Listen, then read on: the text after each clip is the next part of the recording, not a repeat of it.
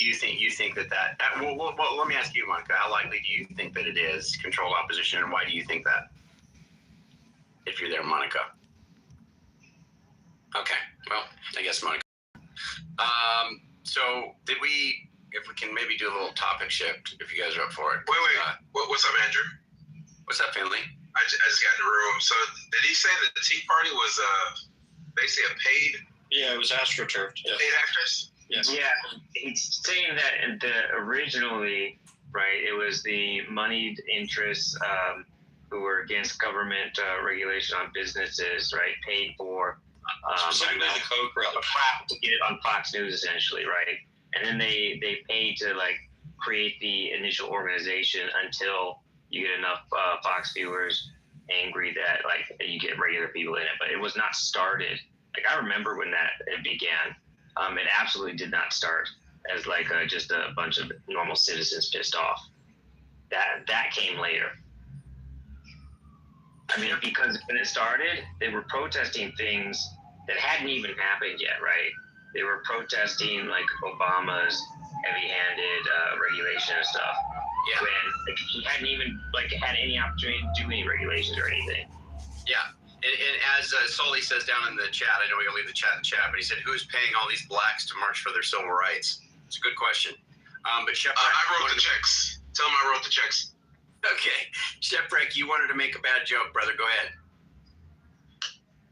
I was just going to say that the Tea Party was definitely started by tops and not bottoms. There you go. Amen. Excuse me, Andrew. Can you hear me? Yeah, I can hear you. Can you please have the gentleman repeat what he said? Who was paying the blacks to do what? Okay. Help me out, baby. The Civil Rights Act, Ms. Fifi. Oh, The Civil Rights. whoa. Who was paid to do that? Where's my check? Yeah. I had that. Oh, I owe you a check, Ms. Fifi, because I'm the one that wrote the checks. Oh, you were fool. I wrote the checks. You ain't know? I wrote the checks. Sorry, I'm sorry. Sully said in a non-joking way, and he really meant this, who is paying all these blacks to march for their civil rights? So, yeah, that's Sully, how dare you suggest something like that? That was all a grassroots movement. It was an honest opposition to garbage. Stop it. Don't talk like that ever again. You know what's funny, Andrew? There are blacks even that believe that people like Dr. King were paid actors. Yeah, well, Dr. King, he was a communist, wasn't he? So, you know. He was not a communist. Oh. I mean, to be There's evidence. Some of the people that supported the movement were communists. And so King, rightfully so, said, hey, listen, if you're going to support us, we'll take it. Yeah, but wasn't he photographed at like some communist like convention? Yes, because these people supported the movement. Oh, so. Checks, they were protest. Yes, so yes. That's true. If there was some movement, like say that this group of people, they were supporting Christianity, but I was like, you know what? I like this group supporting Christianity. I'm going to go to their KKK meeting. And false equivalence, because the KKK is evil, and communism in and of itself is not evil. Oh, okay. It's not. It's not evil. Is potentially evil? Communism in and of itself is not evil. Yeah, well, How about can we build a bridge and say communism everywhere it's been tried has turned out to be evil? Yeah, Can we try? Can we say that? That's not factually true. That's not factually true. Successful communism? Because post World War II, most of the places that have tried it, the United States has militarily interfered, so they never had a chance to see if it would work. But again, if capitalism, right, America, so fake. it's a fact. It's a fact. Why do we get involved in Vietnam, Korea? Those are the only things on top of my head. Cuba. It was all ideological. There was no evil going on in these places, right? You don't you think Venezuela is a great modern day example of communism gone wrong? And we had. I thought Venezuela was socialist. I thought Venezuela was socialist. But again, in the capitalist system of America, during the Jim Crow era, blacks were saying, we don't like this deal. capitalists were saying, we agree with you. We'll write checks and help you. Supposed to say, oh no, Mr. Communist here in America, we're not going to take your checks to help move our cause forward for freedom while the American capitalist system don't help us. Hell yeah, they're going to take their checks. They're going to take them. And I'm not mad at them for that. Also, too, In fact, Mr. Finley. I'm glad they did it. Also, too, like, one of the things that, like, is kind of a dirty little Okay, I heard 3 mics. How about we Yeah, I'm give in the middle of the talking. mic Thanks, to Joe. Millis? Okay. Just a minute, Millis. I'm about to give you the mic. Damn. And after Millis, if you could put your name in the chat, we'll go in first come, first served order. I'll go right after Miller. Thank you, Monica. So, the dirty little secret is that, like, the people who, like, claim to be, like, you know, for the side of the capitalists and, like, you know, America, fuck yeah, kind of thing, right? Like, all modern economies, Western modern economies, are mixed economies, right? So they're a mixture of capitalism and socialism, right? So, like, when people talk about, like, capitalism versus, like, communism or whatever, right? They just don't understand, like, fundamentally how, like, you know, certain things in our economies work, right? So, like, we don't pay, like, sorry, some Megatron's under talking me. We don't, like, if you have a fire at your house, right, the fire department doesn't charge you before they put out the fire. And that's because we have socialized that service, right? We pay taxes, and our taxes pay for the fire department. So it's just a complete misunderstanding for these people who are like, yeah, you know, socialism never works, communism never works, right? Like, it's working in your backyard. It's working in, like, you know, in the country that you champion all the time as this, like, capitalist haven, right? Chill, and then whoever put it in the chat, because I can't see the chat. Yeah, that's me. So I have a question for every single Christian American. Let me be very specific. Christian American. I have a specific question. I'm in the queue. I put my name in the chat. I got you, Bart. I got you. Good to hear you. I'm in there too. Thank you, Monica. Okay. So my questions for every Christian who is from America. I don't want to hear from any fucking forwarders, respectfully or disrespectfully, however you want to take it.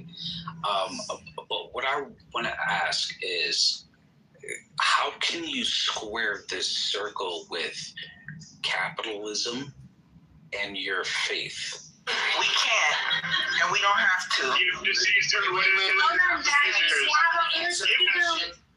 We have a list and the mic to Bart to answer, Yeah. and then anyone else who wants to reply can put it in the chat, because after Barty, come on, y'all, help me. So And then me. Woo! But you can answer the question. Just ask him one more time really clear so I answer it properly. Okay, so I just want to understand how Christians can square the circle with capitalism and their faith. Bible False dichotomy. Okay, so now, I'm gonna square this. So Andrew, when you said it's a false But dichotomy, hold on, Andrew, How why can did you you? hold? Because Chill, Bart, you can like, answer I it. had Don't to worry, change I'm the not worried order. about it being a false dichotomy. I don't care. To me, it's a perfect dichotomy. But wait, I'm I didn't. replying directly to But Andrew. chill, how many times are you gonna answer this? Ask the same question. You asked it 3 times already. Can Okay. Bart Well, answer it? somebody I'm gonna asked answer the me question. to reply Yeah, I'm gonna answer the question. or say it again. So being Christian, especially a Catholic, we have shown in time and history that we are the greatest expansionists and political leaders of the world. It is prophesied in spreading Jesus' name that we go to all nations around the world. All nations will recognize Christ. And we have been very... What is prophesied? We have been... I just made it up. No, I'm asking, what has been prophesied? I'll explain to you. Okay, so in the messianic prophecies, okay. I'll go over it. You talking about what, babe? Jazzy, don't make me moderate you, please. If you want to go to Psalms 2, I could go to many places in the Bible, but you can start at Psalms 2. Besides that, answers your question, Doctor. I said Psalms 2. So now, because we're the best expansionists, because we have the Word of God on our backs, pluralism is just part of being a Christian. So we square that circle perfectly with F-15s, F-16s, F-17s, 22s, F-35s, aircraft carriers, I mean, you name it, Apache helicopters, state-of-the-art equipment, missiles, So Marines. violent. Okay, all right. So thanks for answering Jill's question, because Jill's gonna let the lady named Miss Phoebe go, right, Jill? Because we have a loose Yeah, chill. This is not a moral argument. I answered your question. If you don't like my answer, bro, go to Islam. Islam is always looking for new people. My brother.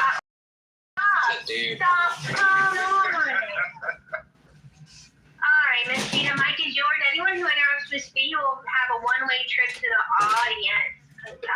Oh, I got you here. So I really don't know what I want to say right now, but I hope you all are having a wonderful Friday. Can't remember what I was big. I'm having a good. Well, hold on, Like, Miss for Phoebe. me to repeat the question. Yeah. Jill asked, how do Christians square the circle, knowing the fact that we have socialism in our society and we have... No. That's not my question.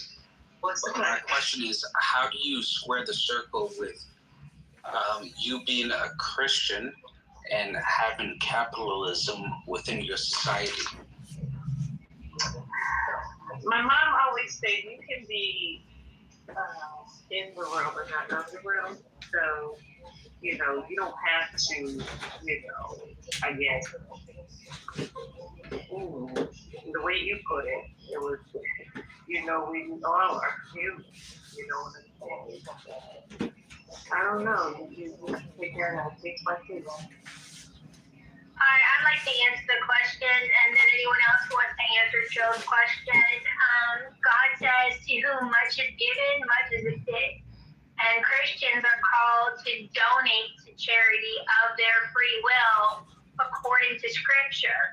Not taxes. Taxes are a form of theft. But charity begins at home, and we are called to take care of the lesser of us.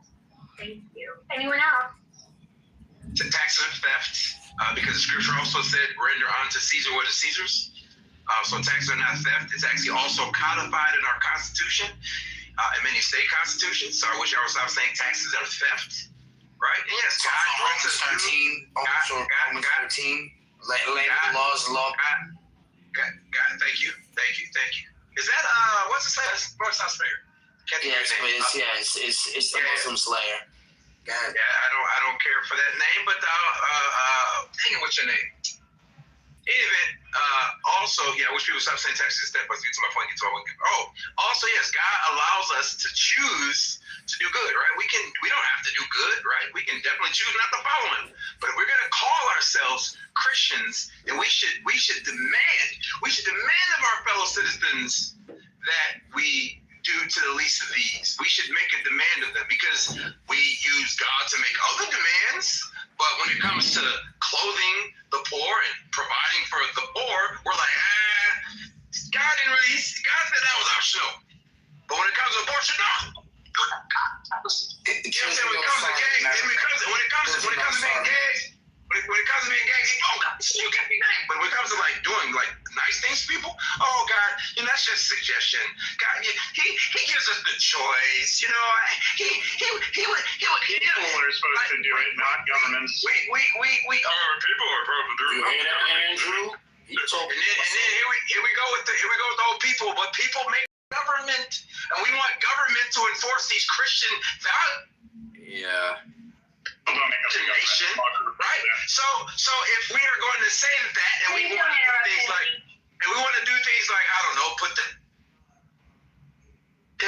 certainly urge our government to feed, clothe, and house the poor. And Jesus is going to smile. God's not going to say, well, you know, I know you didn't urge the government to do it, and so I'm kind of got to look the other way. No, he ain't going to say that. Hold on, Mr. He ain't going to say that. I'm almost done. He ain't going to say that. So stop it. Stop playing with God like that. He don't like it. Stop it, Andrew. Stop it, Andrew. Can you put me quick reply to Mr. Finley real quick? Mr. Finley, I think you're confused. This guy. Because we would rather everybody right now. Yeah. Works in Talk over him, bro. Isn't that what public assistance is all about? Yeah, well, public assistance is assisting foreign wars for people we don't really give a fuck about. Mike, you can't do that, bro. That was terrible, dog. Okay. Finley, can I just ask you quickly, buddy? So do you believe the Bible? Was the Bible authoritative for you? The Bible is the yes. Okay. So when it says things like don't do the Old Testament versus New Testament thing. I do that. Don't do it, you devil. Don't do that. Don't do that. Do it, Andrew. Do it. Don't do it. Finley, when the Bible says not to shed innocent blood, you agree that abortion should be outlawed, right? I'm not. Well, so here I'm also a jurist, right? And so laws have to be very specific. They have to be very specific, right? Because abortion includes if you have certain, like for example, what's that pregnancy called? Ectopic. Yeah, ectopic pregnancies. Ectopic pregnancies that have to be aborted to save the mama are considered abortions. So if I outlaw all abortions and don't make space for that abortion, then I am killing mamas. That's right. However, I will tell you this. Other than that, when it comes to like abortions for birth control, I'm definitely not against that. And I would not be. I would be totally fine outlawing abortions as birth control. That's a fact. Can I get back in the queue? Other's life, which there are people there are people who are arguing, I think, that those aren't abortions according to the definition of abortion. Those are absolutely abortions. They literally are on the records. And hold on, Jessica. According to the OBGYN I'm not listening to them. Listen, on what abortion actually is, there's a difference between saving the mother's life versus aborting for other reasons, like electives, etc. And they will absolutely not true. Oh, well, I'll pull up the proof on that since you're going to challenge it. You're going to force me to do the work for you, but unfortunately, because you're making stupid claims. Andrew, may I speak from someone? Hold on real quick, Miss Pippin. Hold on. We already looked this up in another room. We've already done this. There are 14 right? And the 14 states that are no-goes on abortion, there already are allowances for these cases. No, but and they're already on the books. Okay, so Andrew, let me finish because you already Go ahead, Miss Pippin. let me finish. Jacobus, get to stop. This may help you, Andrew. There are definitely cases of too-big pregnancies, and those they are definitely called quote-unquote abortions because they have to, oh Jesus, do the DNC and all that kind of stuff.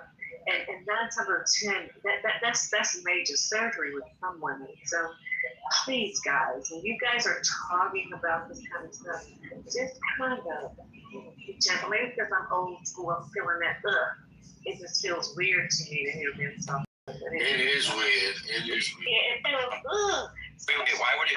know people who been on it on both sides. You know, Andrew, let me tell you. Why does it feel weird? Listen, Andrew, listen. Obis, don't tell me what to do. You have situations where you want the people are getting generational curses. They're like, no, I don't want that to be me or what have you. Or, like I said, you may have someone, oh, I'm doing the right thing. This is my love of my life, and you have a miscarriage, okay, which in some cases, sometimes they have to do the DNC and all that. That's where they do the look it up, okay? So just look it up, Angela. Yeah, look it up. Jacob. And Thank you. I appreciate this time. I feel great about what I just shared with you guys. Yeah, Miss, it shouldn't bother you to hear men speaking about abortion. Abortion. I'm trying Wow, you strong man, girl. You strong man. Quiet, be quiet. It involves men too, right? So men get women pregnant, and it also affects them. So don't. You're right. Okay. So Andrew, as we were conversing, an abortion is the termination of a pregnancy for pre-viability, right? And it talks about pregnancy, which is the fetus or the in the is it the tube? Is it in the tubes? Where is it?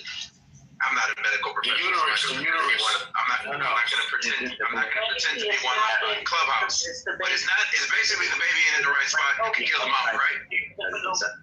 The fallopian tube. Thank you, Miss Evie. So yeah, and if you terminate the pregnancy to prevent mama from going bye-bye, that is a abortion. And that is why laws, when they ban abortions, have to have carve-outs for that. Because if they didn't, they could just do a blanket abortion ban, and there would be already a carve-out for that because it wouldn't be an abortion. Yeah, abortion. Thank you. We can talk about that. So there are carve-outs for that in all the states that ban abortion. Yes, I'm saying. You hear what I said, Dawn? Do you hear what I said? Yeah, I did, but I wanted to clarify for the room that we looked this up several times in this room. So yes, you're right. In all the states, it's allowed. So rest assured, if a mother's life is in danger, right, then she can get that life-saving procedure. Right, and I'm telling Andrew that if it was not an abortion, carve-outs would not be necessary. Really? So, Don, what we're disputing is the word abortion. Okay, using the word abortion, ectopic pregnancy or fallopian tube birth, or a birth in which the mother is going to die almost certainly if the pregnancy is completed, or if the pregnancy comes to term, it is going to be the case that you are killing the fetus almost in all cases. But that it is an abortion is what Finley and I are disputing. And I'm saying that there is a definition of abortion that is broadly accepted that would not include those. And that's what I'm trying to argue for. So we can have that discussion. I'm gonna have to bring all the evidence to bear. We can go back and forth on that. Yeah,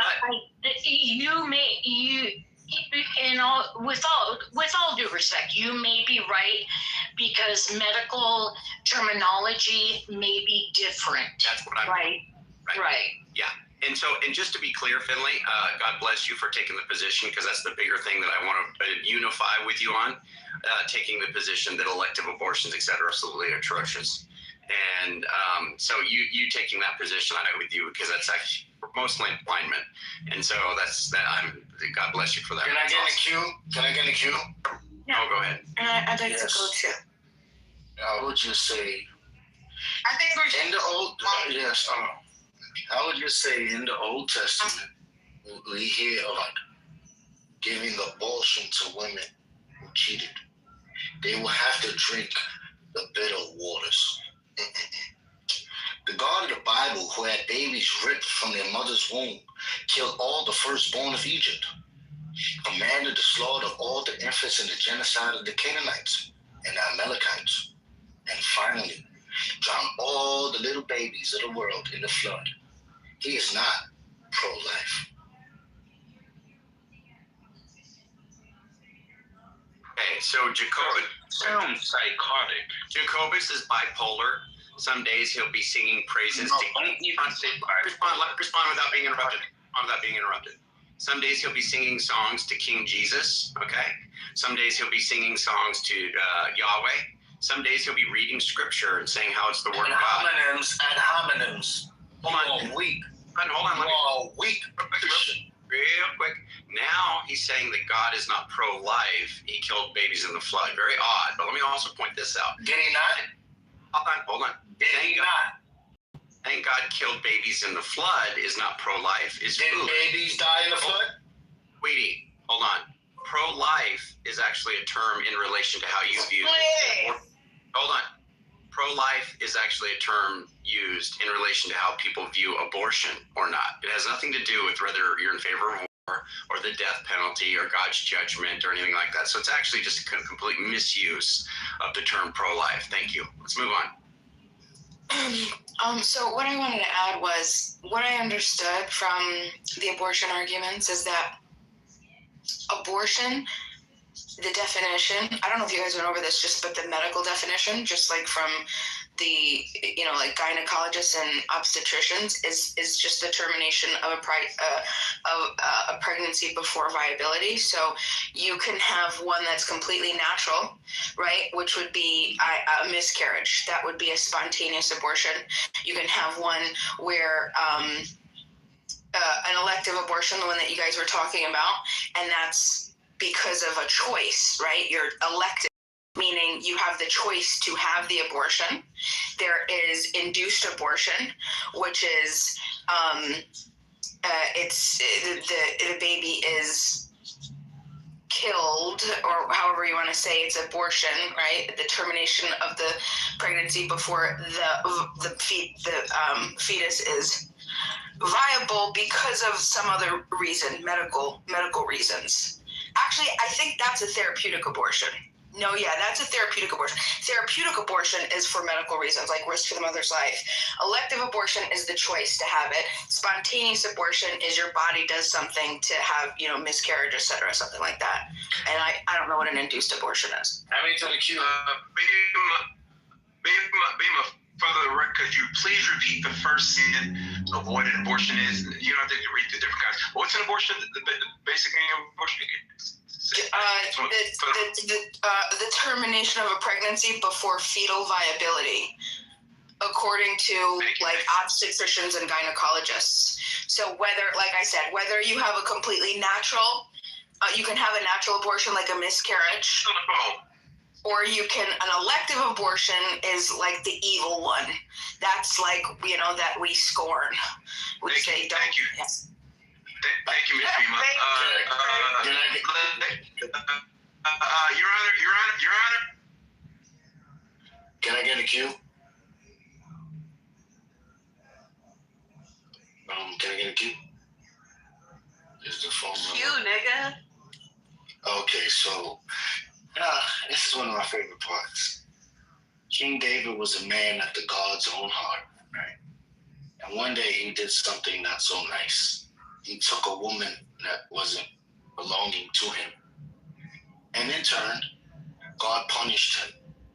God punished him by killing the child in the womb that he had with this adulterous woman.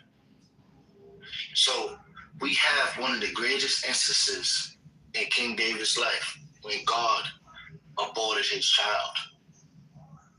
So when we look at abortion, we need to understand that some things is not meant from do, but God is holy, just in doing it. So God is able to love the world, but his son told us not to. So yes, God does give abortions. He did it with King David. But that doesn't mean we should do it. Wait, so a man had an abortion? So he was pregnant in the God time? I'm confused. Man, let me make it clear. So King David, he raped this woman that belonged to another man, and she got pregnant through that after he killed her husband, and God aborted that baby. Oh, so you're saying you condone that, but you don't think that humans should get abortions? No, I'm saying God did it, but that don't mean we should fucking do it. We should do what? We should not do it. We should not do it. Do what? Abort children? It wasn't. The baby was already born and was killed. It wasn't aborted. The baby wasn't born. Okay, but you're saying that we shouldn't have abortions. Yeah, we should have abortions. Yeah, for some reason, you don't have abortions because God killed babies that were already born. Doggy, I'm talking very quick. So what do you mean? So you're saying that God aborted a baby because it was a rape baby. Okay, well, what if a human woman gets raped and she gets pregnant from that she shouldn't be able to get the abortion? I don't think a woman should kill her own baby because of But if it said that God killed a baby for that, so why couldn't a woman be? Oh, because I don't think we qualified to do what God can do. I would also open up. I would also make room for that because I could not tell a woman to give her that to the baby. There's no way. No way. I don't know. It look like I feel like the cousins might want to keep the baby, but the woman that was raped, I don't know. I don't think the cousins should keep the baby, because I don't think they should, but they might want to. I'm saying. Yeah, they might not want to, but when they find out how that baby's looking after, I think they should raise it as a bastard. Wait, what? Like, raise it as a bastard? Do you know what a bastard is? A bastard is Isn't that just a child born out of wedlock?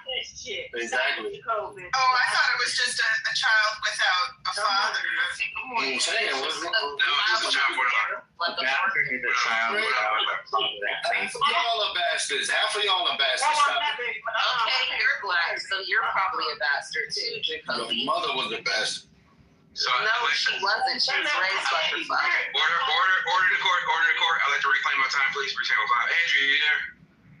Yeah, I am here. I do want to make sure that I understand. So, is your position that abortion is going to be accept invite, William? I hit invite. Just hit accept invite or start speaking.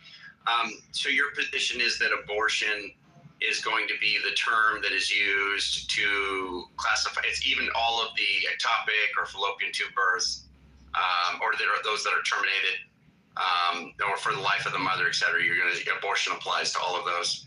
Those are all abortions. Yes. Hold on a second. Let's call my witness, Bima. Bima, you there? Hi, yeah. Could you reread those two sentences that you read earlier for me, please, for the record, please? The academic definition. And then quote your source. Quote your source. Yes. Abortion. Yes. An abortion is defined as the termination of pregnancy before fetal viability, and that's defined by the American College of Obstetricians and Gynecologists. Okay, let me bring my witness to the stand. William, are you there? William, you got to hit the mute or unmute button. There you go. Unmute. There you go. Can you speak? You might have to close down any other apps or anything that might be screwing up your audio, buddy. Or you might have to leave the room and come back in. You got to calm down. I am calm, Jacobus, but I'll move you like. Give him a second.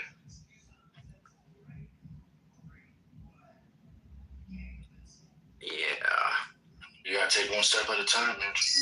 Hello? Can you hear me now? Yeah, hold on, Jessica. So, William, did you hear what Bima just said? I sure did. Yeah, so I'd like to clear up some misinformation.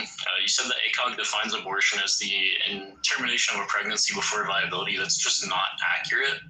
So not only ACOG, but WHO, as well as the Guttmacher Institute, as well as all 50 states in the U.S. define abortion the same way that the CDC defines abortion. This would be the intentional termination of an intrauterine pregnancy that does not result in a live birth. Now, real quick, is there any way I can clear my screen on here, or That's the same. William, hold on. Hold on.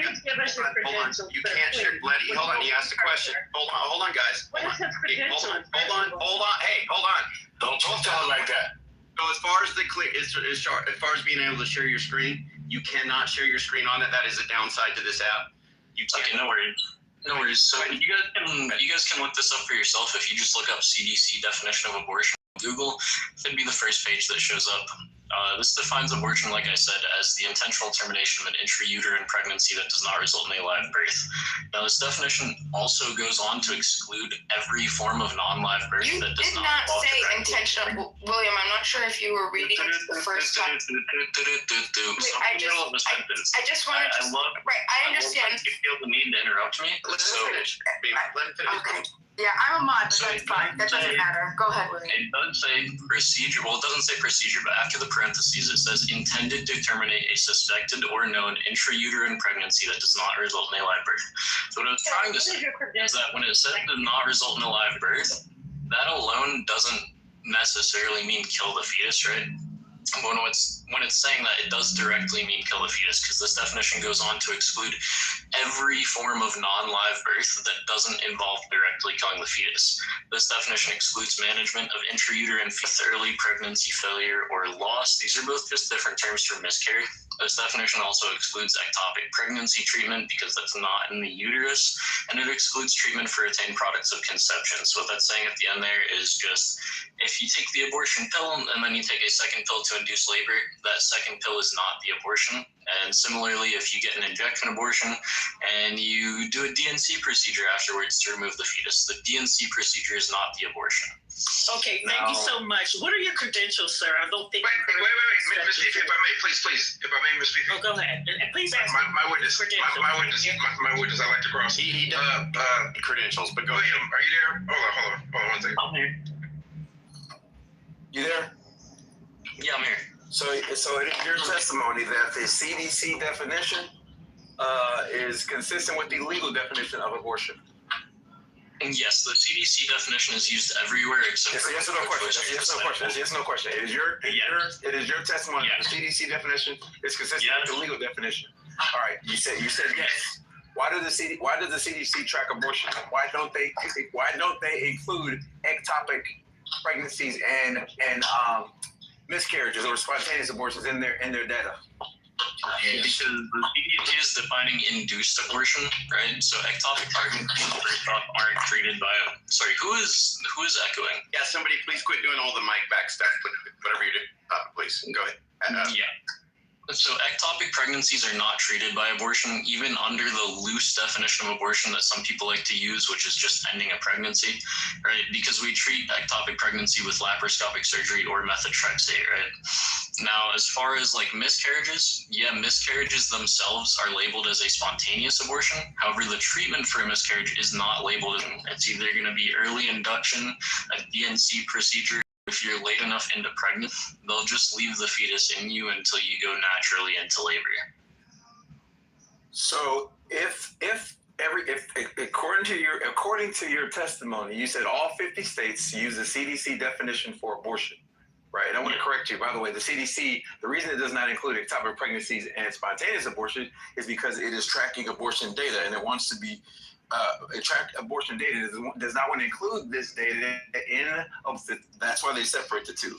Also, if states were indeed using this, then explain why states have carved pregnancy. Go ahead. Explain why states what? He cut out. Have a carve out. Explain why states have a carve out for ectopic pregnancy. Yeah, because pregnancy treatment does not fall under that definition of abortion.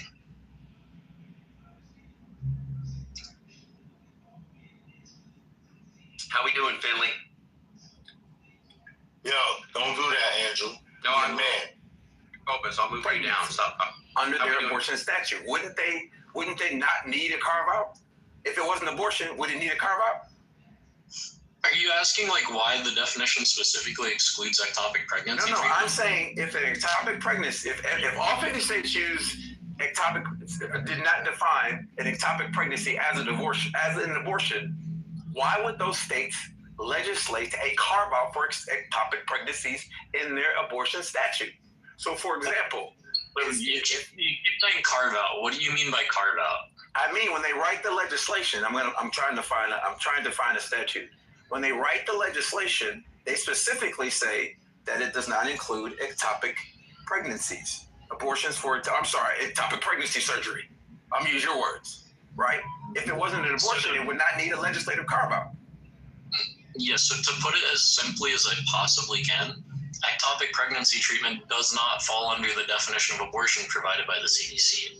The CDC very explicitly outlines that it has to be an intrauterine pregnancy, right? And since ectopic pregnancies by definition take place outside of the uterus, they can't be treated by abortion. That's not how that works. And it's not like controversial to include specifications for things that wouldn't technically be disallowed anyway, just for clarity's sake. I agree. Right? Because I'm on your side, right? I'm not against it in many cases, but like the average lawmaker, the average doctor, right, aren't going to be like legal scholars who will understand the intent of laws, and they're not going to read these hundreds of page bills, right, that go get signed into law. So they're real quick, simply things that are acceptable to do. Yeah, not to detract from the conversation, but I think this is a really important point that you just brought up, Jude.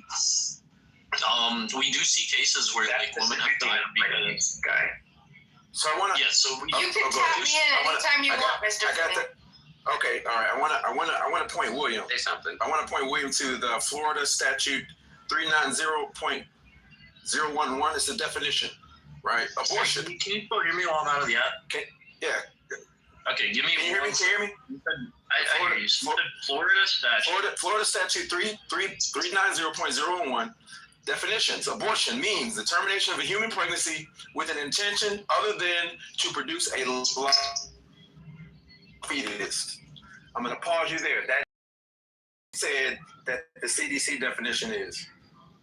So Florida statute 390.011 is defining the termination of pregnancies. It's not defining abortion. It literally says abortion definition. Read it again. All right, 1 second. Let me make sure I'm on the actual website. It says definition. Yeah, just to clarify. In quotation. Just to clarify, real quick. I want to make sure we're reading the same document. Are you looking at the one that's on leg.state.fl.us, or are you looking at the one that's on flsenate.gov? flsenate.gov. Okay.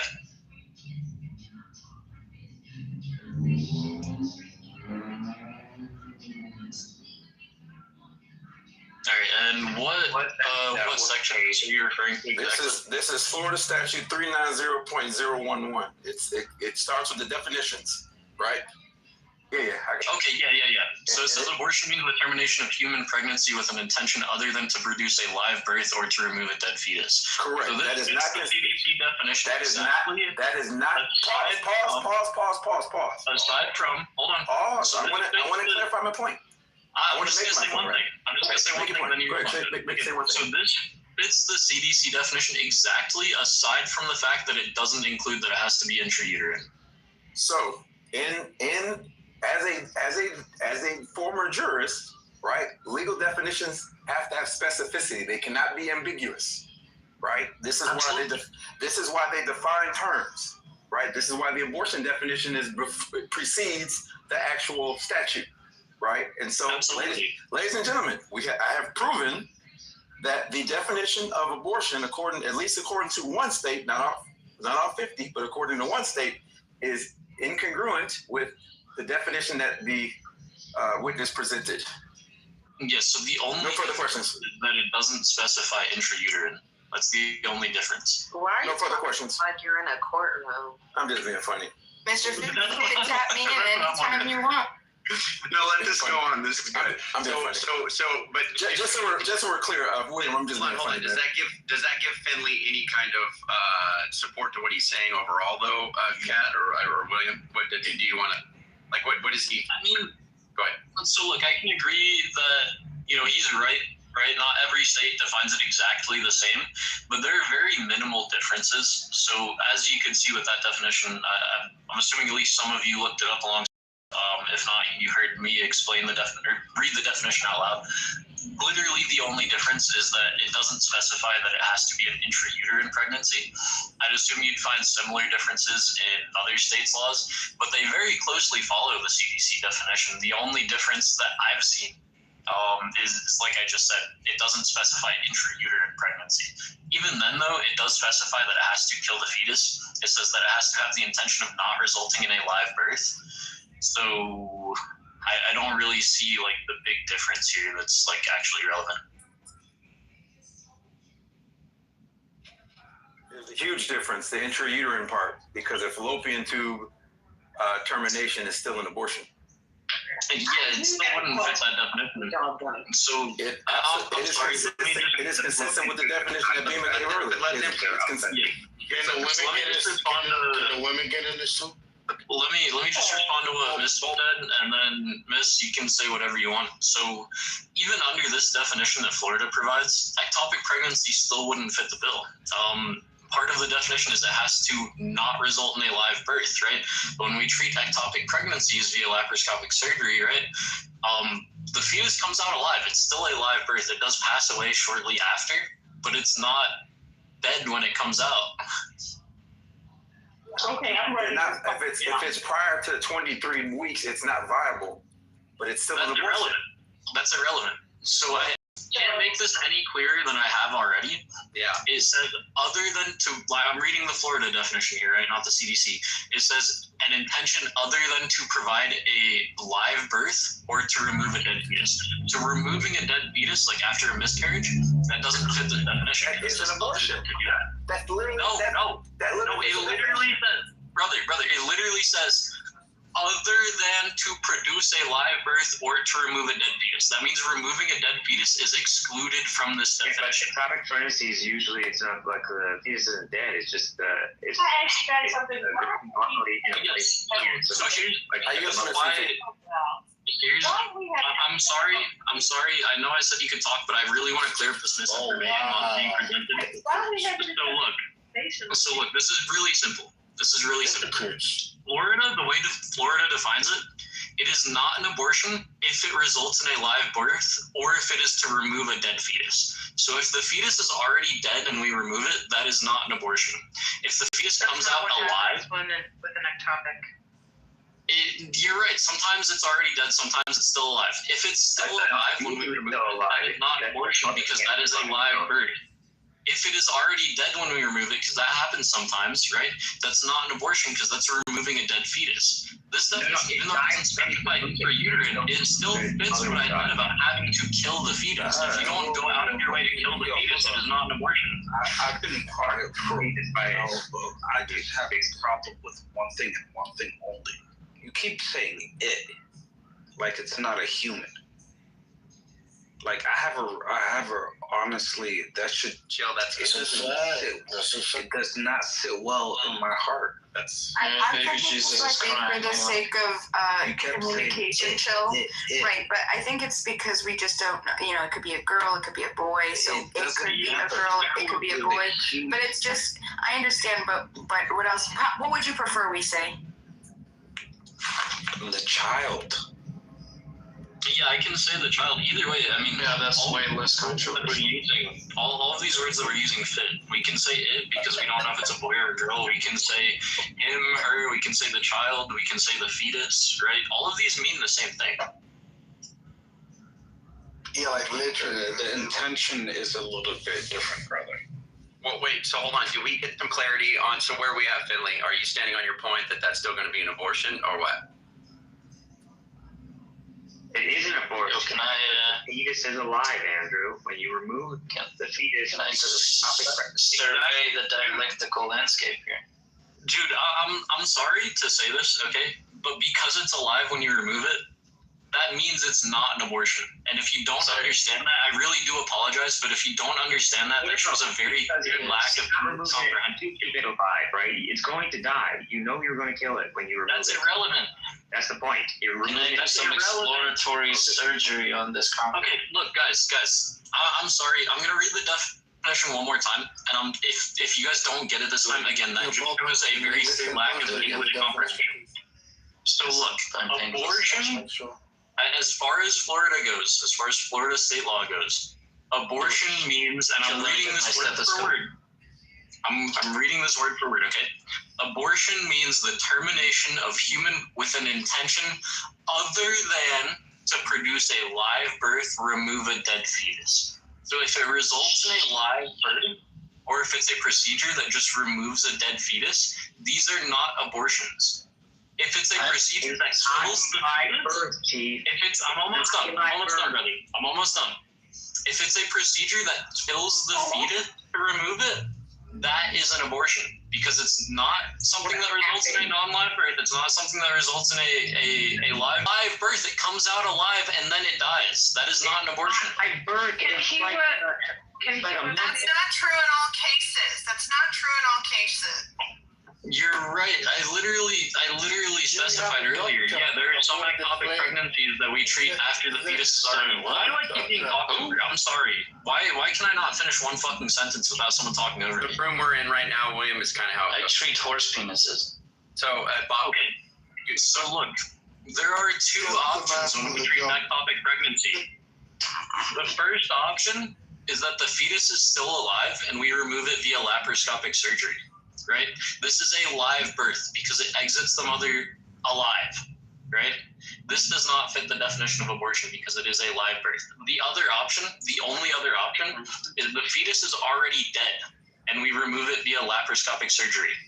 This is removal of a dead fetus. This does not fit the definition of abortion.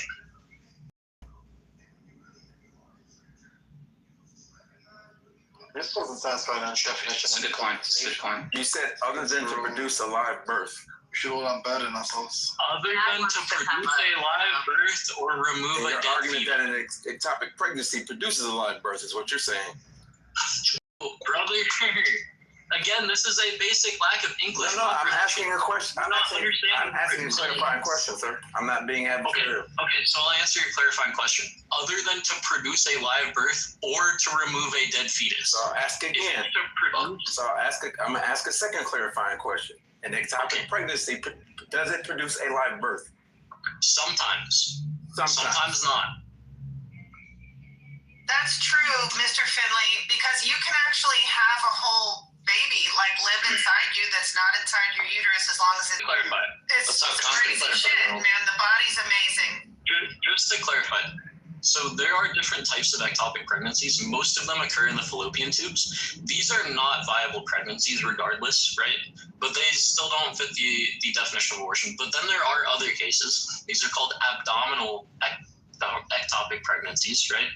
These are where the fetus isn't in the fallopian tubes, right? But it's in your abdomen somewhere.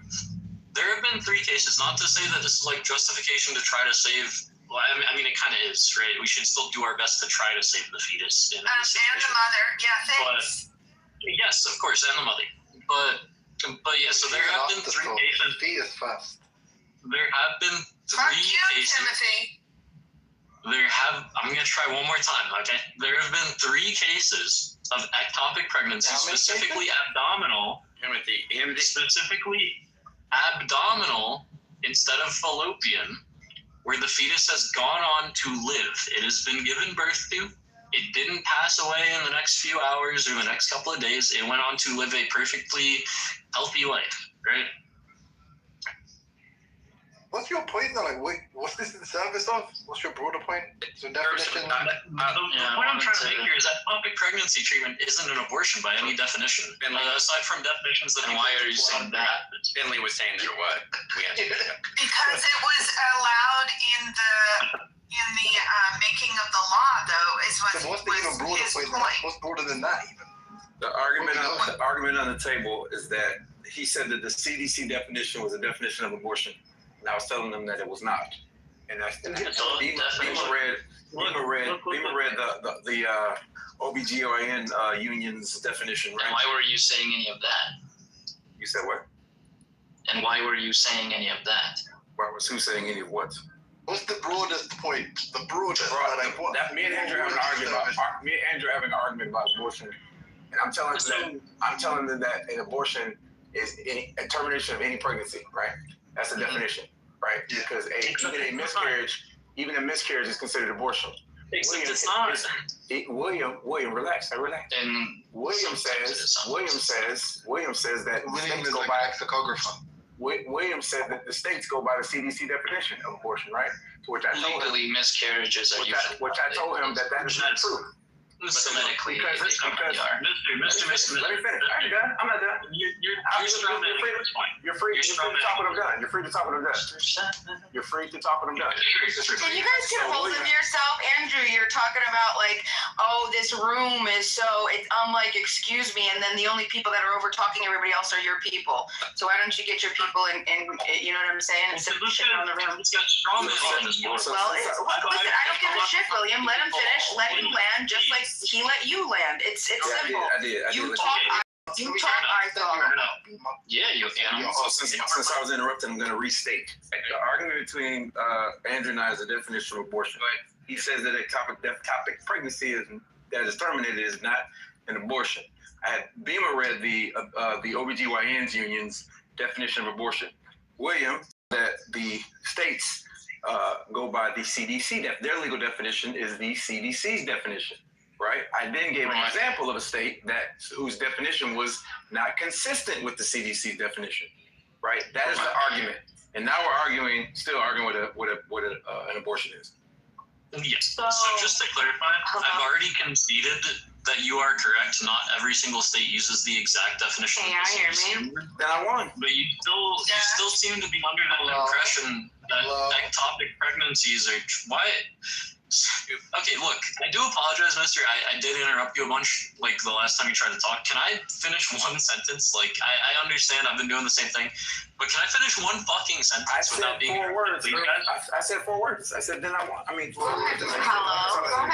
ahead, Brian. If anybody talks while William's talking, I'm just going to move you down, and then whoever else... That's it. Just go ahead, William, please. Okay, I appreciate that. And just to clarify, I'm not going to be interrupting anymore. When I finish talking, I'll let the other person finish talking. I do apologize. But, so look, I've already conceded that not every state uses the exact CDC definition, but even under the definition that you gave, right, the Florida definition of abortion, this doesn't fit ectopic pregnancy, okay? It's really simple. So even under this definition, it says that it has to not result in a live birth, and it has to not be the removal of a dead fetus. So in the definition I gave before, the CDC definition, right, the last little exclusion that it gave, where it's like treatment for retained products of conception doesn't count as abortion, right? That's what the Florida definition means when it says removal of a dead fetus. So even if you have an abortion and you take like a second pill to induce labor, or you get a DNC procedure to remove the dead fetus, or blah, blah, blah, blah, blah, whatever it is, right? That's not an abortion. The abortion is the procedure that kills the fetus in the uterus. Now, under the Florida definition, it's just the procedure that kills the fetus, not necessarily in the uterus, because it doesn't specify intrauterine. Either way, whether we go with the CDC definition, whether we go with Florida's definition, whether we go with literally any other state's definition, this does not include miscarriage treatment or ectopic pregnancy treatment. As far as miscarriage treatment goes, that's the removal of a dead fetus. That's very clearly excluded in both of these definitions that we've gone over. If we're talking about ectopic pregnancy, that's either the removal of a dead fetus, because sometimes ectopic pregnancies, the fetus doesn't survive even in the fallopian tubes, right? So that's either the removal of a dead fetus, which is not classified as an abortion, or the fetus is still alive and it results in a live birth, right? We do a laparoscopic surgery, typically a salpingectomy, right? This removes the entire fallopian tubes with the fetus alongside it. The fetus is not dead when it comes out. That's a live birth. I'm sorry if I keep saying the same shit over and over again, but like I've said it once already, and like people aren't understanding what I'm saying. No, it's just they don't disagree. It's not a matter of understanding, William. It's just they don't disagree. We've had a lot of people interested in talking about this. I do want to save the replay, guys. How do y'all want to handle it? When can that happen? I think the room's been going on for 10 or 11 hours. Absolutely never. Well, if somebody can check. Tony Soprano. Bob, shut the fuck up, Tony. It's a great PTR, Tony. Finley, do you agree? Do you concede to what William is saying there or not? Finn. He does not agree. He's never going to agree. I'm not done presenting my evidence, but I gotta take a break up. Okay.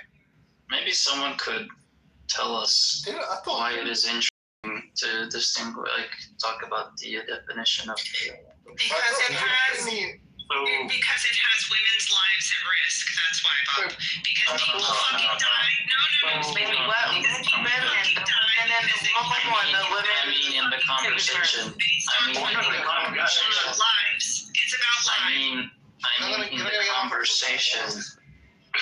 Okay, so stupid fucking. Did that answer your question? Jessica gave the voice reason. Okay, we don't got a result to calling people retards. Okay, we don't have to.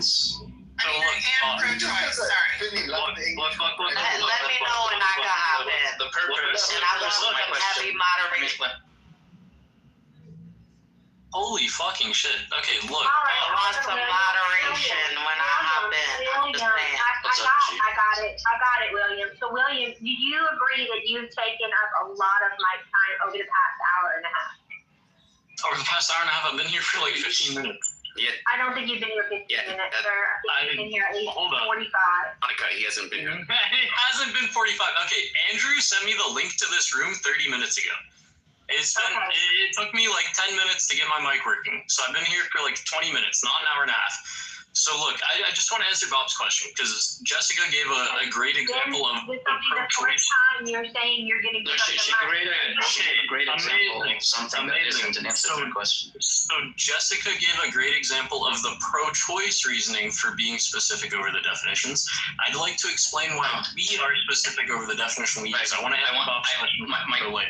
question was about in the current dialect. Not like an.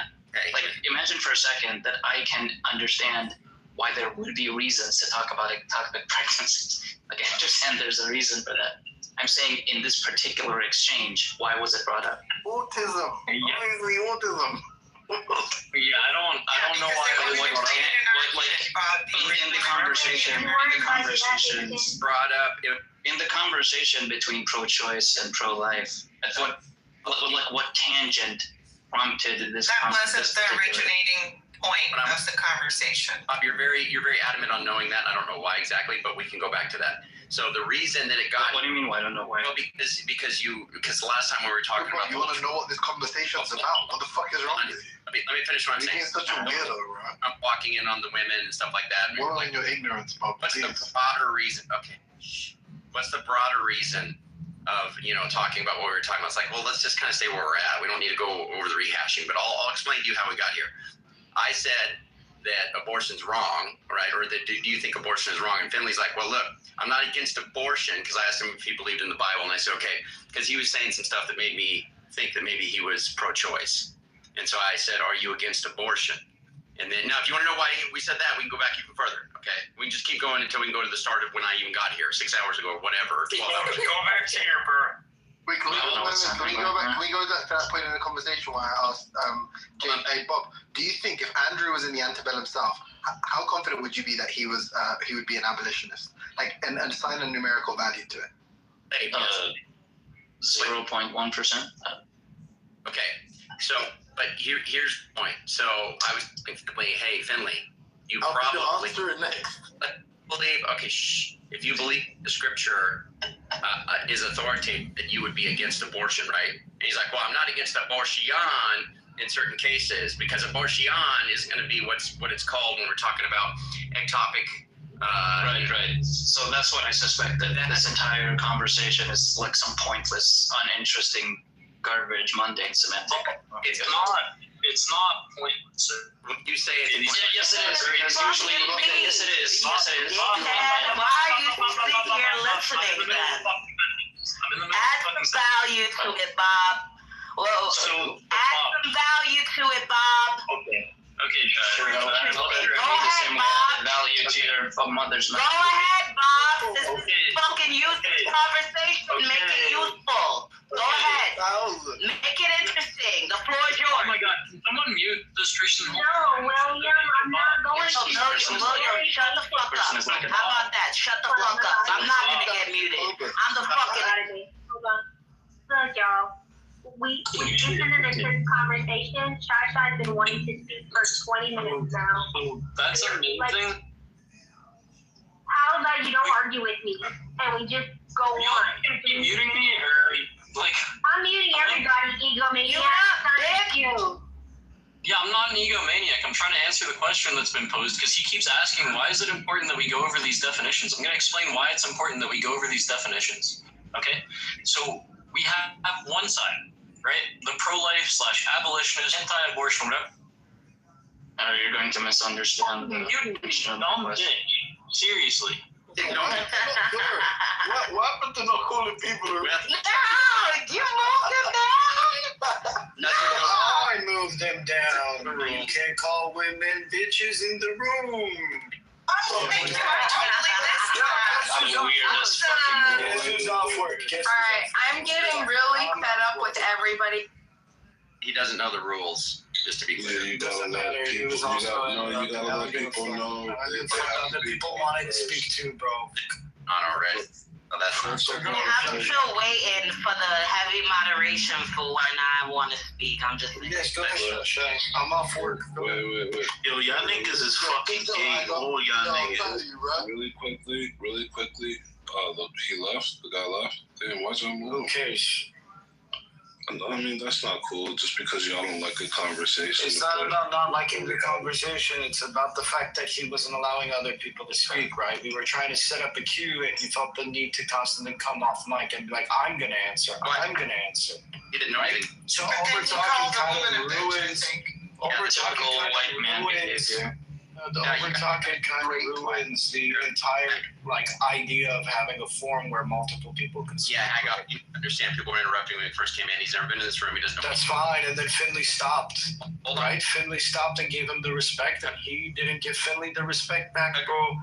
Stop protecting fucking weirdos. Go ahead. It's between Sean and Bob now. Well, can I just tell Andrew, if you bring people in a white belt chillism and you know whose responsibility is to review? No, that's fine. I don't care.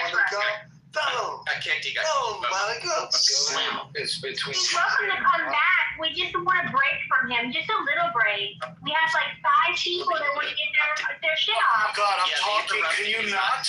Can you not right now? Thank you. So I wanted to answer the question. So go ahead, between Bob and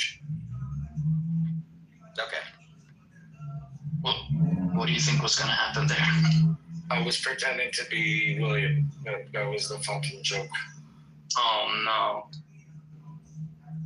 Okay, so Bob, you said it was uninteresting. You said it's not really worth pursuing. Obviously, people that are interested in the pro-life, pro-choice discussion, they do find this important. So I don't know. No, but it's important only in the most trivial sense. As the person who says that they're pro-choice or the person that says that they're pro-life, maybe you could find the 1 in a 10,000 per person. But usually when we talk about what sort of rights should women have vis-a-vis pregnancies, ectopic pregnancies where the fetus isn't viable and it will die and the woman will die if it's not removed, those aren't interesting cases to talk about because almost everyone agrees that they're not part of the conversation about abortion. Everyone agrees that they should be allowed. Well, then, Bob, why do you think that this became an issue to begin with? Why do you think? Because someone objected, knee-jerked, reflexively, they felt the need to point out. Oh, excuse me, actually, That's what prompted this combo. I wasn't here, but I know that for a fact. Better case to speak on. Right. Vinny read the What's a better situation to speak on pertaining that makes you question? Bob, insofar as people do that, which Finley certainly was doing that, right? Insofar as people do that, I think that we're going to want to deal with it. And if you don't, obviously it's not important to you. The dealing with it couldn't possibly involve, here are the definitions of the 50 states of the United. But we have to define what we mean, and how are we going to determine what the premier definition is? I mean, how are we going to figure that out? No, but the way you handle that objection is by saying, obviously everyone agrees that ectopic pregnancies shouldn't be objected to. The pro-lifers agree, the pro-choicers agree. That's not an interesting contention. Okay, well, no further conversation should happen around ectopic pregnancy. Well, now it keeps happening, Bob. So it feels like there's an ongoing problem, and I don't know. We can't move on because Finley will say something or other people will say something. Well, no, I'm not against abortion because obviously there are these things that are abortions that I'm in favor of. And it's that's an uninteresting semantic distinction that's not substantive to what the pro-lifer and what the pro-choicers disagree about. Yeah, I agree with you, Bob. It's not certainly isn't the primary issue or something that people should put or an issue. Well, but I mean, we've spent several days. Convince this guy out of we spent on him real quick. We spent several fucking Hercules. We've spent several days on the term raw man, and what it means, and all kinds of.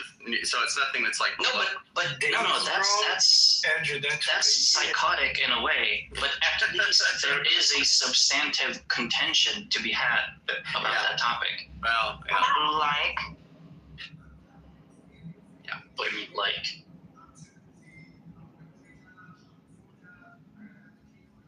Shashai wanted to speak. When it comes to the ectopic pregnancy thing, it's like, well, I'm not against abortion because I'm not against ectopic pregnancies. It's just a brain dead fucking response. Yeah, we got it. Thanks, Bob. No worries. I think we could just use the elective, right? Just elective abortions and then just regular abortion. We already know that the overall arching definition does include miscarriages, as the word's etymology even explains.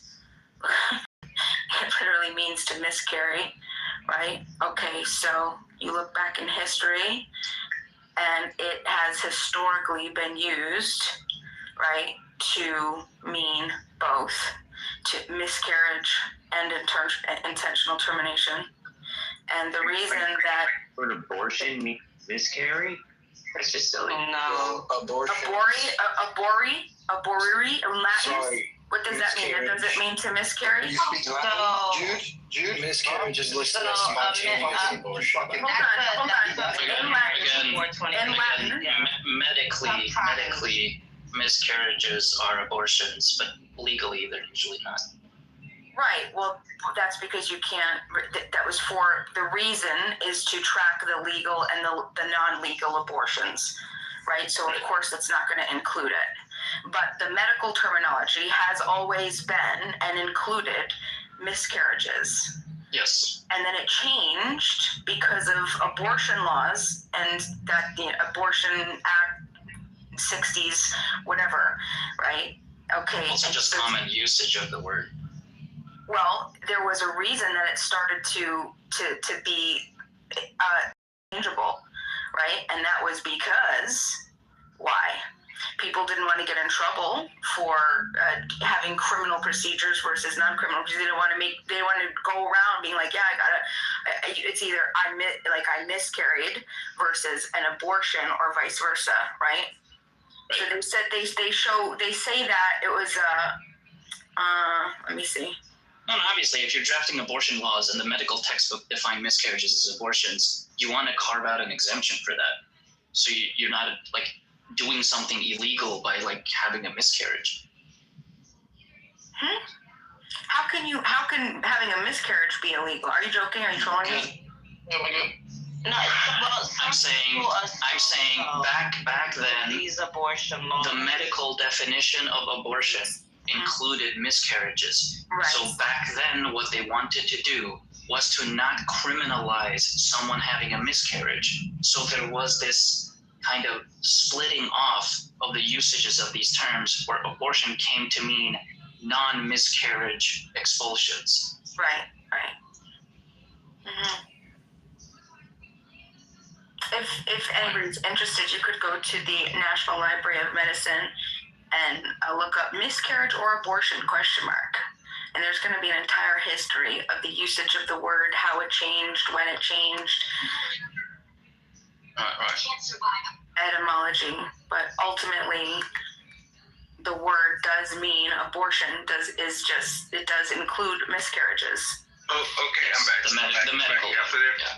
I'm not trying to if miscarriages are considered abortions medically, does that mean that women who miscarry are in trouble when it comes to the law and these abortion laws are? I mean, I specifically fucking talked about. I'm asking for a reason. Well, I'm asking for a reason. Like all elective abortions are abortions. What is the reason? But not all abortions are elective, right? Obviously not. So why are we talking about spontaneous abortions? Yes, that's the fucking point I just made. They did run into but guess what? It's simplified because nobody answered you for a reason, right? There wasn't a question. Nobody understood what you said. They did run into issues. No, you didn't understand because you're dumb. Clearly I did. Simplify it down. Clearly I didn't understand and clearly. clearly observable. That was after you were told that I made the same point earlier. Yeah, let's talk Dumb about meta retard topics. Cock lover. That's your dad you're talking about. They did run into issues. Then you're my dad. Then you're my dad. Hey, Dad.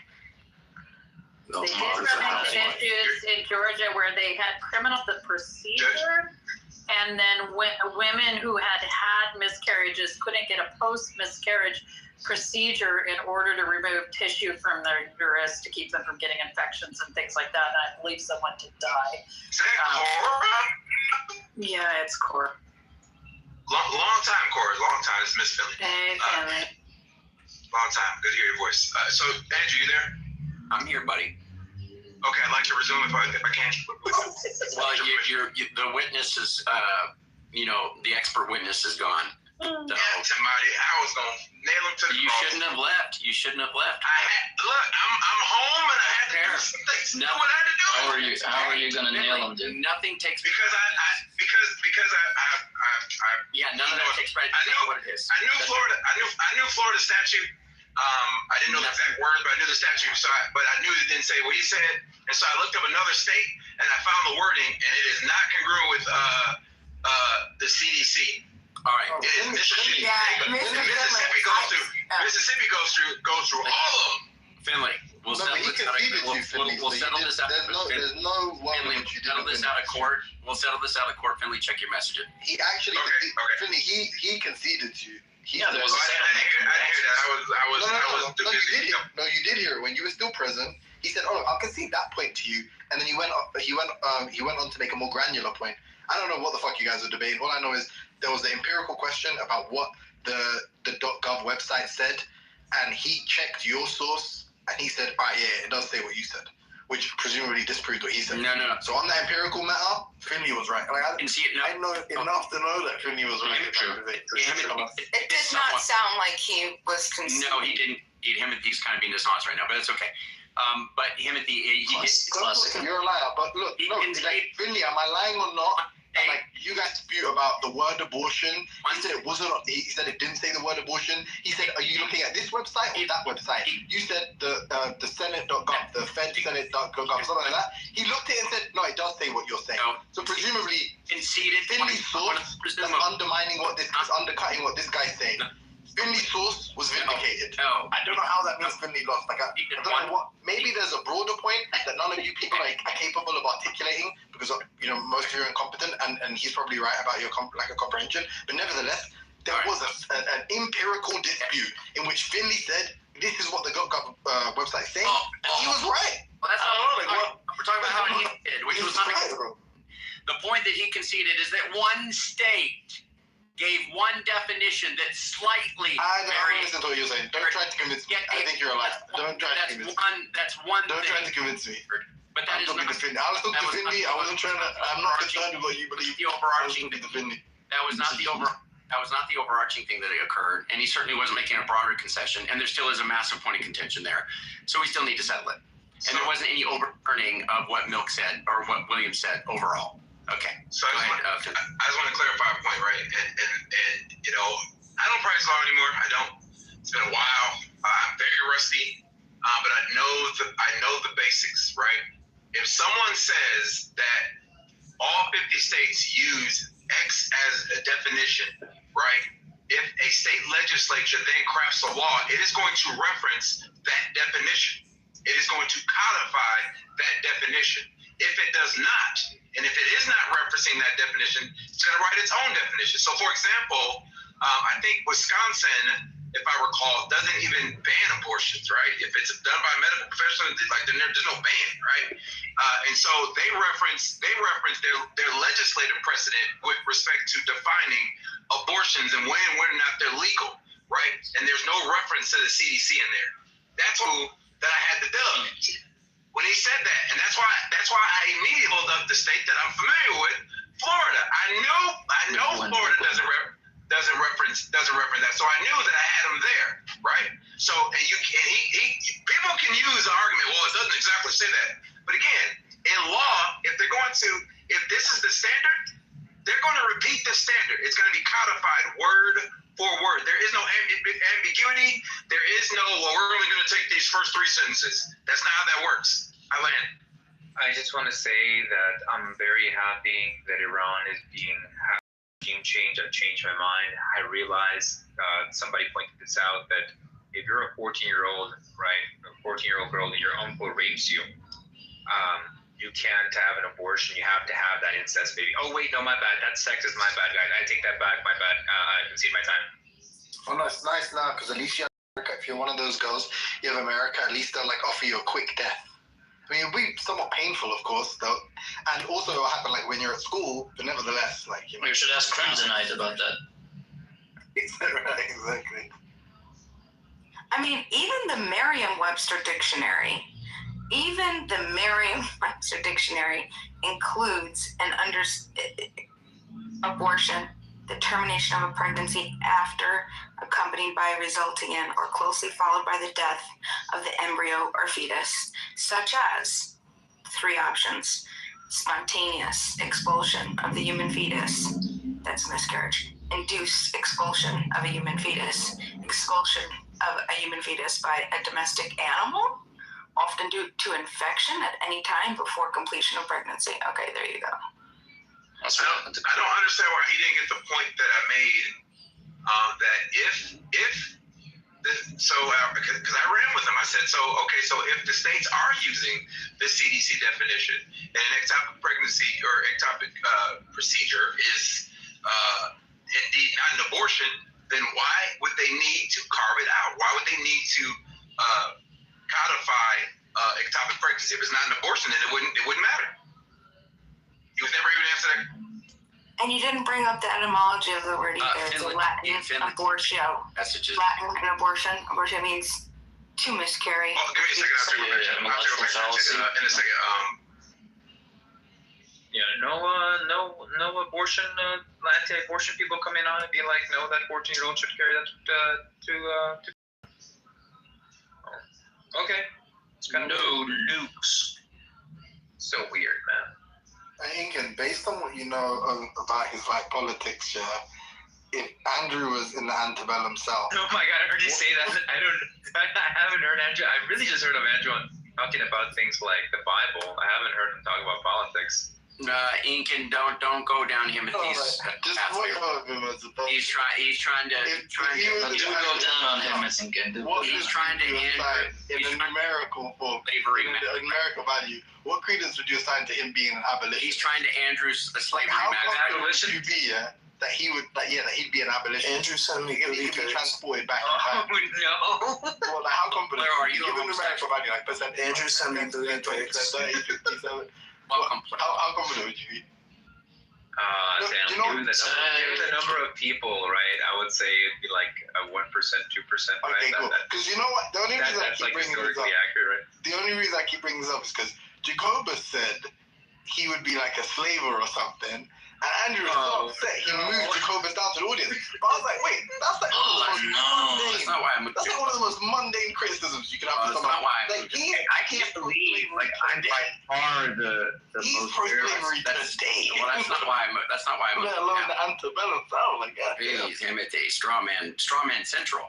That's not why I moved him down. So that had nothing to do with why I moved him down. I don't care. He calls me all kinds of stuff. That's not why I moved him down.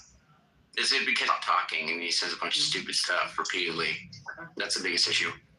What's the confidence that you would have? If that's the rule, then only me and Timothy should be on stage. Yeah, that's probably true. Shai, you wanted to speak with heavy moderation, so I think you should be able to do that. I was being sarcastic. Well, who is that? You wanted to speak where people wouldn't be able to interrupt you. Do you want to still speak or no? Absolutely not. Okay. Please do. Please. Who is that? Who is that, Andrew? Who is that? It's Shai. She's awesome. No. I know Shai. Everybody knows Shai. Oh, yeah. Who is heavy moderation? Like this person wants to speak. Finley, I hope your airline assigns you to take passengers over Iran. Shut up. Whoa. I'll only go if you go with me, Aiken. Huh? I'll only go if you go with me. I'm good, homie. Nah, bro. Dude, I don't know where your jet be flying, bro. me landing on little thing change and shit. I'm good. You said what? Timothy? I said, do you have your own plane? I do not own my own plane. I do, however, have permission to fly a buddy's plane whenever I want. You just start charging. You just start bringing people back from Oman. Do you fly often on your buddy's plane? That plane ain't gonna make it there. It's a single engine. People paying $100K for a seat right now. Damn, that single engine ain't gonna make it across the Atlantic. And there's no way in hell I'm flying a single engine across the Atlantic, even if it could make it. Because if that one engine goes, you're stuck. When you go flying on your buddy's plane, do you usually go by yourself or with other people? Sometimes I go by myself. Sometimes I take other people. I want to ask you, Finley, bro. What do you think happened to that broad that went to fly around the world and went missing? Amelia Earhart? Yeah. Yeah, you think she probably crashed in the water? She probably crashed in the water. They found her remains when they find that one. Anymore. She went to Epstein's Island. Yeah, the Jews killed her. Oh, come on, y'all. I figure she's with Tupac and Epstein. Should I tell you, everybody moved off the topic? I can't say I'm sorry. Now, do you buy your phone?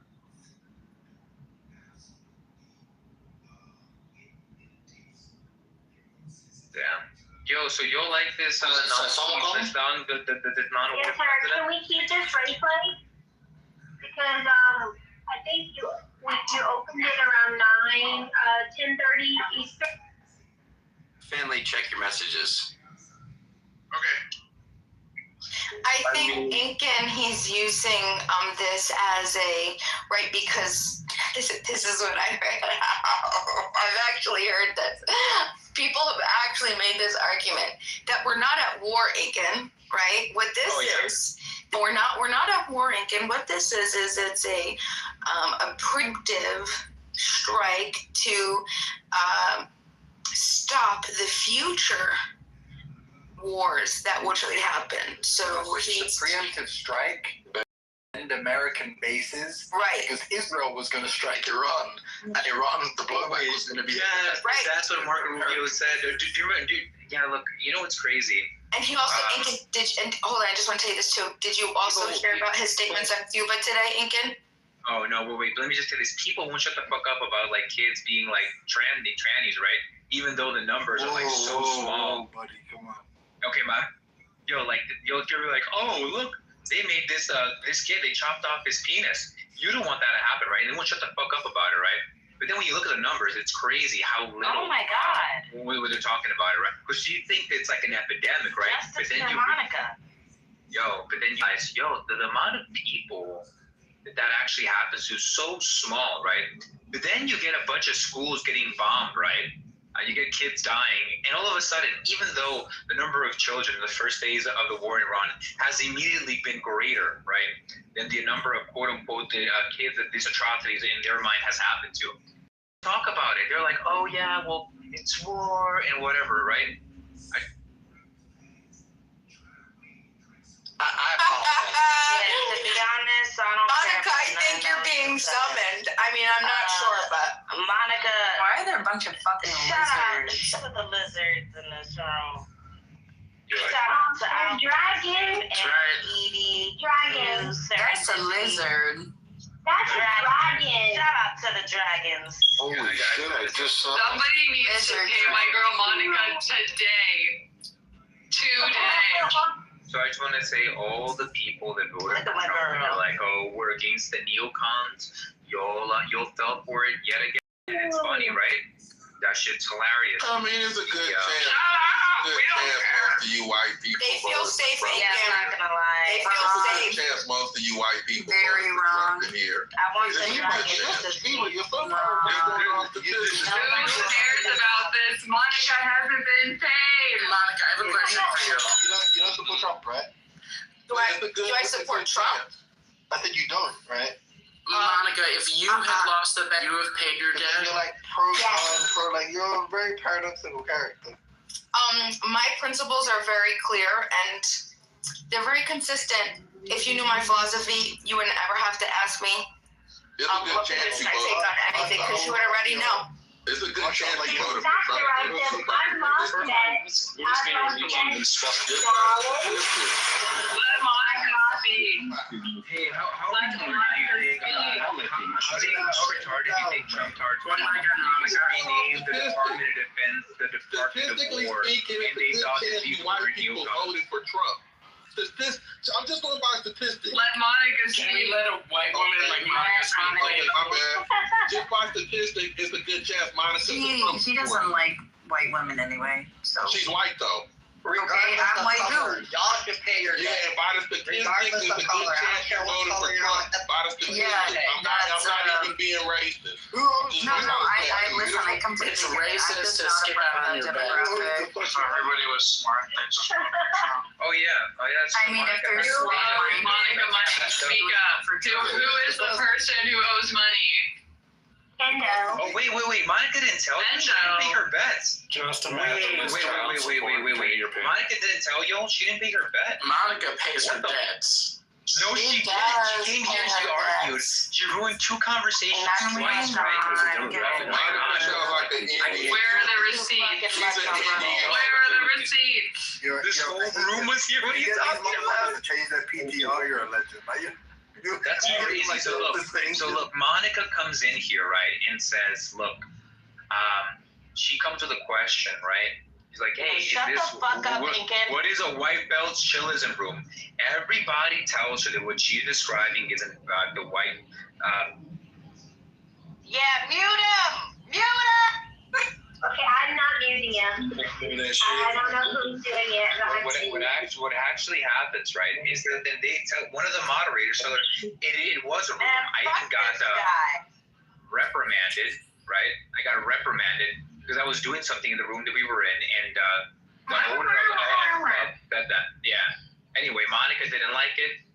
She said, "Okay, this is not a white children's room."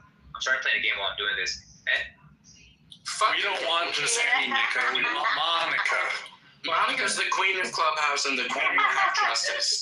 Yeah, and she said basically that she's not going to pay the debt. And the whole room was like, "Wow, that's crazy." Yeah, she tried to act like the victim. That's a legit 1-for-1 what happened. No. I would agree with her. Everyone said that she should pay. I disagree. It wasn't. You did? I said it wasn't a white belt children's room. If it wasn't started by, I said this many times, 3 people can start a children's room. 1, knowledge. 2, Nathan. Lady. Those are the 3 people that are admins to white belts. Those are the 3. Those are the 3 people that can start a white belts room. Which is why, yeah, lady is actually, I don't know how that happened. She's a lady with 2 eyes. But she's an admin, so. But those 3 admins can start chillism. Anything else is going to be chillism, what I call chillism-ish. That's why one night you guys had a room. It was called Billism. It was chillism. What is Nathan got cooked? Y'all can do that. Sounds like you have a lot of rules in this house. But that's crazy. For example, Edmund. One day I came in, and Edmund had 5 chillism rooms running. Are those chillism rooms? No, they're not, my guy. Thank you. Just because they say chillism in it, they're not chillism rooms, my guy. Tell them. Yeah, bro, and here's where I gotta say, man, I think y'all don't fucking give Monica her respect and her goddamn flowers in this space, and it's hard for me. It's disgusting. Honestly, it's truly disgusting. Yeah, man, and like all I'm saying, man, is like Louis opened up some punk ass room and he didn't throw the right shit on there. And then they want to act like, oh, Monica violated the rules to the bet. And it's like, nah, man, that's fucking bullshit. Pay that woman her $20. Run her $20 now. He stayed out of this room for black ass up alpha. Sorry. Oh, Nathan, hello, fellow white man. She wasn't here for a month to win $20. Yes. Okay, exactly. And I didn't want to pay $20. But it's not about the money, it's about the principle. Hold on, Kendall, because Louis opened up a room, and a bunch of regulars went to that room. And then they changed the title of the room to Chillism when she was in there. And then they said, oh, look at that, she was in Chillism. Correct. The passage of time and the passage of events is important. That's crazy because the rule that Chill is implied there. So it like quack like a duck, it looked like a duck, but you're like, yo, that's a fucking penguin. Yeah, but it changed when she was already in there. That's bullshit. It didn't, though. I don't believe it did. In fact, I think we're talking about two different rooms that day. No, even She Wolf even said it, that she changed the title for Chillism. She said she changed it. No, that's not. But didn't you say only admins could make official Chillism rooms? That's the one Louis done. So Nathan was lying when you said that? Because Kendo asked Nathan in a room full of people if it was an actual Chillism room, and Nathan said yes, it was. I was literally there. And she also like. No, that was the Kendo. She was here. That I understand. You and Kendo were talking in a room, and I was there, and Kendo said, "Oh, so you're saying that room is a Chillism room because you were upset that we didn't come into the room and the link got deleted from up top." No, that's not why I was upset. Arrête, monsieur. Yes, it was because you're like, oh, why did you delete the link from the top? all up in the Kool-Aid and don't know something. But I'm not, my love. I was in the room. I can pull up the Night King and Just you can go reiterate by the same thing. the That's what happened. good flavor. What flavor, Lance? By the way, What do you think my favorite flavor is? By the way, what flavor you think my favorite is? Okay, hold on. Let's review the facts before we start talking about Kool-Aid flavor, if that's okay with you. So what's mine? You got to tell why you better not talk about Kool-Aid. I love Kool-Aid. Oh my God. This morning, Nathan said he hadn't ruled on Kendo and Mai's bet. Is that true, Nathan? Say it again? That you haven't decided whether I won or lost the February bet. Yeah, I'm not even in the bet. But me and Kendall were talking about some separate discussion about management of the herd, management of like people. I was telling Kendall, like, hey, you know what we do? When we transition into a room, we go to the new room or we go to that room. And he was saying, no, that was a different room. That was a chiller's room. I'm like, what are you talking about was a chiller's room? Bro, it's all like the majority of people in chillism. Like, what are you talking about? No, hey, there's nothing more that I love in chillism than a good post-fact, so to speak. No, we shouldn't really decide this because we start the room. Why? You should be honest. That was chillism-ish because yes, it was a lot of chillism people in it. It wasn't chillism. Okay, so this is the wager. Gentlemen, ladies. If the terms are, please mute up because I'm not in the room to mute you up. Please mute up. Please be civil. If I go into any official White Belt Chillism room on Clubhouse during the month of February 2026, I will pay Kendo $20. If I don't, he owes me $20. February Was the room that Louis started around the second week of February an official White Belt Chillism room? I say no. No, I wasn't. I say no. Is official? If officials in the title, she. All right, that's it. Because the house always rolled. And Monica always. So when you told Kendo that it was a chillism room, and then he, crashed out in excitement, saying, "Oh, tell your girl she lost the bet. Tell your girl she lost the bet." So, Nathan, were you being dishonest? Yeah, of course. Like no, listen. When he said that, I was little bunda. Listen. When he said, you know who these cookers are? Do you know what bunda means? Yeah, I know what it means. It's a joke between me and Big Bunda King Miami up there. But whenever Nathan gets a little sassy, he's my little bunda. I was jealous. I thought I was your bunda. No, you're my bunda. You're okay. Get in line. You're fucking bundas right now. Get in line. That's right, you sure. But Nathan, you know who's my bunda. Fucking when Kendall was talking about, I didn't know what the hell he was talking about. He's like, I played along with it like, it was Monica, and I'm like, oh, no, it's totally different. Sir, just the advice that you preach to me, Nathan, always think before you speak. Listen, I thought about it, And the conclusion is that, listen, it wasn't a chillism room, right? Technically, it wasn't a chillism room. It wasn't. So Monica, Where is my night correct? by the way? I ain't gonna lie to you. I don't know. I think they should just squash it. Nate, you're gonna be surprised. Fuck no. I agree, Nathan, because nobody's gonna give.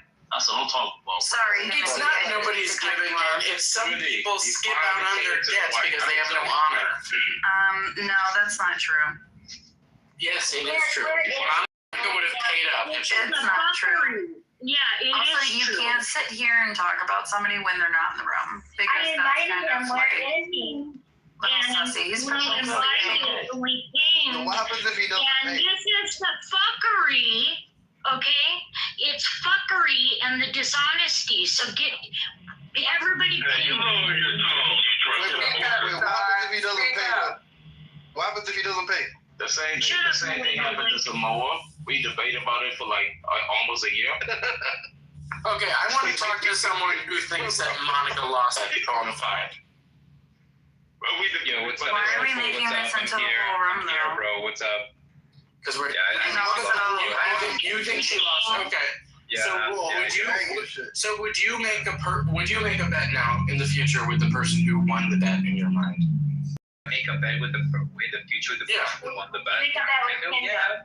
Yeah. You would, and you think you would pay on your dad? Yeah, I do. Oh, okay. Well, I have no reason not to trust Kendo. What? Yeah, no reason. Exactly. Wait. Do you think Kendo's status? I think if someone has a history of skipping out on their dads, I'm not going to make a one-sided bet where I only stand to lose money and I don't possibly gain. I mean, he doesn't have a history of doing it, so.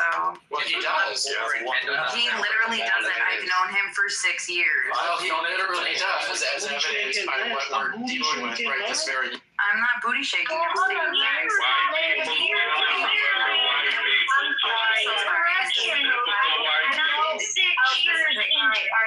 Okay, I know people are getting impatient with this. The fact that Nathan and Knowledge agree that the room Louis started saying, "Where is Chillism?" was not an official Wipe Up Chillism room, and that I did not knowingly enter any Wipe Up Chillism room for the whole February. I think it's clear I won the bet.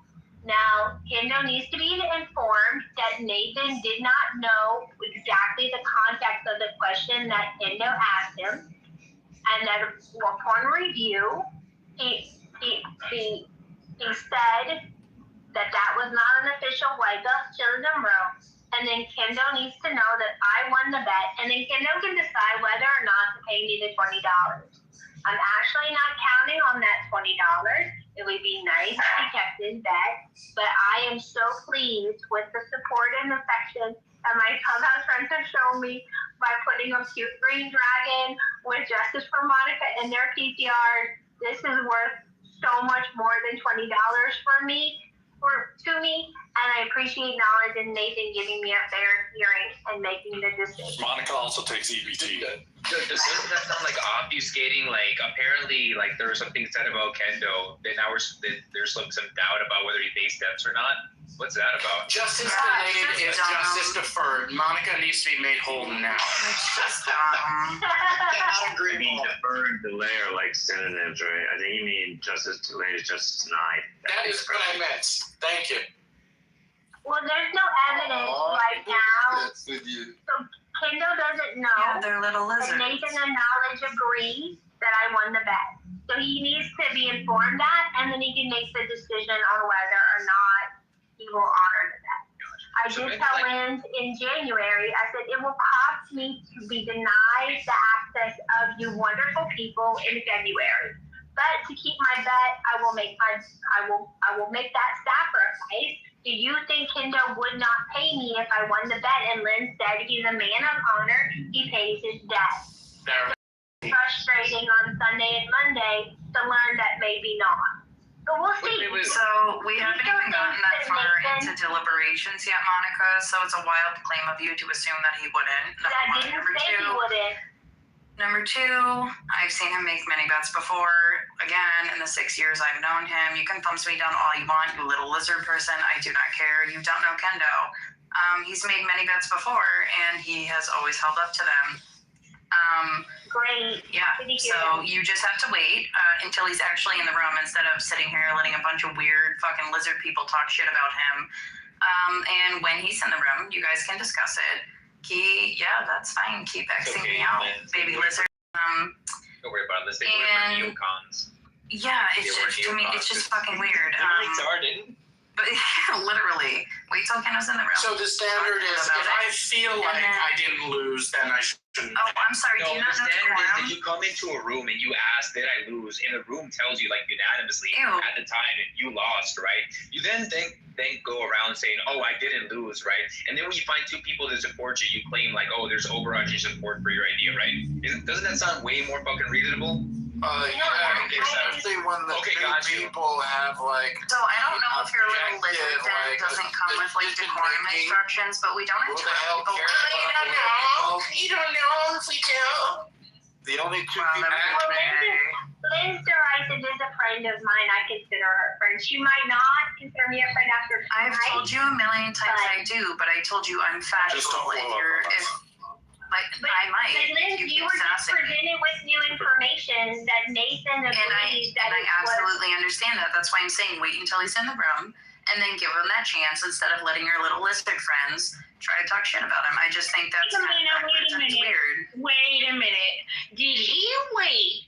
You know I love Kendo, and I'm teasing, but did he wait when he was discussing it with Nathan?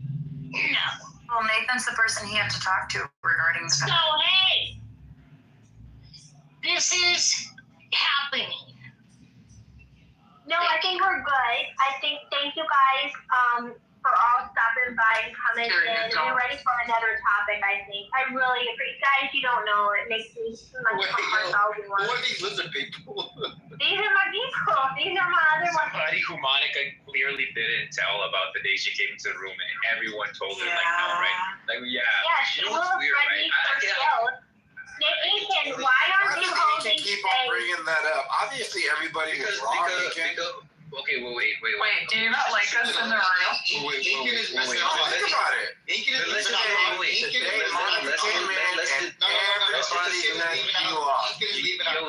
Let's just assume that everybody was wrong today, right? Alright, so I don't think that's in the room with a bunch of people. I don't think they like us. Everyone was saying Monica. It's okay. I don't mind being on the unpopular side of Justin. Agreed with Kendall and people that were pissed off at Monica. The right side of history. I was here. They're prejudiced against us because we're lizards. I consider Monica a friend. So. But the only reason why I said she lost is because the majority of people that were in that room were chillism people. So that's why I thought she lost. Hey, I was probably the information. What do you mean? You need to get it on this one. I can prove I know they were biased because they said that, like, whoa, everybody, let's put money together to make her go away for another month. Can I hear that? Do I hear 20? Do I hear 40? Do I hear 60? You know what? Even now, I'll put 50. Yes, they were all saying let's together to make her go away for another month. Those are all the ones she lost. So sounding a little biased. So that is true. It isn't like the sharpest tool in the shed either, though, right? Like she still thought that was an actual straw man. But whatever. Hey, who wants to bring up the past? Yo, I just want to say this, right? Look, let's just assume everybody was wrong that day, right? Cool. But like the narrative isn't, she comes over here in the room and then like no one pays her debt, right? Obviously, this is her supporters are coming here with that narrative. She clearly hasn't told them like the whole truth. And so they're kind of like being really quiet, trying to like not ask questions because it would reveal that Monica hasn't told them the whole truth, right? Why don't you tell them what the whole thing is? Whoa. I'm getting asked, like, would you make a bet with Kendo? Like, if Kendo is known for, like, not paying his debts, right? It's like, why would they think that, right? Obviously, there's been some information that hasn't been told. Tell them. But also simultaneously, there's information that hasn't been told. All I know is everybody is wrong except Monica. I'm just saying, right? Don't let this see you. Listen, okay, guys. He only said that. I'm gonna say 1 second, bro. Let me just explain it. The person only asked you that question when they made the statement. What do you say when someone who doesn't pay their bills? Would you trust them? That's it. They don't care. No. They didn't say that. They said, would you make have a rock solid third-party escrow service? No, Aiken. They said, would you make a bet with the person who won the bet? Not listen, Aiken. I was listening. You're not paying attention to the context. They were meaning it in a way like, hey, if he doesn't pay his debt, then how can you trust him? If he doesn't pay his debt. But they asked the question, would you make a bet with someone who doesn't pay their debt? That's what happened. Oh, can the person who asked that question come off the mic and say that was my intention? I was, man, come on, bro. You know, look at you got it, bro. Okay, so look, it could be that Kendo lost, but I don't know what's all this. No, he's shade on him, man. There was no shade, nigga. There was no shade. Okay, cool. Stop making it into something that's not. All right, bet. All right, cool. So, what is this justice for Monica? How has she been wronged yet?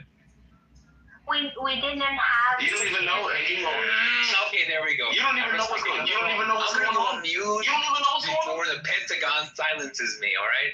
No, Aiken, you made the charge that I didn't tell my friends the truth. Why don't you tell them what you think the truth is? I'm in it. You sound like a liar, Monica. For the record, you sound like you lie a lot. For full transparency, me. What's his name? Tim, perverted Tim owes me $2 billion, and I'll still make more bets with him. Okay. Bet. So, Inca, you're the one who said we're missing information. What are we missing? Yeah, we're waiting. Yeah, clearly. Yeah, I want to hear this too. Clearly you're like justice for Monica.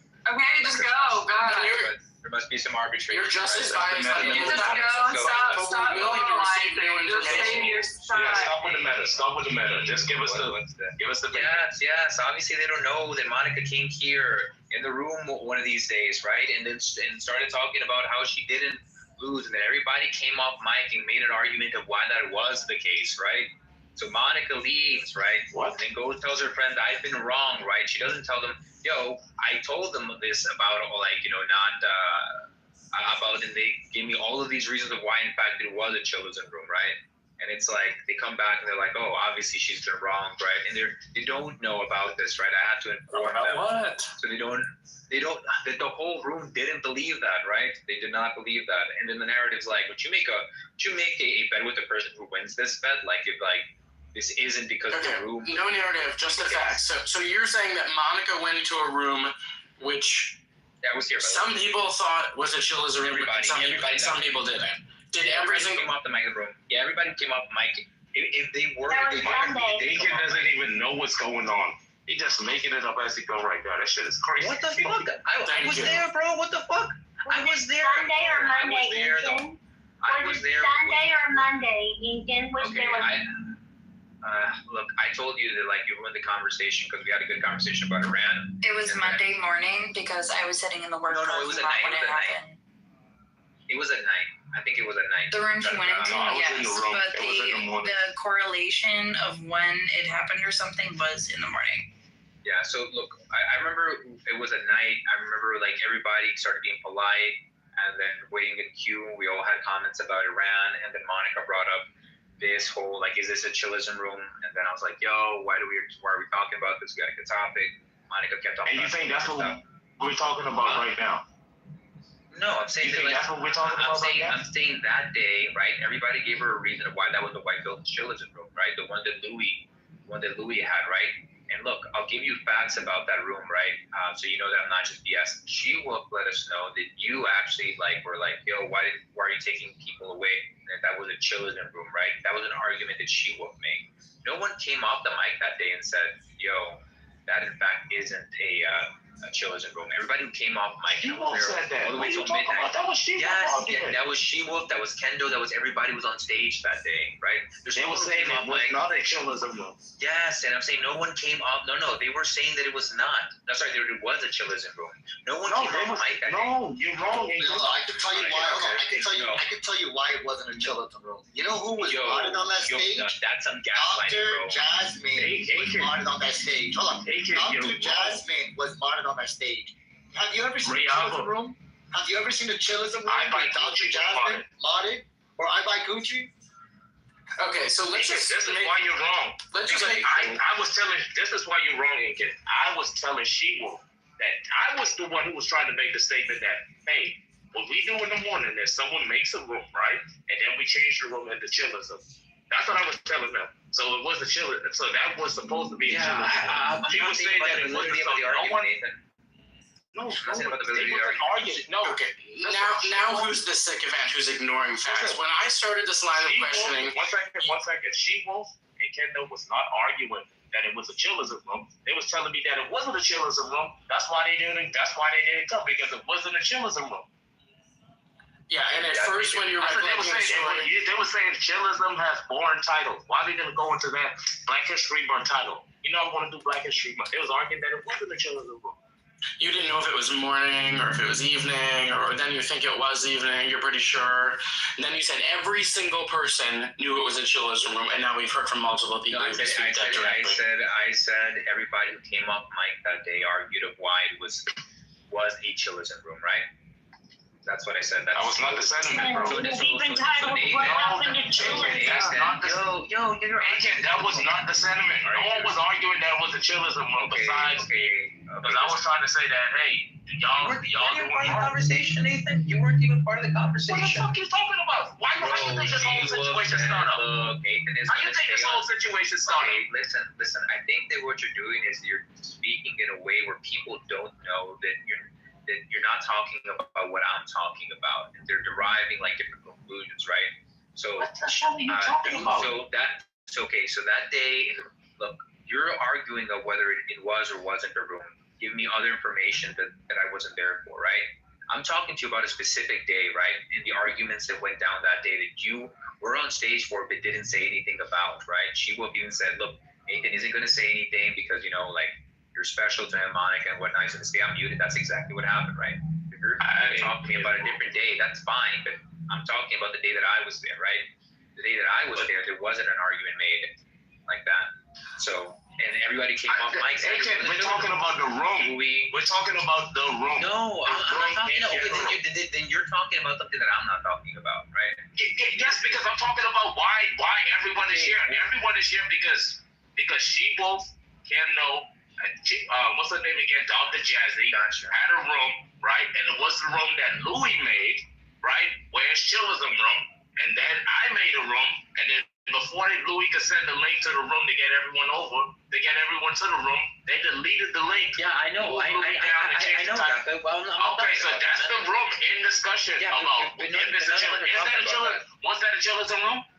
Yeah, I think that's debatable whether it is or it isn't now, Ralph. I think it's debatable. I think it is. I'm asking you a question. Yeah, look, you think it is a chillism? Yes, I've been coming to chillism for like two years now, right? This is the first time that. Do you think She-Wolf believe it was a chillism? Okay, I think that. Do you think She-Wolf believe it was a chillism room? I think she was the only time that I heard it was her arguing that it was. I'm just asking you what you think. I'm asking you what you think. Yeah, like from what I heard from her directly, yeah. But look, and she made. Do you think Jazzy believed it was a chillism room? I didn't hear Jazzy's opinion about it that day. I'm asking you what she think. I don't know what Jazzy thinks. Actually, Jazzy believes in airborne AIDS, bro. He's asking for your opinion. I'm gonna tell you what you're doing. I'm gonna do what you do. What you're doing is you being disingenuous and being dishonest, right? Yeah. Right now, just because the spotlight is on you. And you don't want to admit that you're wrong. No, it's because you're changing the conversation from something that you know I had somebody on the ropes, and you're like, this is what the conversation is about. The conversation isn't what you think it's about. They asked me, what do I not know? Tell us what we're missing. I tell them what's going on. You're like, no, this is the other stuff. They already heard that. I'm telling them what happened that day, right? And so you confuse them. Because that other stuff is irrelevant. That's them trying to troll Monica. Yes, the stuff you're talking about is a troll. They're trying to troll Monica, so they. Yeah, exactly. You gotta pay attention, bro. I'm just gonna say I'm not convinced by that, right? And so at least I don't blame you, bro. You like, listen. You come from a place where you're easily gullible. So when someone gives you the truth, you're skeptical about it. Okay? I get it. Oh, but what I'm telling you is the facts. The facts is that what She-Wolf girls are doing that day was trying to troll Monica. If you ask She-Wolf, she was in the chillism room. You ask Dr. Jazzy, they was in the chillism room. And it doesn't, the two people that decide, the two people that decide whether it was or was not a chillism room are the owners of the chillism brand, Nathan and Nala. They decide what makes a chillism room. And a title called Where is Chillism? Incan is searching for Nathan and Knowledge's chillism brand. It's not the chillism room, it's chillism-ish, as Knowledge quite humorously. And my bet was quite clear.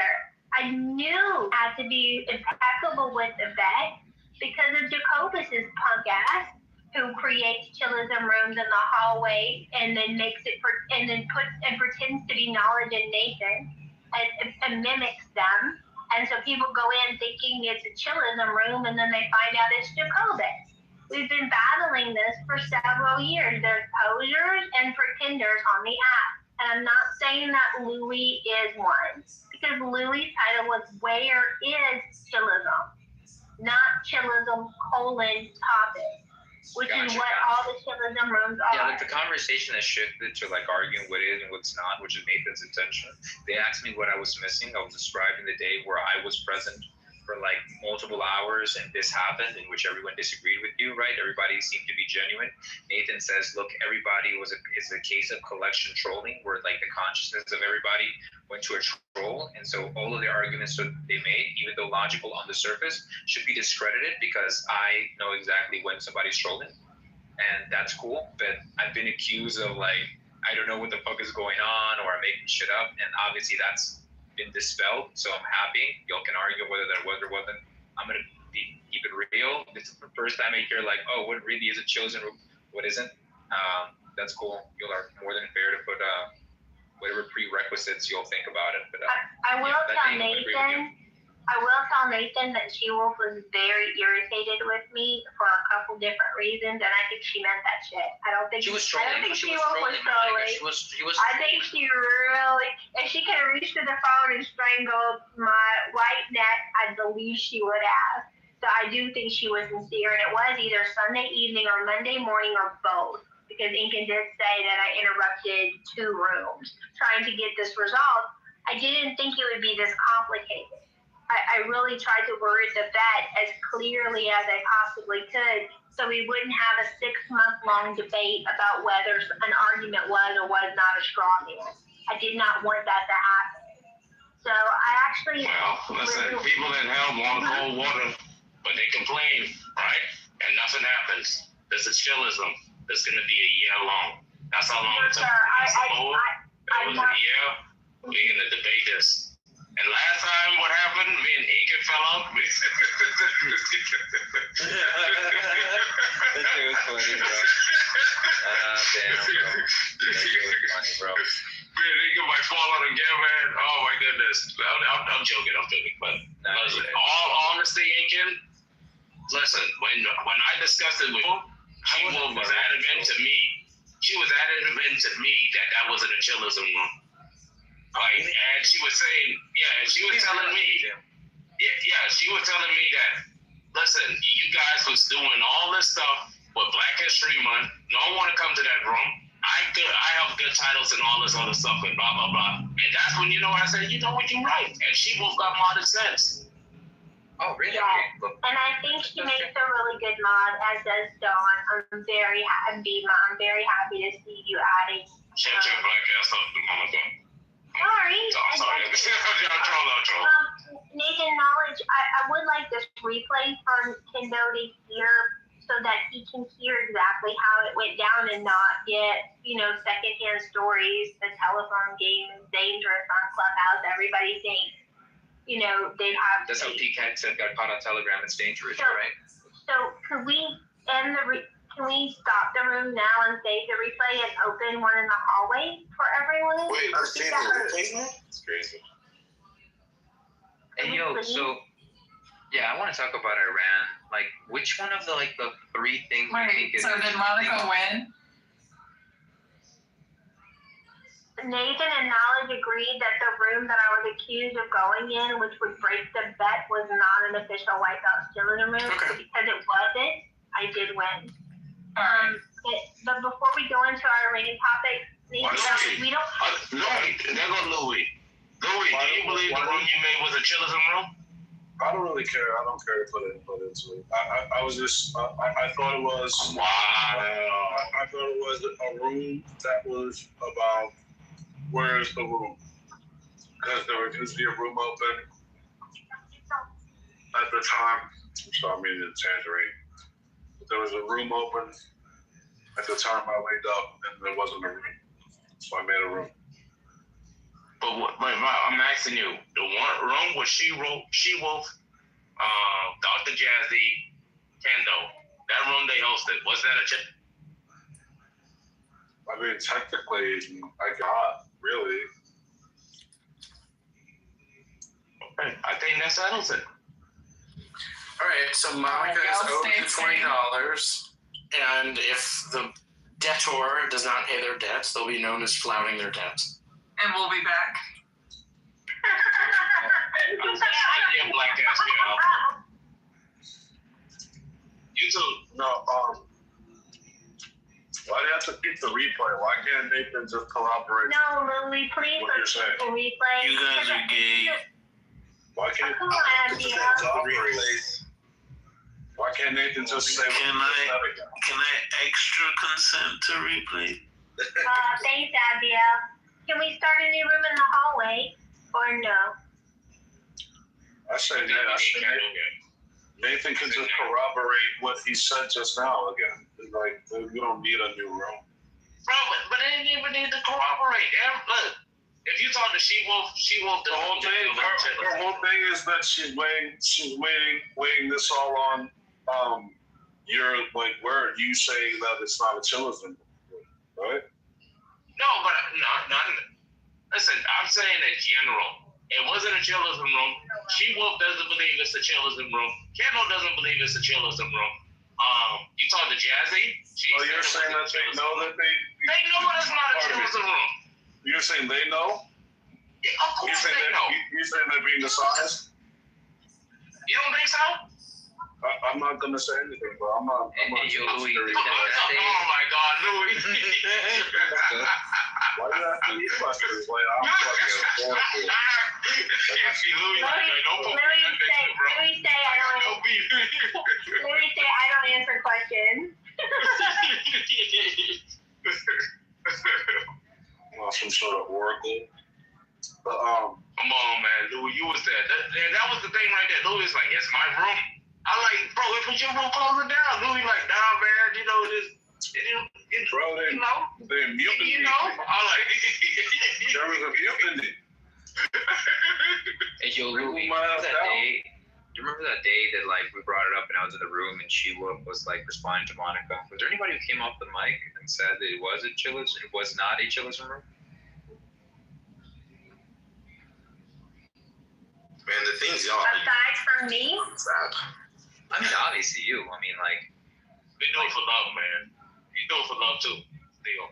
But like the whole Chillism, was it a Chillism space? Like, who gives a fuck? Like, is there money involved or something or what? Yeah, $20. Oh, that's crazy. Y'all bet not to do. Wow. Yeah. And honor, and point of pride, and integrity. It matters.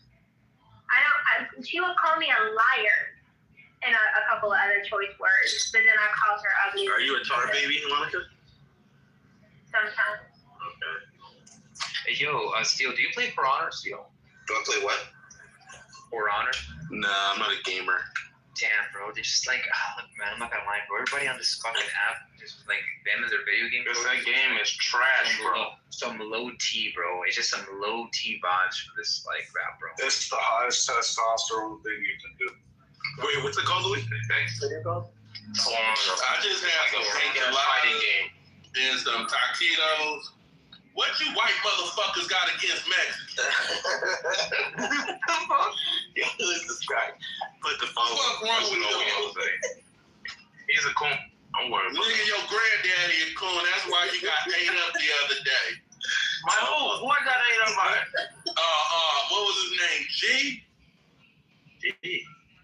Unless it's another Nathan. Unless it's another Nathan. Oh, no, you talking about light-skinned Nathan. Okay, my bad. You a white boy? Oh, see, that's a problem. Light-skinned Nathan. Wait, you are light-skinned Nathan. Well, actually, his handle is, Yo, I got the. Nathan 1498. I almost snapped on Steve. Steve was like, there go Nathan, put it in the chat. I'm like, bro, I didn't put shit in the chat. I didn't put shit in the chat, bro. You know who did back up Nathan though? You know who backed up Nathan? That Chinese chick, Yufei. You remember that Chinese chick, Yufei? Yufei? Yeah. These nuts in your face. Thank you. Oh, shit. Nathan, you gotta That's good. You gotta make a rule that nigga could not come into this space unless he changes his name. That is a disgrace to the lineage of Nathaniel, brother. You can't. That guy is too. Like, and he's a cool. Yeah, that nigga is funny though. He sounds so soft-spoken, bro. And then the stuff that comes out of his mouth is like, what the? You don't picture it. Because he sounds so soft-spoken, you know?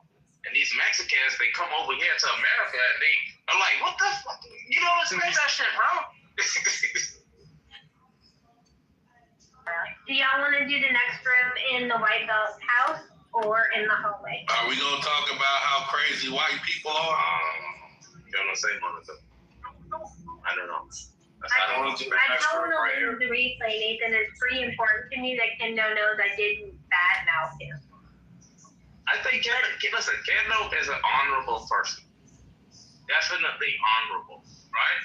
But without the replay, he won't know what I said. He'll hear what someone told him I said. That's very different. And you know what happened when you call me the leader of the white people. You know what happened when you called me leader of the white people on Clubhouse. But you are. Barbara Bush. You calm down. Nani took it all over the app saying I was a white supremacist. You are. But you are white supremacist. It's not naughty to me. Come on, no way, Jose. Chill out with your racism, bro. I'm not racist. Then you don't act like one. I'm not gonna lie, man. No way, you believe black people can be racist? We can't check your lies. We can discriminate, but we can't be racist. Why can't you be racist? Why? Because we can't. We have no power. What can I do is just say I hate Mexicans, I hate crack. Yes, you do. You do. What can I do to them? You can label someone. I can tell you what you can do. My people cannot oppress them. We can't do none of that. My people cannot create systematic laws to oppress. Can I tell you what you do? Yeah. Stop trying to defend you a honky lover, Nathan. Oh, okay. Honky lover is great too. Let me just. So glad you don't hate white people. Are you calling people honky You ain't gotta lovers? defend Barbara Bush. I'm not defending anything. You ain't defending Barbara Bush. Calm down. I'm talking about black people being racist. We can't be. I disagree, and let me explain why. That's your fault because you're a cracker lover. Okay, cool. So look. Shit. We could discriminate. We could be prejudiced. Okay. But we can't be racist. Cool. So you do have power, right? Maybe you don't know, but you do. You have the power to tongue, bro. Look. Bitch ass up. You know what you like to do. You like to run yourself. You got a white girlfriend, huh? Bro, listen, I'm a married man, bro. Yeah, to a white girl. What about you? To a white girl, huh? She white. So look. She white. Oh, my brother. What is she? Come on, let me talk. What is she? Let me talk about you and What my is chance she? being racist. What is So she? look, just like any other What person is with she? power, right? Like the women who you complain about all the time. How they have the power to put your black ass on child support because you can't be a fucking man, right? No father, right? Like just similar to that shit, bro. You as a black man have the same power, bro. You can accuse someone of being racist, and everyone believes Man, shut your bitch ass up. By you could then say dumbass shit, right? Like, black people can't be racist. And that actually being a definition of it's a good chance all these racism voted for Trump. Something with power. By But at the end of the day, by bro, looking at statistics, I ain't being racist. I I ain't being racist. I'm talking about yes, you do. You listen. By the statistic. A white person There's a good chance that these on shut up, you N-word. Shut your big ass lips up, right? If they say anything about your race and discriminate on you, you're gonna call them racist. So if they can do that and you do it, you should be a racist as well too. If I do it, it really serves no power. If I do it, it serves no power. I'm just a crazy black man. I'm just a crazy black man, huh? I'm just a crazy black man when I'm racist. I'm just crazy. Who convinced you that you have no power? Shut your bitch ass up, monkey lover. So Nathan, this is the argument. So Nathan, on some parts of Clubhouse, this is what they say. But it's very easy to break down. Like, is this another hunky lover? No, it's not. Another hunky lover? Hold on. I'm not. Hold on. I'm actually. I'm gonna go after Steve. I need to know. Are you a hunky lover still? I need to know now. I prefer my punani either black or brown. What? All right. We know you a Negro. Now. Is you an Oreo? What is this? What's happening? Shut up, Barbara Bush. Look, I don't know who you think you are, but I know you're not Tupac, so, be quiet. Nathan and Knowledge, you guys hosted a moderator meeting yesterday. Did you get to tell us what the results? Hey. I ain't Tupac. Hey, Monica. Power me up. Hey, yeah, so I was gonna say the argument getting down because what Jose's talking. Can I hear me? Yeah, we get. Oh, hello. Thanks so much. You have nice teeth, by the way. You have nice teeth, by the way. He's here to be a Fuji. Hey, Jose, power down. He said that to every girl on here. On Southside Crib. Every girl on here. Hey, so okay. Y'all, wait. Let's get this thing wrapped. So, my fault. I try to hate on you. My fault. Yeah, stop hating, Jose. Hating ass nigga. You just a crabbing. That's what you are, bro. A crab in the bucket ass nigga, bro. I'm a nigga. You quick to then put someone down because you ain't got no power. You think everyone can't have power. That's what you are, bro. Hey, I don't know. I ain't looked into it, but I'm a nigga. No. Nah, you let me take this one. Nigga talk is about black people with whips and chains, but you a nigga. And when I mean whip, I mean that whip with your ancestors got whipped across that back, bro. When I mean chains, I'm talking about your coon ass pappy, bro. That nigga, bro. My daddy was a cold nigga. He was out here. He was a coon ass nigga. Race. Okay. I'm done this shit. You right, bro. You right. God, no beats, man. You good beats. Go ahead, Kendall. Okay, so look, hold on, let me go into a different realm, because I gotta go into the basement, right, of where I'm at, and Cole be following me, right? That's basement. No, cause I'm in the family zone, and on Southside Crib, nigga, you my family too, nigga. Family, nigga. You from? No, hold on. You put that up. Hold on. Everybody shut up. Hold up. I ain't from Compton. Everybody shut up on Kelly Park. Oh, you a weirdo. Oh no, I ain't no weirdo. I'm from Nimno. Bitch ass nigga. You a so weirdo. Where up? From where you was raised, man. Let's talk. Hold on. Let's talk blocks. Let's go block. Hey, no. I want to go block for block with you. Shut up, punk. No, hold on. From England. Let me. Punk. Shut up. Hey, fool. Hey, look at the difference, cuz. Hey, cuz. I ain't gonna never change. Hey. You got some artificial cripping going on. No. I'm definitely not artificial. I'm official with the whistle. It don't. No. Hey, cuz. You got some artificial cripping going on, boy. Cuz. Cuz, it's me, cuz. It don't sound genuine.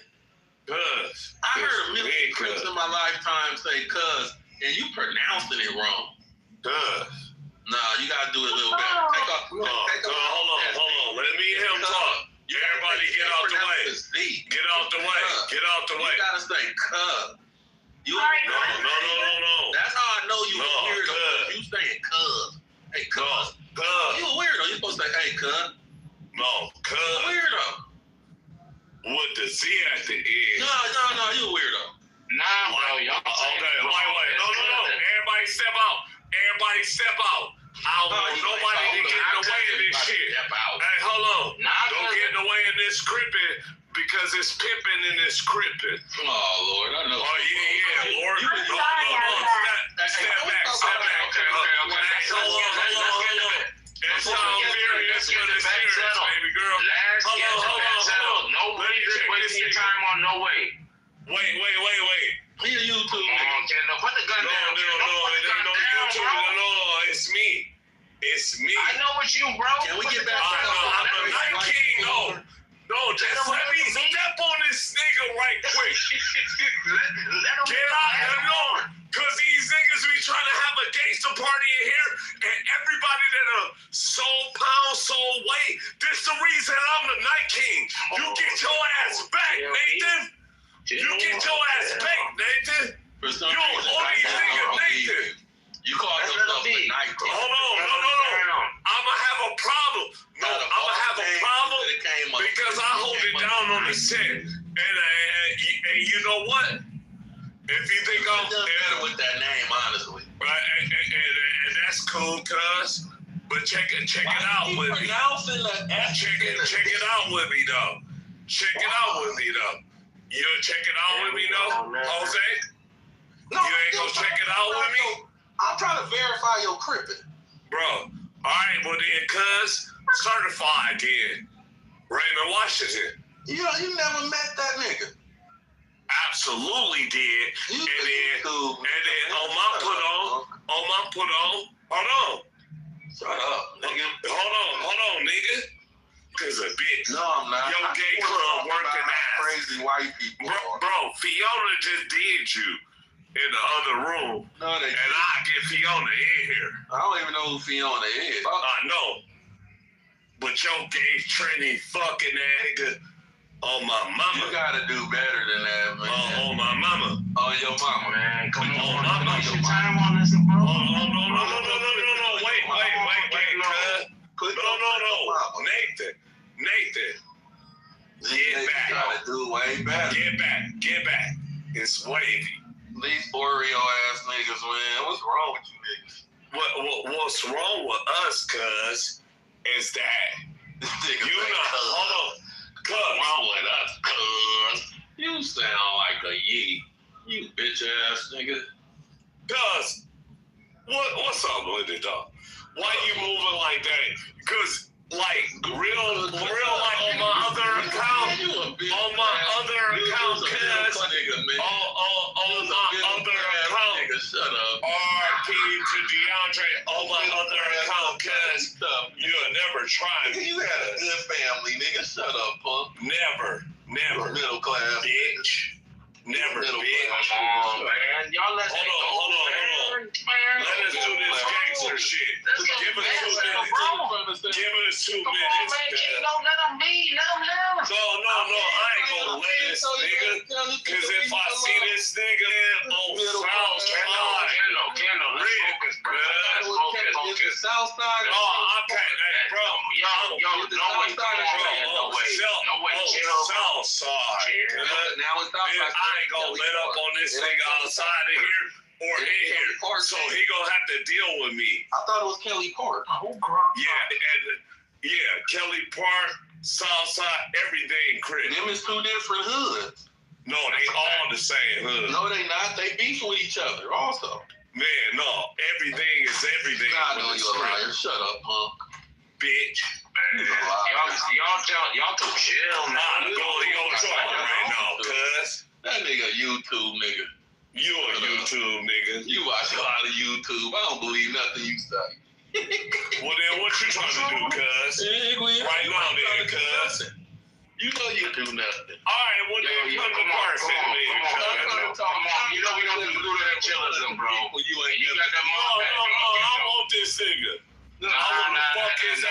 I know you know. He in the gay club anyway. Yeah, bad.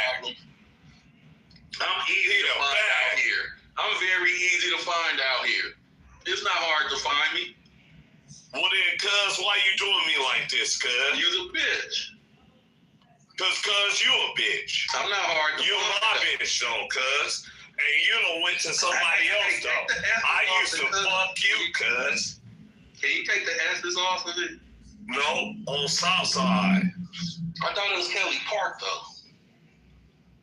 Because on Park, make it make sense. That's why your connection getting fucked up. No, I make it make sense, bitch boy. You know that's Compton. Shut your bitch ass up. I thought you. What you trying to do? Is it Southside or Kelly Park? It's everything, Chris. Now it's everything. It's everything, Chris. Yes. You trying to say I'm tough in front of these white people? You ain't gonna never. Okay, and I am. Yo, Nike. Now what?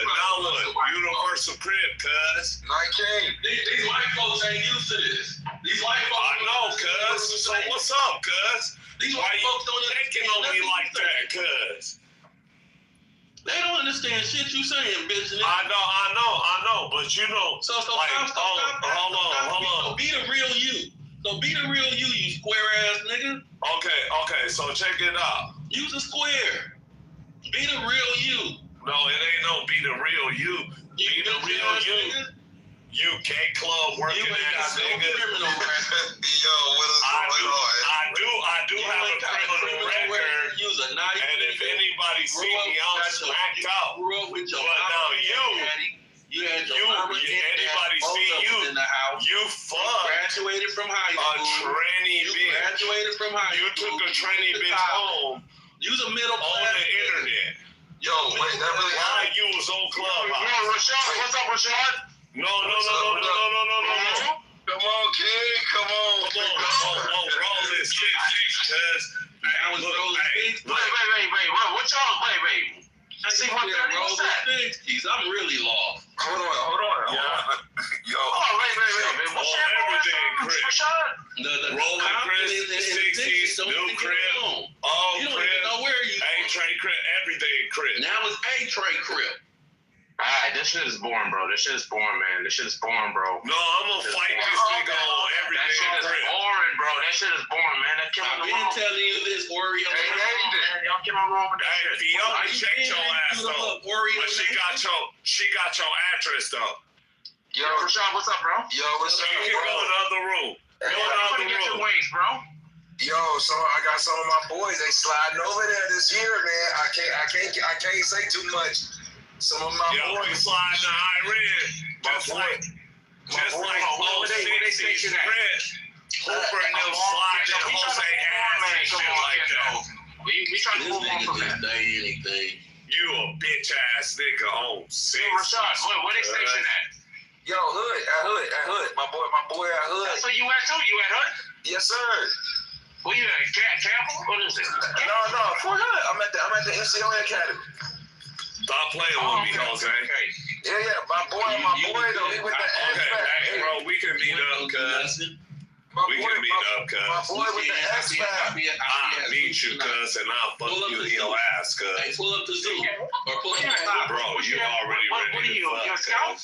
No. I'm a nursing brother, but I'm doing my B-billet. Cuz, I'm so hot, Jack, yo, dude. What? What you trying to do? I'm out of here. I'll put it in your ass on Blockbuster. Oh, shit. Yo, your man is like weed out here, bro. On Netflix, on Blockbuster, This is boy.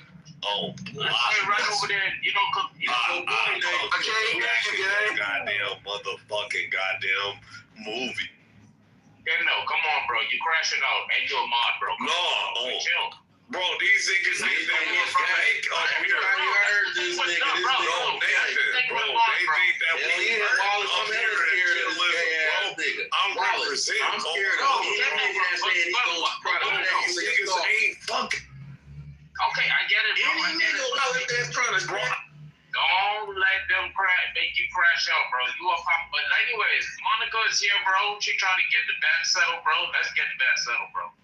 Bro, I'll die for you niggas. That nigga tried to sexually assault me. This nigga nasty. I'll die for you niggas, Nathan. Hey, yo, Nathan. These ain't fucking with us.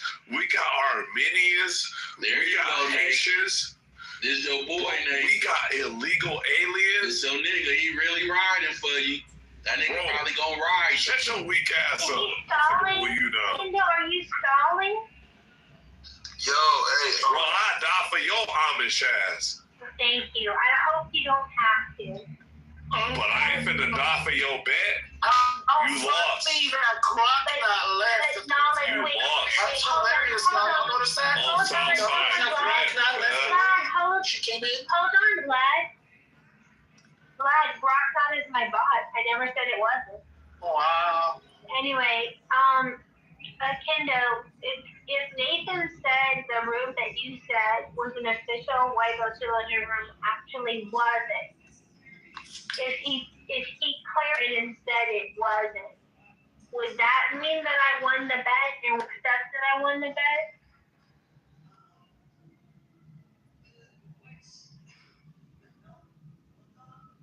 He's on the phone. Monica, you want the $20? I'll send you the $20. But I actually don't want opinion on this. You made it very clear. You're really talking about it in the room, so everybody can chime in if they want to. In the If jumbo you're making it public, is they the can chime knowledge in if they want to, if you're making it public. The fuck? You already made your discuss of the situation known in the replay in the Jumbotron. Right. I understand that you don't find it valuable. That you don't think It's that embarrassing at this right. point. It really is. Right. It really You is. just got to the room and you don't know what happened an hour For ago. someone like you, it's embarrassing. Like, you're not a child. Like, it's embarrassing. It's $20. You're the one who's crying in the back and you don't get modded. $20. Talk to me about being infantile. It's more than dollars and you know it. Knowledge even told you how it was in the replay in the Jumbotron. Right, so make it a big deal. Continue the drama. You won the bet. Are you happy you won? You won. Hey, yo, to the, I wanted to say, Nathan. Where's Kendo? He's gone. Wait, $20. Yo, my man's, he going over there. He going over there, man. They changed their orders, man. What's crazy about it though is this unit actually supposed to be decommissioning, and I guess like that shit just got extended out because of the whole shit that's happening right now. You know what I'm saying? But he actually happy because he gonna get that money, man. Well, I wish him health and safety. Sure, man. I wish I was going. But no, like when you guys were beating your chest that we're not gonna send troops. Well, I can't. For that. I can't say that's like an important topic, right? Let's go. Hey, look, like I can't say too much because of OPSEC. What I'm saying, like he's not going directly to that area, but he's going to that region. If that makes sense. Yeah, probably northern Iraq, Rojava, somewhere where there's a Kurdish, battalion that could be trained and then utilized. But then eventually, you guys are gonna have to all go because you guys know you guys can't fight these guys. What's that? Heck, then we have to roll up in You can have your air superiority. You can have your air superiority, but no one's gonna be snapping. Hey, bring that nigga back up. Hey, bring that nigga back up on Southside Bridge. We ain't getting these niggas in there. My nigga Rashad right here soldiers on America. For what? 20 years of more soldiers dying for what? Once we leave, they're still gonna gain control. That's the fucking problem. This is the fucking same playbook, brother. Hey, have you seen American history? We've been at war our entire existence. Yes, and then we also caused complete destabilization of a region that's causing perpetual wars like this one. Right, so I'm saying, is it anything new? I'm saying, here we are. The point I made last. Yeah, that was but I'm saying, America's a killing machine. We've been at war our entire existence. If you want a country that's not been at war, you should go to China. They haven't been at war in over 100 years, so you would never have to worry about this thing about constant conflict. But I can guarantee you this: even if it wasn't Iran, we'd probably be at war somewhere else, right? So me and you both know from the history. The one thing about history is it's fairly consistent. If we've been at war our entire existence, then the idea is that even if we weren't in Iran, we'd be at war somewhere else. then with your own logic, you cannot have said that I was wrong 2 nights ago when I said history repeats itself. This will be another Afghanistan, a drawn-out conflict where our boys are going to die for someone else's bullshit. And that's the fucking problem I've been bringing up this whole time. We won that war, though. What are you fucking... Who controls Afghanistan? What are you fucking talking about? We gave it up. We won and then we left. All right, man.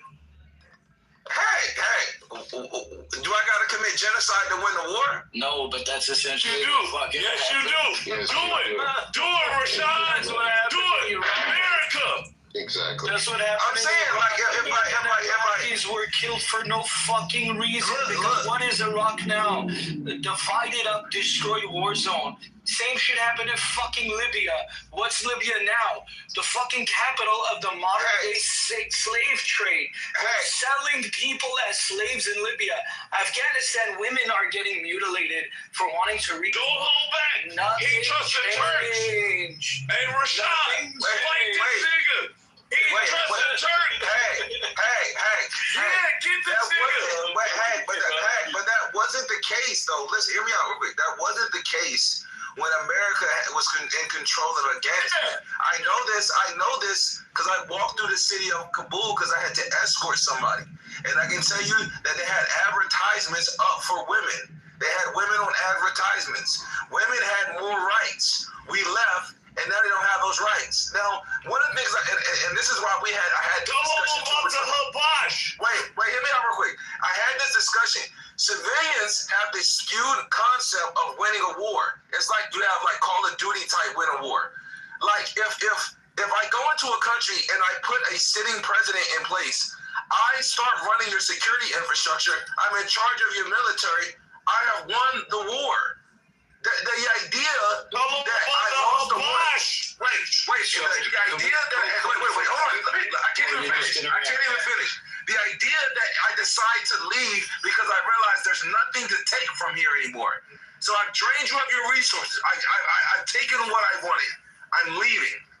I lost the war all of a sudden. That makes no sense. That means, according to your logic, Russia can never win the war in Ukraine. They can never win it.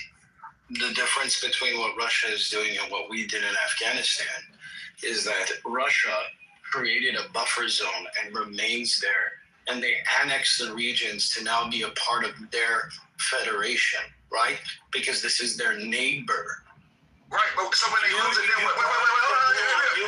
So when they lose it, you spoke 17 things. I'm going to finish now too. You brought up Kabul and walking through Kabul. You brought up civilians not knowing how wars end and what happens, right? The problem is you soldiers think that it's all about fighting. The problem is that you soldiers think that it's all about brute force and that just because you killed people, you won.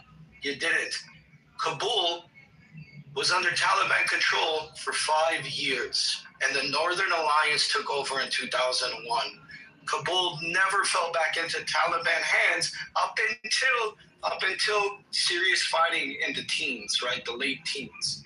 The Northern Alliance actually set up a buffer zone in Kabul. The Northern Alliance, along with the United States, of course, because they wouldn't be shit without us, right? They would be nothing without us. Set up proper military checkpoints and barricades, making Kabul safe for women and children. A large portion of the north is still safe for women and children because they're fighting these Pashtuni weirdos constantly. So don't think every civilian gets their fucking basic information from Fox or any of this shit. No, we spend a lot of time studying this because these conflicts directly affect our lives, my friend. And what I want is for your life not to be affected because Israel wants to fucking annex regions of Iran and Lebanon.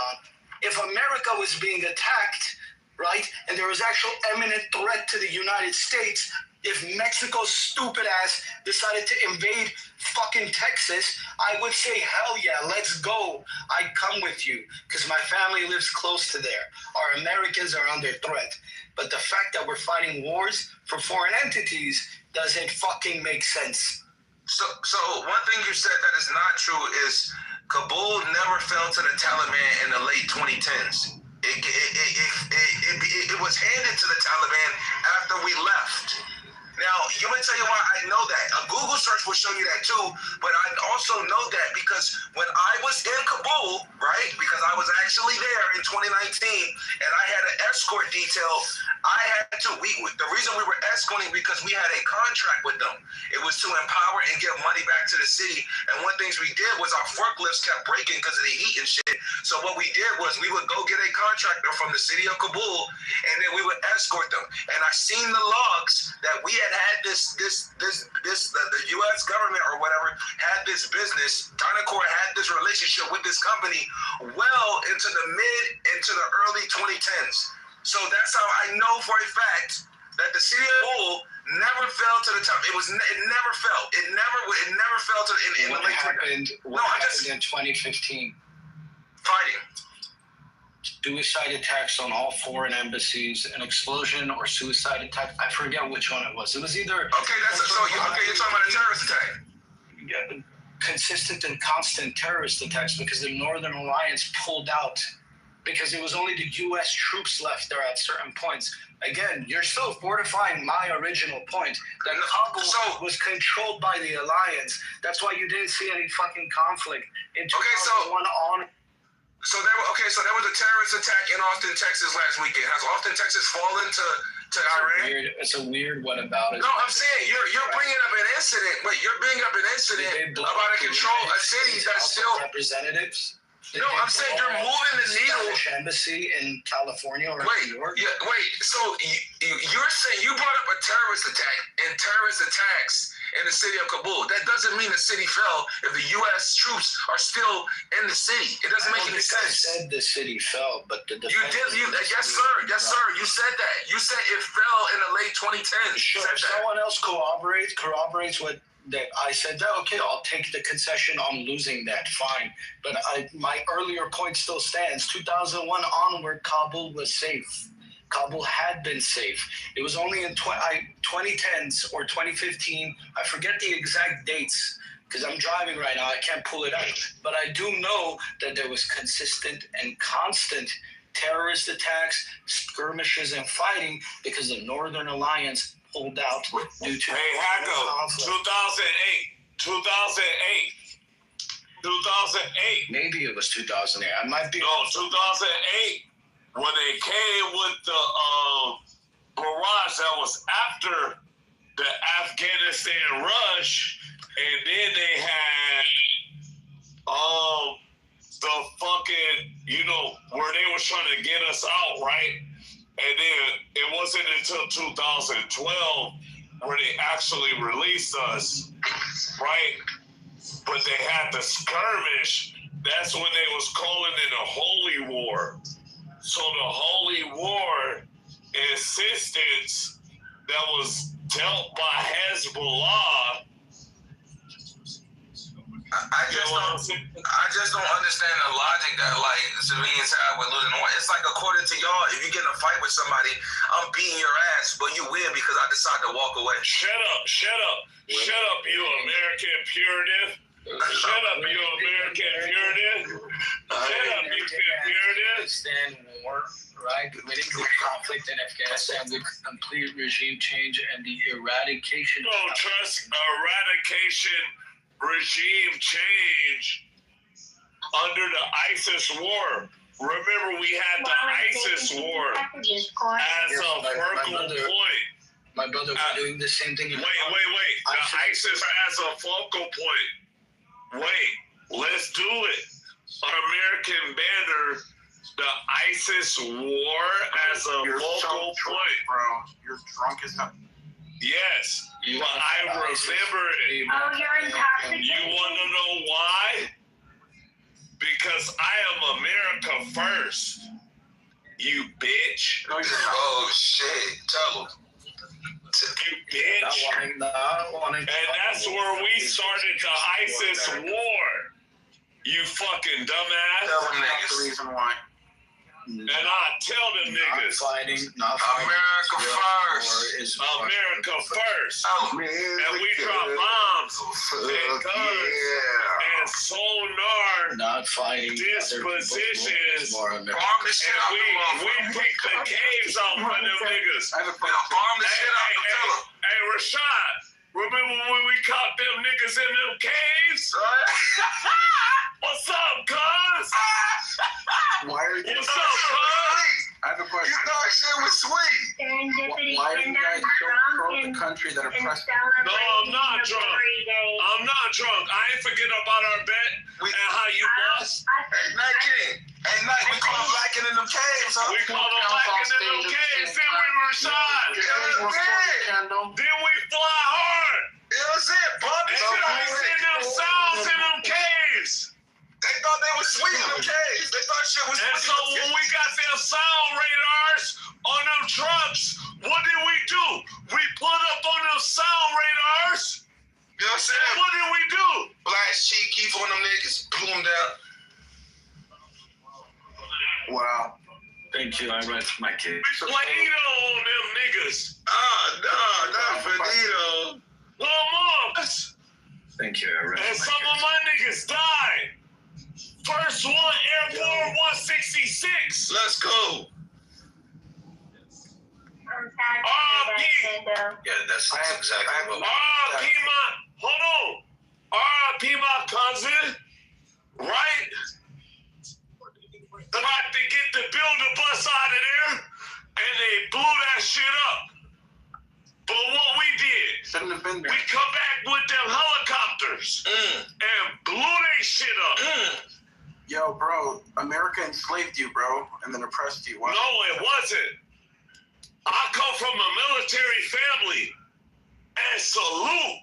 Ain't nobody trying to hear that shit, Tony. It's true, though. You guys are defending a country that enslaved you. Okay, and okay, and where we at now? Yeah, where we at now? Yeah, that was back 400 years ago. We running the country. Talk that 400 years ago, shit. Tony, right now, you that nigga that be like, guess what? Hey, Tony, you that dude that when you go back home from being successful to see your mom, and it's a dude from high school, he like, hey, yo, remember when dude in middle school, when he threw milk at you, and he punched you and got a black eye? Like, remember that? Some of the best frontliners are black people, and they hold it down. And I'm not going to turn against my country because of some old shit. You know your president was black a couple years ago. You know your president was black a couple years ago. Obama from 1863. Y'all treated him like he was black, goddamn it. Y'all treated him like he was black. He was the best of both of us, and y'all still couldn't act right. Wait, hold on. Obama is white. Obama is white. Are you going to contend again? No, I'm saying he was the best of both of us, and you still acting like he was a nigga. Obama was commander-in-chief, and he blew your country up. Listen, Tony, you're right, but you're also wrong because even if, right, we both agree that he was mixed, right? The thing is, you treated him like he was a nigga. That's the difference. It's like, wait, hear me out. It doesn't matter. You know this, right? Trans people have this issue in America. It doesn't matter what you identify as. It doesn't matter what you identify as. Monkeys, and that monkey blew your country up. Hey, look, it doesn't matter. Listen, it doesn't matter what you identify as. It's what I treat you as you are, right? You know what I'm saying? Because you can say, ooh, I'm not racist, but if I treat you as a racist and the collective see you as a racist, then guess what? Congratulations, you're a racist. You have to change that. The thing about Obama was the best of both of us. Obama's sister, nigga. It was black. It was black and white. We can get it on. But because he looked black, you treated him like he was black. So all of a sudden, don't try and claim him now because we're in the middle of a discussion. Don't do that. Nigga, Paul Ryan. Treat him like a nigga then, so treat him like a nigga now. Don't change the story. Come on now. Nigga, this is a turning point. You're making a good point, Tony, but I'm saying just be honest. Just be honest. It's a turning point. He was a nigga then, and he was a nigga now. You bitch ass nigga. White people love pretending like Obama was mixed when it's in the middle of a discussion. Y'all didn't like him because he was a nigga. No, I'm not running. Hey, Monica.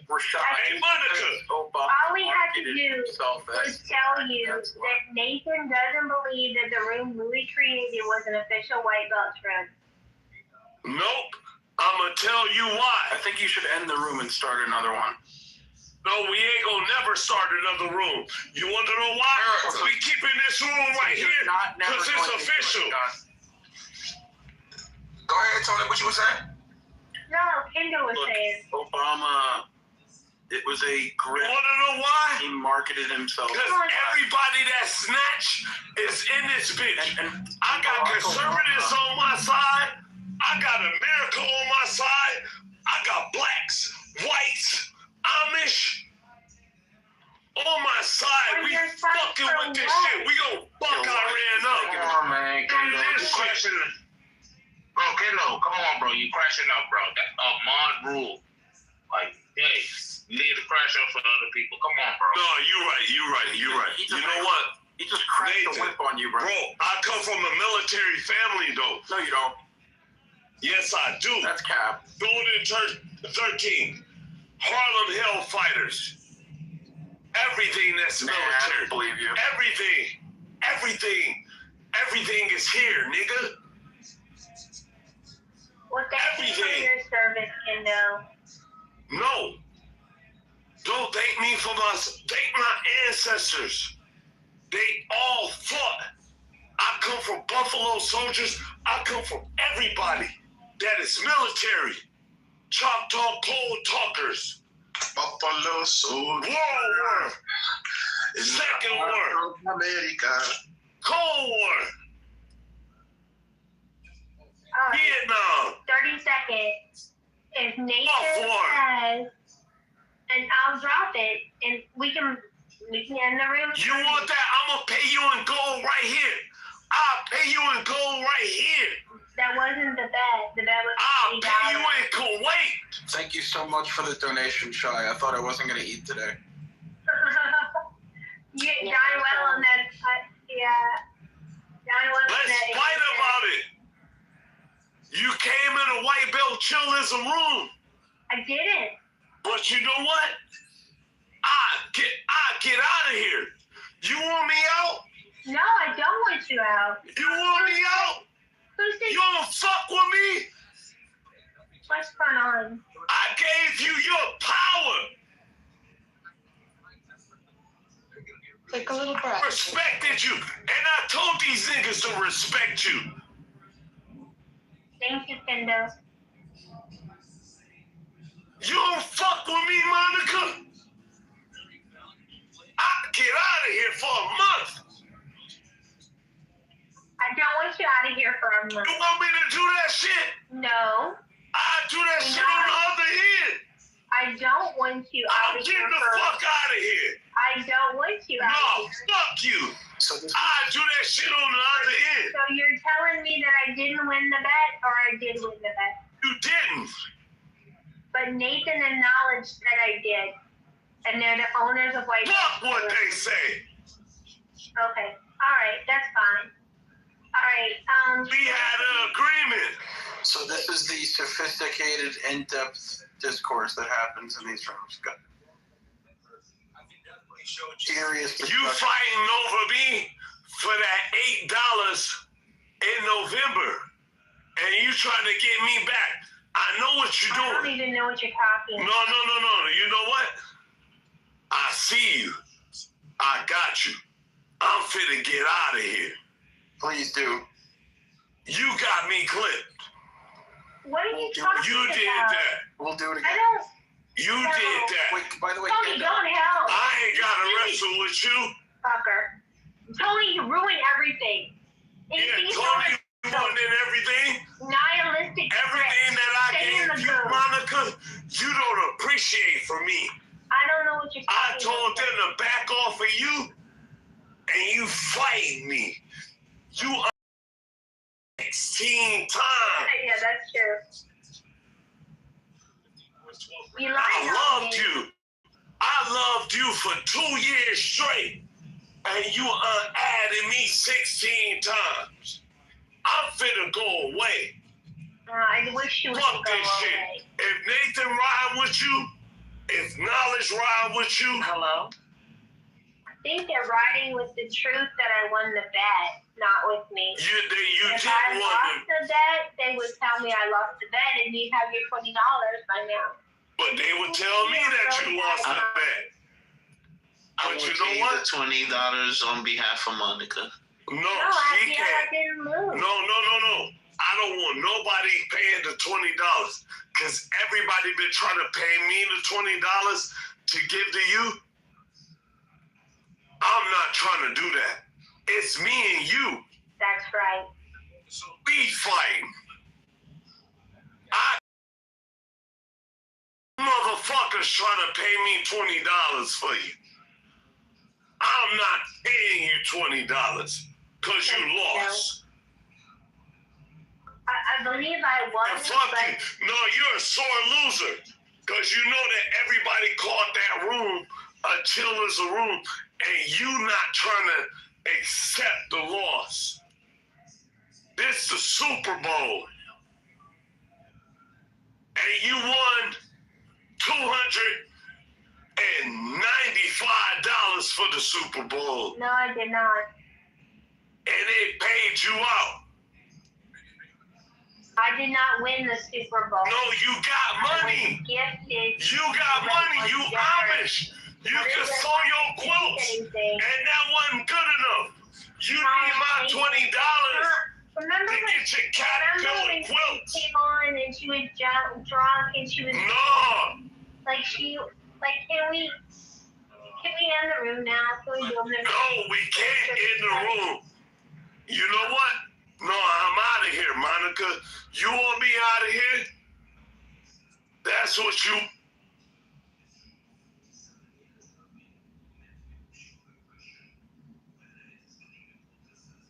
On women crime, but I'm gonna look up the statistics to see first before I just made this thing. You're probably right. So the women just don't get the cops called on them as much. Go ahead, Naya. You want to speak on the title? Hi, y'all. Oh, I was just saying, like, I think girl code is stronger. I think it's stronger because it was something that we was taught from our moms as little girls. Like, I don't know if y'all ever taught the same thing, but I was like, if a girl messed up her clothes, pull her to the side. If she a little musty, pull her to the side. We could be in a club in the bathroom, somebody need a pad or a tampon. If we got it, usually we have them, whether we're on our cycles or not, to give to somebody who may need it. We make sure girls get home safe. I just feel like it's a thing that is kind of hard to break from because we have been conditioned to operate like this amongst women and young girls since we were young girls. So I do think girl code is strong. I gotta push back on that. My pushback on that. I gotta push back on that for the simple fact that I know me and my bro, it's just certain things that we just know is law, and it might be unspoken. Like I'm not looking at your woman if she walk in a room. I'm not looking at her ass, because she's off limits. Certain shit like that. It's just certain shit with the bro. You just don't do. And it's like right or wrong, we on the same team. So like I could get into a fight with my physical fight with my brother. I've slapped with my closest friends, a few in public, and we gotten it on. But it's like minutes after we was right back to like I would shoot somebody for you. So I would say the bro code runs a little deeper because it's based off of loyalty and not like trauma bonding or it's based on loyalty. It's the code that we stick by no matter what go on.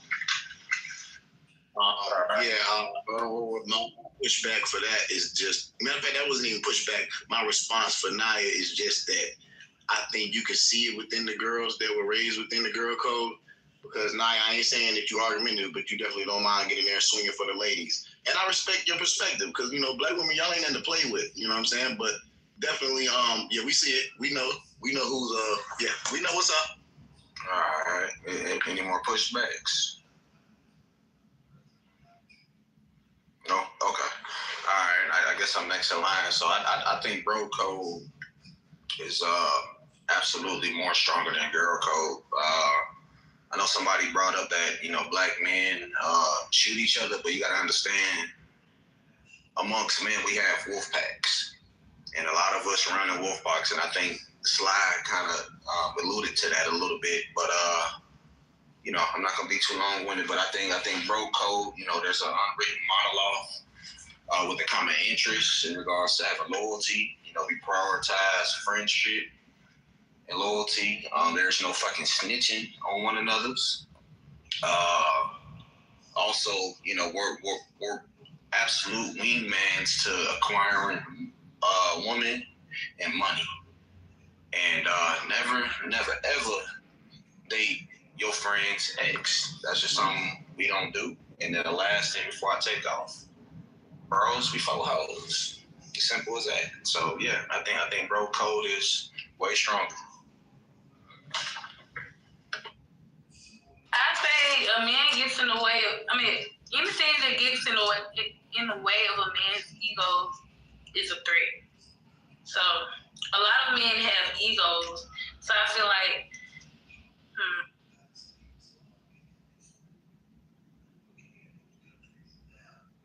Wait, were you done talking? No more push. that's just kind of iffy to what he was saying because, like, if you think about it, even within those wolf packs, it's surrounded by a lot of ego, and a man with a bruised ego is dangerous, right? Yeah, that's what I said.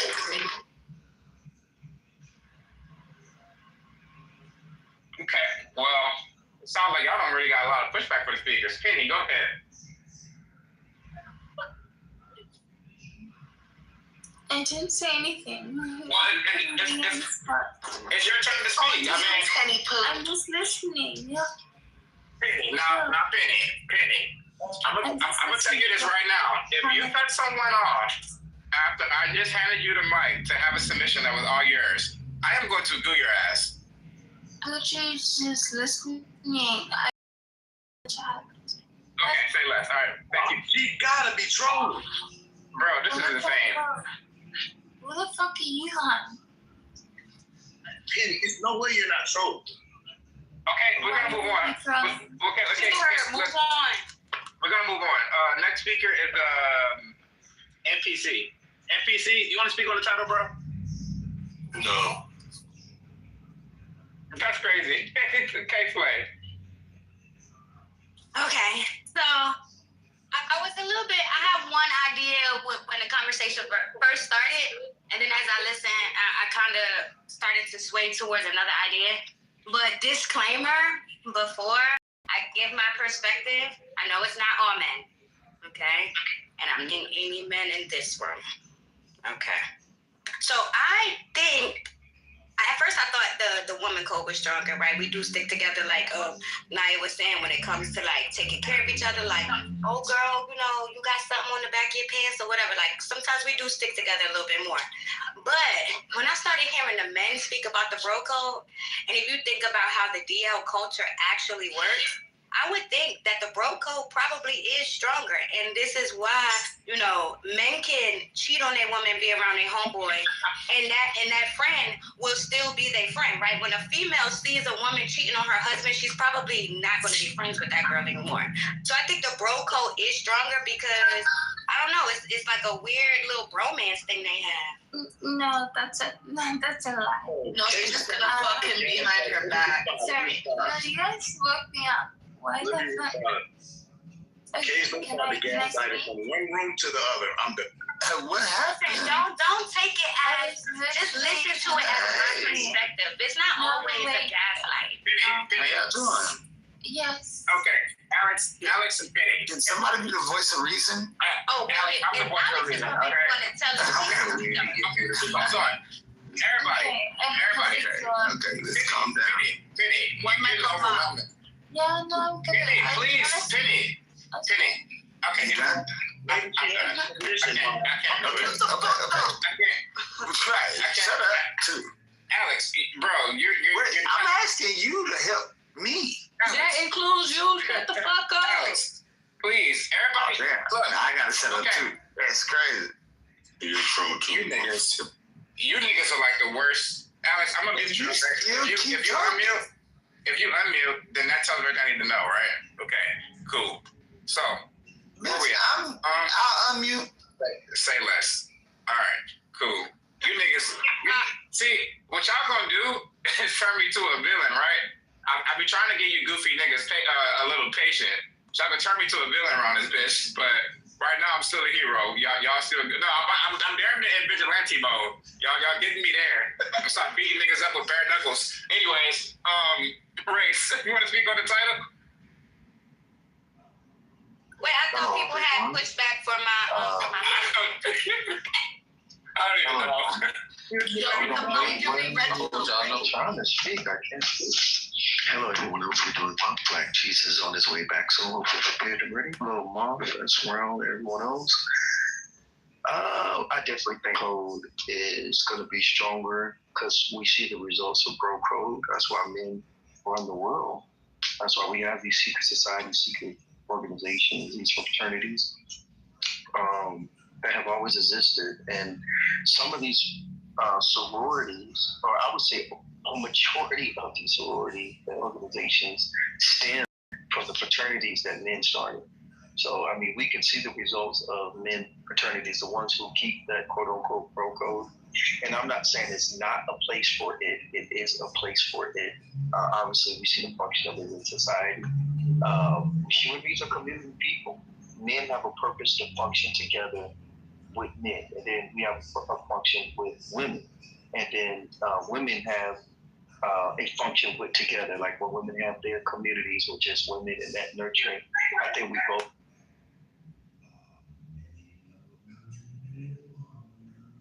Yeah, bro code definitely stronger.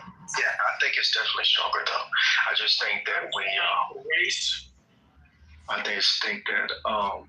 they both have their pros and cons, but if you're saying which one is stronger, I mean, it's obvious that bro code for men is stronger. For the men who practice it, I'm not trying to say that all men practice bro code and they're on point with bro code. I'm not going to say that. A lot of men aren't. A lot of men lack mentorship, leadership, discipline, and structure. A lot of men resent quote unquote community and male leadership because a lot of dudes just want to do things on their own. I don't know what that means. I'm not necessarily sure about it, but there's nothing wrong with community. With the right people, of course, and for the right reason. You guys are alpha communal. My response to race is that historically and globally, the patriarchy had a strong bro code, but I don't think if we're talking the black male demographic, I think bro code is much weaker. I can agree with that. Well, in the modern history, yeah, exactly. Naya, did you have pushback? I wanted to hear it. Oh no, not really. I just don't agree. I can't agree that bro code is stronger because it's like y'all really don't have a code. While y'all may not fuck each other ex-girlfriend and shit like that, y'all fuck the women who they slept with before. Like that happens in some circles with girls, but that's not really a common thing. We don't fuck with the flings. That's not what we do. Like we don't really get down like that. You know, y'all talk down on each other. Some women do it too. But for the most part, it's a common joke about how men will low-key bully their fucking friends, and it's a hee-hee-ha-ha. And as a grown-ass woman, I don't play that with women.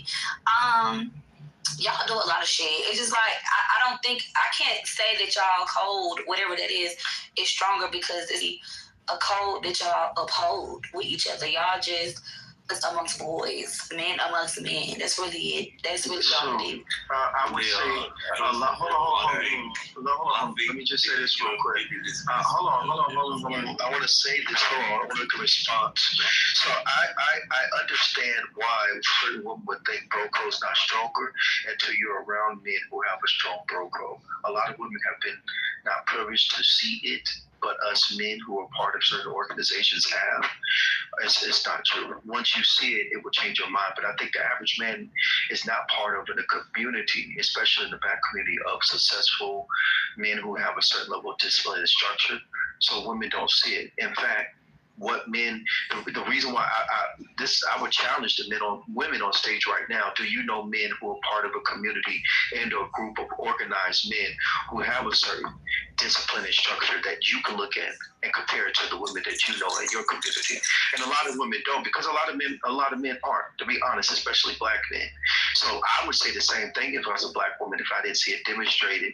But if you are a part of the 100 Black Men Society or any other group and or affiliation to see structured black men who work effortlessly together, and we could be vulnerable, we could be upset, and we get things done.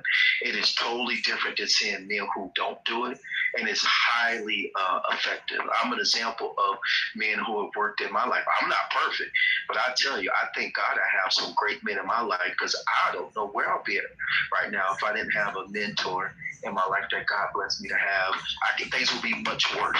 I'll tell you that. Would you think that applies to you as well? Because if you think that since we don't see it, that we don't know what it is to say what's stronger, then wouldn't you say that applies to you as well? No, because we run the world, y'all don't. That's why we're the ones that run the world. That's why we went to Venezuela and took that dude out of his chair. So that's what is girl code? Since you know that you're stronger, what's girl code? So a girl code from a male's perspective is the natural, what do you call it, feminine, nurturing. What you guys do, what we see that you guys do, you're feminine, you're nurture, guys gather together, you give that emotional support. I'm not saying being a woman, that's not girl code. But that's what you guys do in your community. You don't know what girl code is. Yeah, it's not. And so it's what's most effective. So what I'm saying, I appreciate your girl code. From what we see from the outside in. You're saying what's stronger. If we're going to measure it by results, it's who runs the world. We run the world. So if you're saying that yours is stronger, then where are the results that demonstrate that yours is stronger and more practical in society? That's what I'm saying. Like, war is inevitable. People are going to die. We as men, when we join with other men, powerful and more disciplined than us, we become better men, and we become more efficient, and we get more things done. And then that's why we have the military that we have, because it's ran by men who, whatever you want to say, they keep this country free and they get the job done. You don't have to agree. But the reason why we have what we have is one of the reasons why, because we have this awesome military that is structured and ran by men. 6 people just died with this current war. They took it was a whole bunch of men. So I understand what you're saying. So if we talk about real results and we talk about bro code and what happens in those circles of influence and organization, and we're talking about all certain levels from the low class to the high class, the men are getting more results because we have to.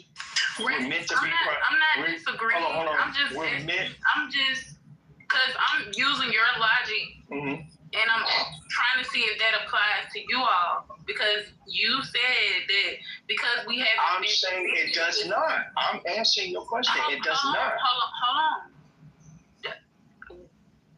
All right, let me just. I understand what you're saying. I'm just answering your question. I'm not saying it's not important. I'm not saying it doesn't have value, because we both have value in our own gender-specific communities. They're very important that women have their women communities and have their time, because the way you guys understand each other is not the same how we understand you. We have a different dynamic, and men need to be around other men, especially if we're trying to do better and be better. You're not answering the question, though. I think you just replying, because if to your logic, because basically you said that we don't know what bro code is because we haven't seen it. So wouldn't that apply to you, right? No, I'm saying no. I actually have seen women groups before, to be honest. I've seen it. And I've seen women, quote unquote, nurture each other and do some of the things I'm talking about. I think they're amazing. I think they're invaluable. I'm just saying that I don't think they're more powerful. That we didn't see bro code before? I asked the question, and I said a lot of you have it. And then I'm going by my own experience that a lot of us men are not even a part, especially in the Black community. We don't have mentors. A lot of us don't. A lot of us are not a part of groups. And that's unfortunate, but it's the truth. And I'm trying to tell you a way to judge a man's discipline and structure and his character is to see the part of the group. Yeah, to see a group of men that he's around. I've been trying to get in the queue. Okay, go ahead. Sorry about that. Hold on. Wait, one mic on boss. There's not a on new speakers to be a little patient and go with the flow of the conversation. Everybody, just hold on a second. We will get to everybody. Race and Yas, when y'all done with y'all dialogue, I don't want to I want to intrude. Yeah, I ain't disagreeing with you, Race. I just wanted to know, but would you use your logic against y'all? No, I believe in bias. I believe in bias, and I don't think things supposed to. Jesus is fair, and bias is for a reason. We're not the same. We are similar. We're almost the same, but we have differences, and that is okay. I'm not going to use the standards I have for men for women. I don't think you should be more accountable or as accountable as us. We don't have to think the same, and I don't even think in this situation that it devalues by which one is more powerful or stronger, because they both have their necessities or reasons to be. I can't think of the word. Bro code or woman code, as you say. They're both. They both have their. I can't think of the word. They're both invaluable and they're both necessary. Okay, and I don't think. I don't know if the question is the best question to ask, because women definitely need that time to organize and be with other women, and men do too. I think for a healthier society, we both need that time with each other, right? But if you're saying which one is more effective and gets the job done, and we're trying to measure results, we're definitely going to say men, because we're meant to be the providers, leaders, protectors, the wars, and go die for your troops and do all this other. That's what we're meant to do. If we're going to try to measure it, if we're not trying to measure it, and we're just trying to say they're both important, they're both important. You know, it's very difficult to measure both because they're both needed. Is my point. Is my goal. Hold on, y'all. Because wait, by your own logic, you already proved the point that minorities. I'm talking to you. Don't come tell me, hold on. Is my company to shut up? Here, shut up. No, go ahead. Yes, go ahead. You the north side, you go after her. Anyway. Y'all been going for how long? I'm sorry about that. I apologize. Go ahead and reply. Yeah. Go ahead. Allowing it and egging it on. Okay, so Ray, you not describing bro code or girl code. Only thing you're stating that's equating to bro code or girl code is being a man or woman. You listed qualities like nurturing, or you listed women qualities and men qualities. You said nothing about mentoring each other. I did say mentoring. I said that. I'm the one that introduced the word to the conversation. I've literally been saying that the whole entire time. I said mentor, provider, leader. I said structure, discipline. No, y'all hear me. Hold on. All right. Hold on, guys. Give me a second. Let me just have Northside and Smarell respond to this, because it's kind of. I mean, he's cutting you off, and it's kind of like y'all just cutting each other off and just making long submissions. So let's just get Smarell and Northside to get their submissions towards the racist side. Come on, you want to go first? Go ahead, beloved. All right, all I was going to say is related to Naya's submission, and it's related to racist submission. Because race, you basically just cooked yourself. You admitted that the numbers you were speaking about was a super minority of secret society. So why are we even doing this? So by you admitting that, that also means that in large, girl code is practiced more prevalent, especially amongst mainstream, especially amongst the black demographic. Yes, he already conceded to that. I don't know why you're still cooking. He already conceded that amongst our demographic, y'all's code is stronger. So he's arguing globally. So you're arguing a muteless point. Yes, that's what I was trying to get in there. But he already conceded. And Race, you already conceded to Naya as well by admitting that it was a super minority of secret society people that actually practice a strong version of that code, while the girls actually practice it extremely strong on a very high mainstream level. I'm done. But I wasn't saying that though. I'm talking about the military. Let me clarify if I wasn't being clear. I'm trying to speak as an organization, as like the military. The military is ran by men.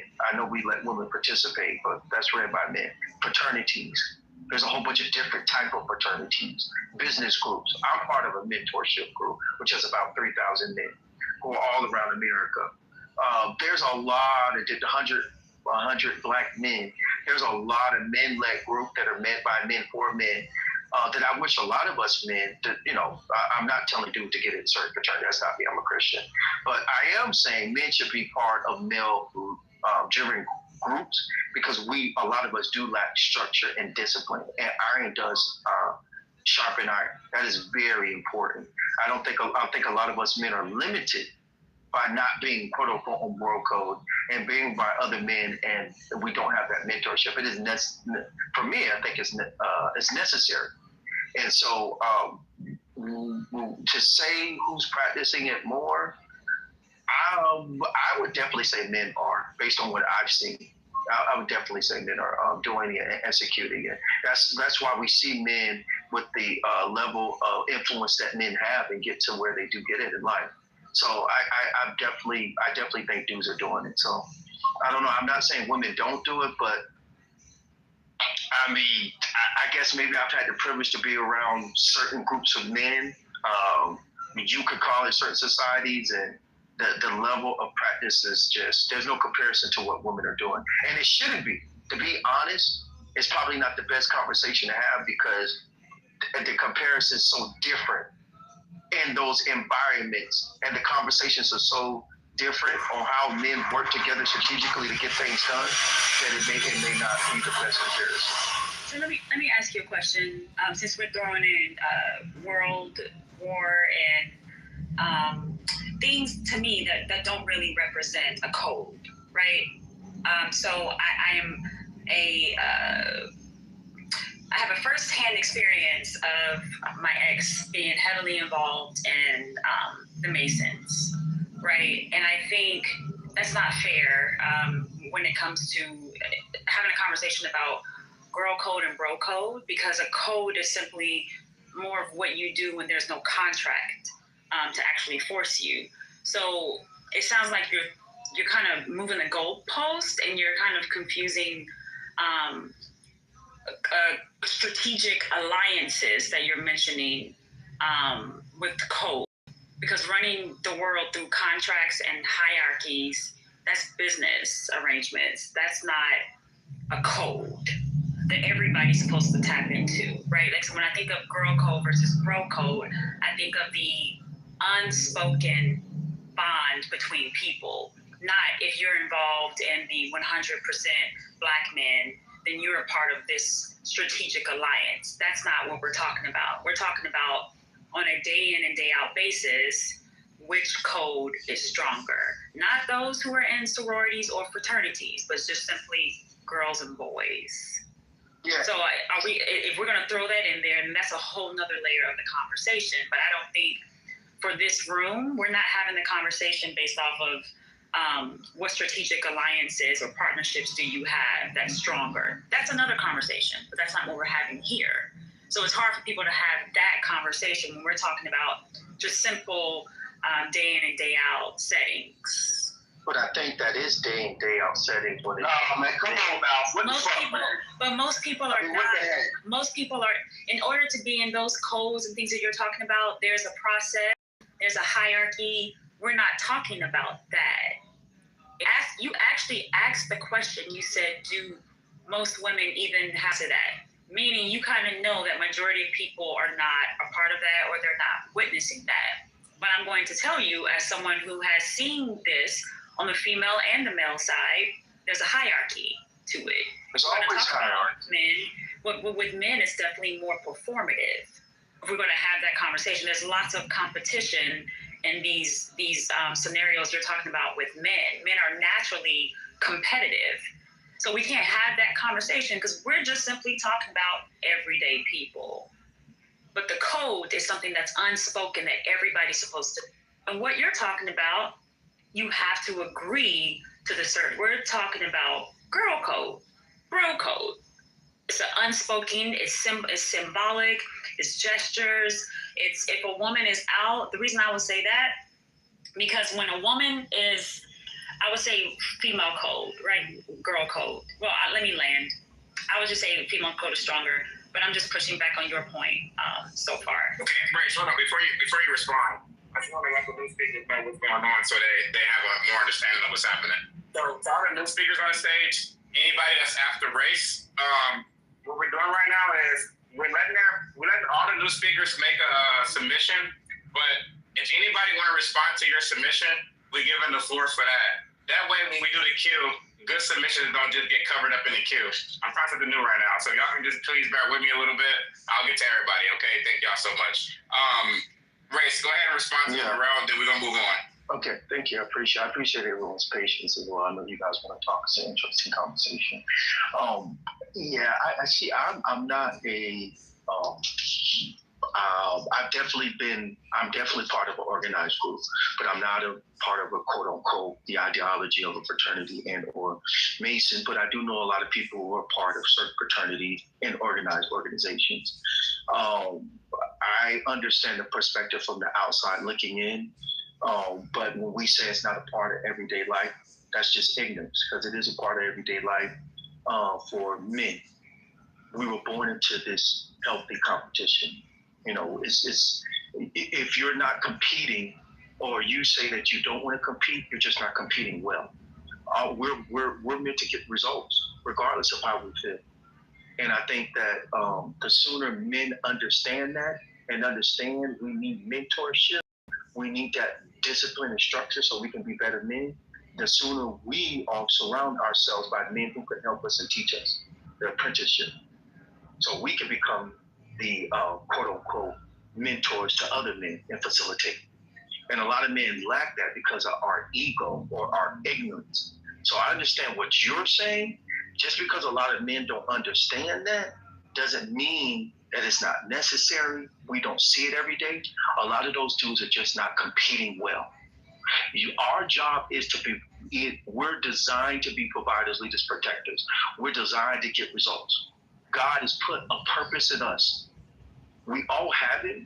A lot of us men just don't want to have the purpose. So what you see every day as a woman, as a nurturer who has the option to work or not, someone can take care of you. You're saying that you think that it's stronger because you see so many men that opt out of their purpose. But for men who are purpose-driven, we got to have mentors. We got to go through this apprenticeship. And yes, we typically are going to be organized and working with other men to get to that goal, regardless if it's a fraternity. Regardless if it's some type of so or so forth. But I just think because so many women that don't have the privilege. I think so many women. I can't finish my point. So I think this drunk person this drunk. Be quiet. Get this drunk person off the stage. This is ridiculous. You are long face. Okay. This is big long-winded. Okay, all right. But those are my thoughts. All right, thank you. Everybody, hold on. Let's go ahead, Dora. Judge Dora, her name is. She's the best.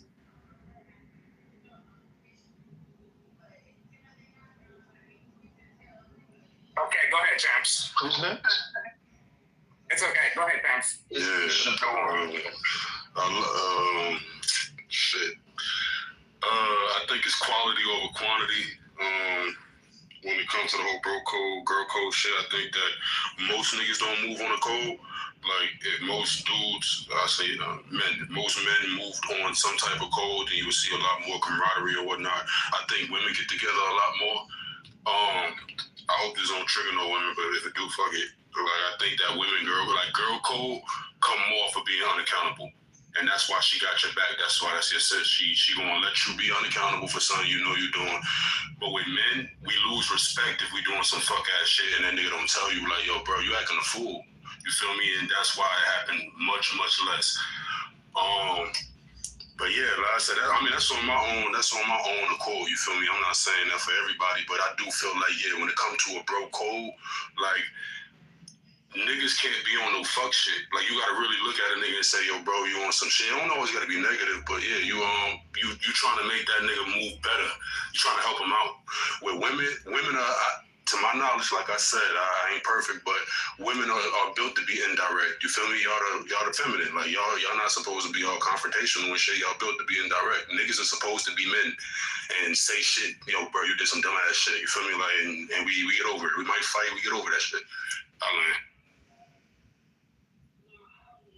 I I really don't understand the whole accountability thing because for the most part, a lot of us been having the same friends for years now. Like a lot of us grew up with these girls either from grade school or college, right?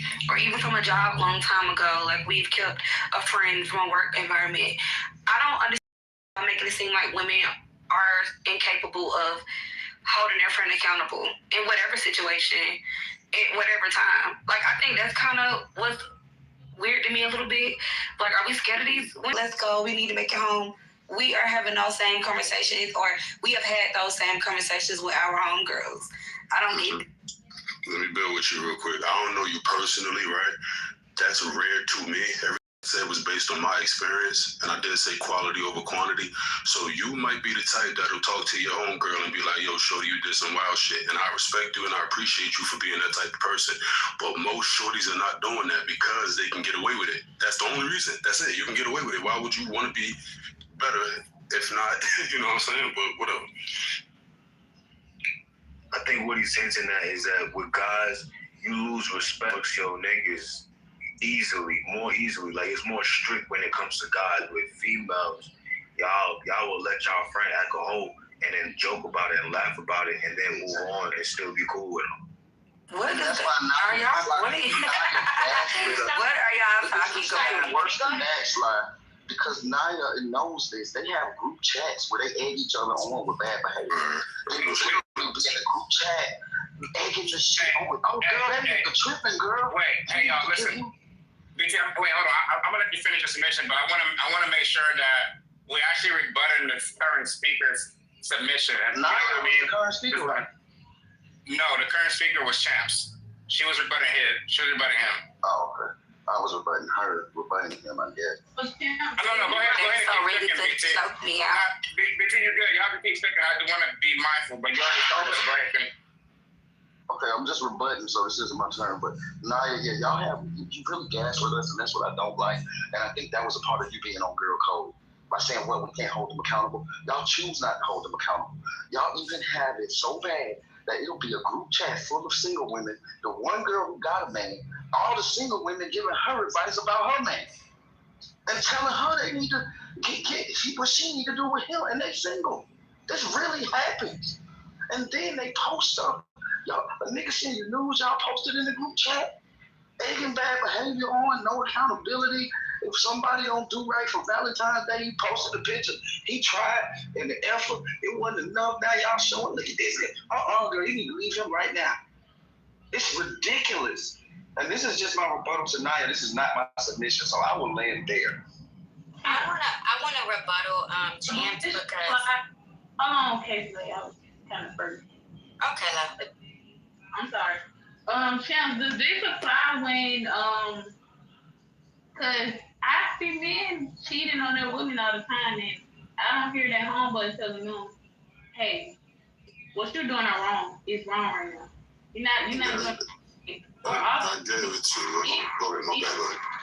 Men be friends with men who aren't stepping up for their children. So does this apply as well?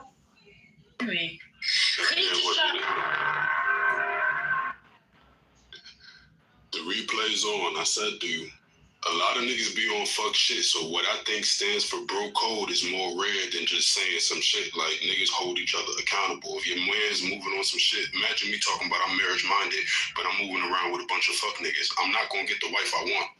That's just common sense. So yeah, a lot of people like I said, it's easier for people. If nobody holding you to a certain standard, a lot of people in the mirror not giving a fuck about being better. There's only a certain few people that's like, yo, there's more to be out here. And that's what I mean. I hear you. I hear everything you're saying, and I receive it. And I just understand, like, niggas are on some fuck shit. But the people I'm trying to be around are not trying to move like that, yeah.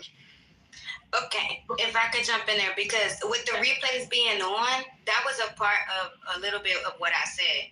I think there's certain groups that move certain ways. And the reason that I said, that the bro code can be stronger than the woman's code is because when a man cheats and he's around his boys, the men don't hold him accountable. but women will be around women that do something they don't agree with. And just because she doesn't have a conversation with that woman about it, doesn't mean that she's going to continue the friendship or continue to be around this woman. I don't know why cheating is the standard. That's crazy. It's not necessarily a standard, but I'm using it as somewhat more of an example. Because to me, sometimes when it comes to relationships and people cheating, if the person is married, right, and let's say, for example, my homegirl's married, and I'm a woman that's hanging around her because I want to surround myself, like he just said, you know, being around the people you want to be like, right? If I want to be married and I'm hanging around married women that are cheating, then that does not, like, go with my overall goal. So I think on both sides, maybe that's what he's the first time hearing it from a man, but that is why I think that the bro code is stronger. I agree with what you're saying. I think it's somewhat of the opposite, or it could be the same on both sides, that when people see people not doing what they agree with, they just, you know, exit stage left. Are we talking about who breaks it more? On that makes sense, bro?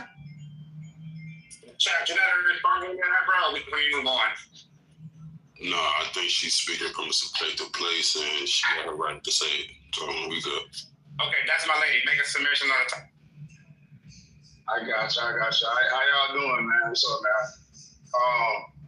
The first thing, what I'm most compelled to, what's up, Yaz? What I'm most compelled to respond to is what I heard when I came in here. I heard somebody reference that somebody said that black men shoot each other. Every time I hear this point, I always bring this up.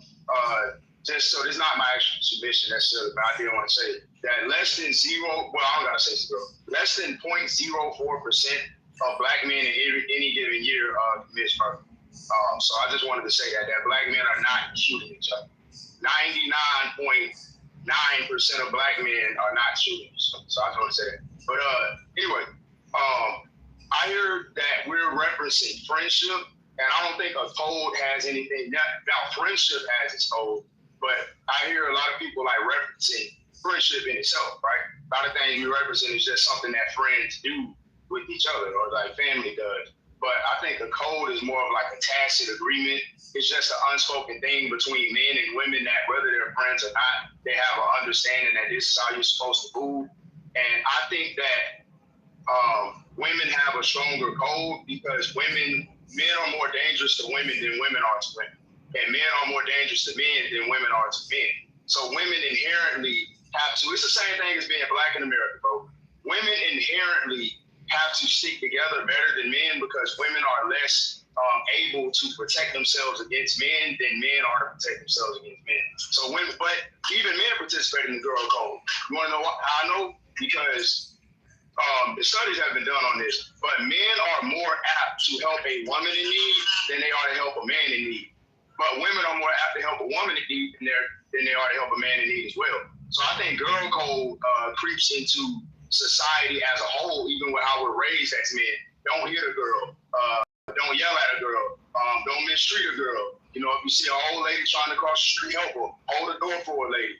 Right? I think that girl code is woven into society. So that's why I think it's more powerful because they found a way. They found a way to where when you're a little boy, your mama tell you, you can't hit a woman, you can't yell at a woman, you gotta hold the door, you gotta treat her right, you gotta pay for the date, you gotta take her out and treat her nice, blah blah blah. Like, you know what I'm saying? So in a more joking way, I'm saying that, but more seriously, I do think that women protect each other better than men protect each other. I mean the stats are there. Men harm each other way more than women harm each other. So I think right there, wrong. Oh, I gotta disagree for this. This nigga just saying stuff like what that was. He's a male pygmy. He's a male pygmy. You should be ashamed of yourself. Go ahead. No, I'm only pushing back for the simple fact that women will be friends with girls that they don't like.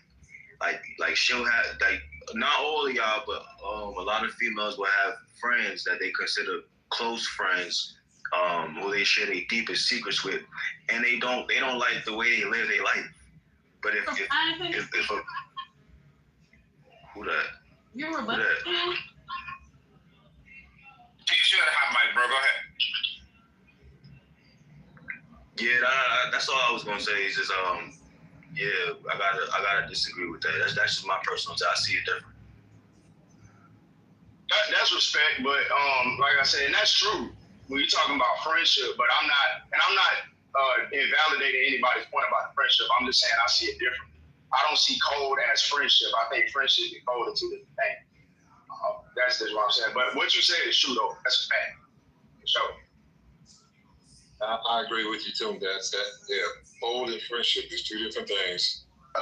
Hang up. No, it's not. No, it's not. Yes, it is. They do not mix for real. Because girls will sit there. Oh, she is wonderful. She is so lovely. And so she leaves. She go, oh, you're such a slut. That is a fucking orange, you know. And guys will say the same thing to him. Guys will say the same thing. Guys will sit there and go, oh, that's my mate. He's cool as hell, man. He's in hell with that wife. He gotta go home. He's there. He's getting his ass whipped. That's a whip. So let me get in there. My thing is, it's I ain't gonna let nobody who's under behind me now. Come on now. Wait, Very long everybody, let me get in here. Hold on. I got everybody real quick. Y'all gotta keep in mind that right now we're doing a new style of the queue, right?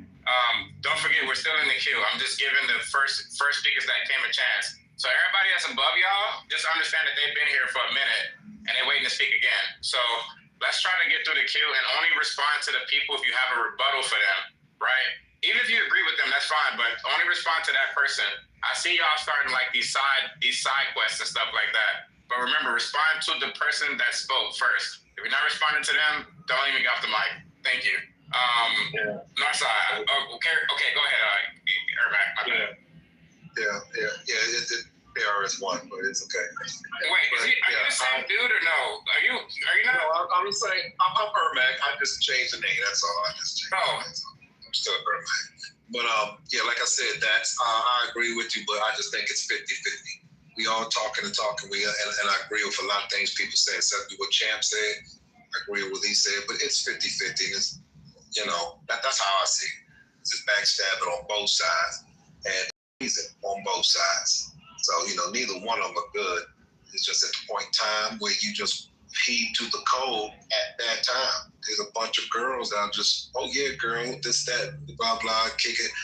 And then there's those girls like, shit, I wouldn't do this. And then she's like I said earlier, for those who just came, it's girls that group up with their girlfriends in a relationship. And she turned around and want to fuck her girlfriend's boyfriend, her man. So fuck all the cold girls because she's happy.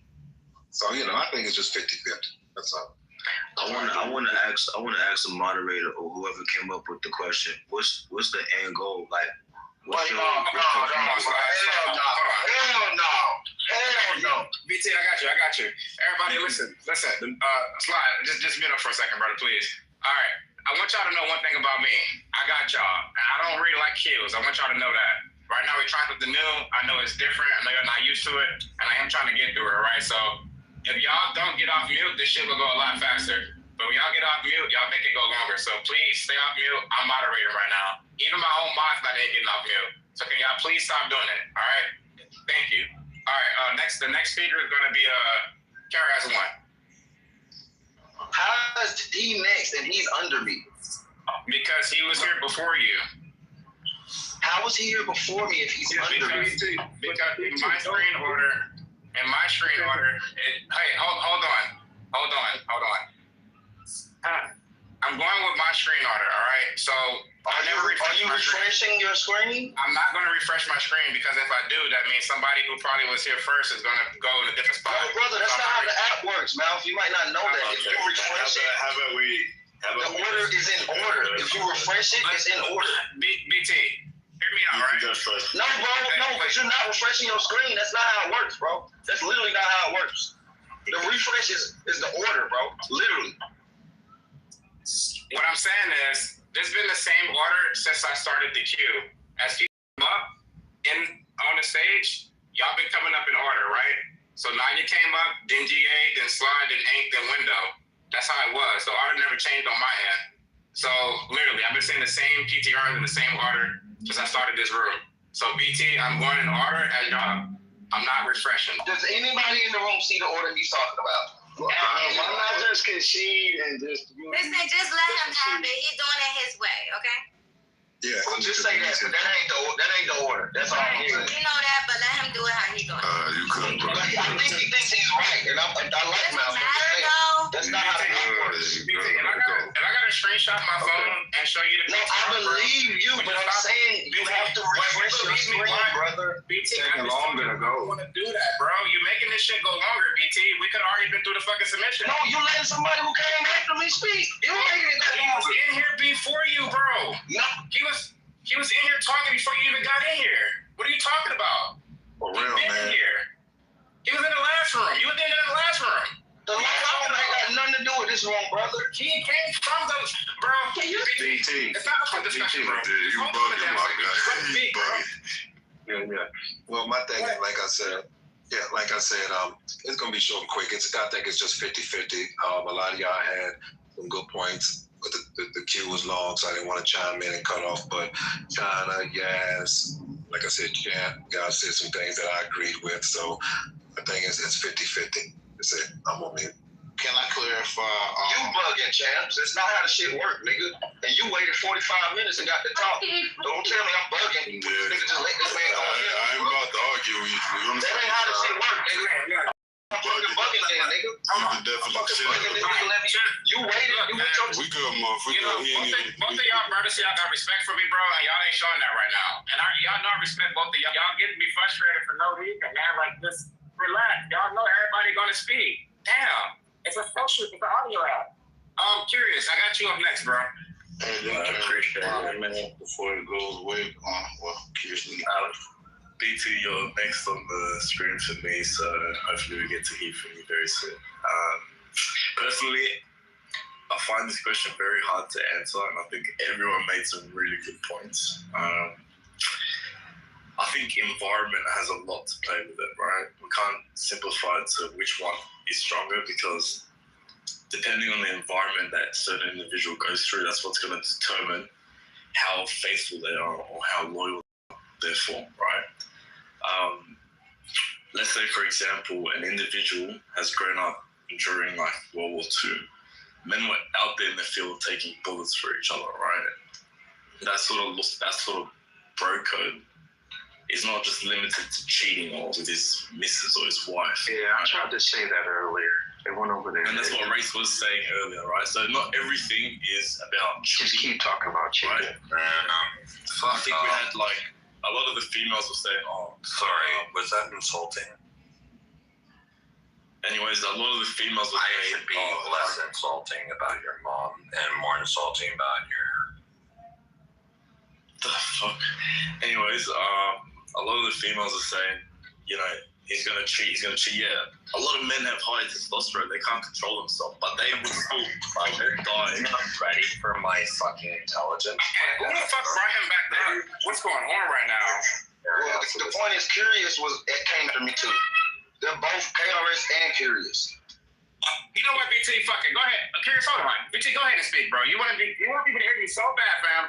No, I don't. I've been listening and waiting. Go ahead, BT. Curious ain't done. No, it's his turn. BT said what the fuck you gonna say, bro? I got the screen. No. All these people, all the people who came after me, you're letting them go first, bro. You're letting them go first. It's on you. BT, it's on you. You was in the same fucking way, so don't gaslight me like I'm tripping. All these niggas you let speak are after me, bro. BT, let's move on. It's on you, bro. Okay. No, let him land now. Let the nigga land. BT, either go, bro, or get out the room, respectfully. Curious, please mute up. Let BT go. Go ahead, BT. Go ahead, Curious, bro. I think it was really emotional there, guys. Let's forgive him, all right? Let me simplify it in the best way, okay? Because I lost my train of thought. It's not limited to people cheating on each other, because bro code could mean you dying for your bro, or it could mean you dying for your sister, right? So don't limit it to just cheating. That's number one. Champs made some really good points about qualitative and quantitative data, right? What's out there in the world right now, women in general have a high quantity of being there for each other, or like, you know, saying, well, someone keeps talking over me, I can't hear myself, but yeah, a lot of women out there are able to, you know, not cheat with like their girlfriends boyfriend or whatnot. But a lot of men out there, when they do have that bro code in place, it's really like of a high quality material. They will do anything for their bro. They'll die, they'll give them money, they'll do anything, right?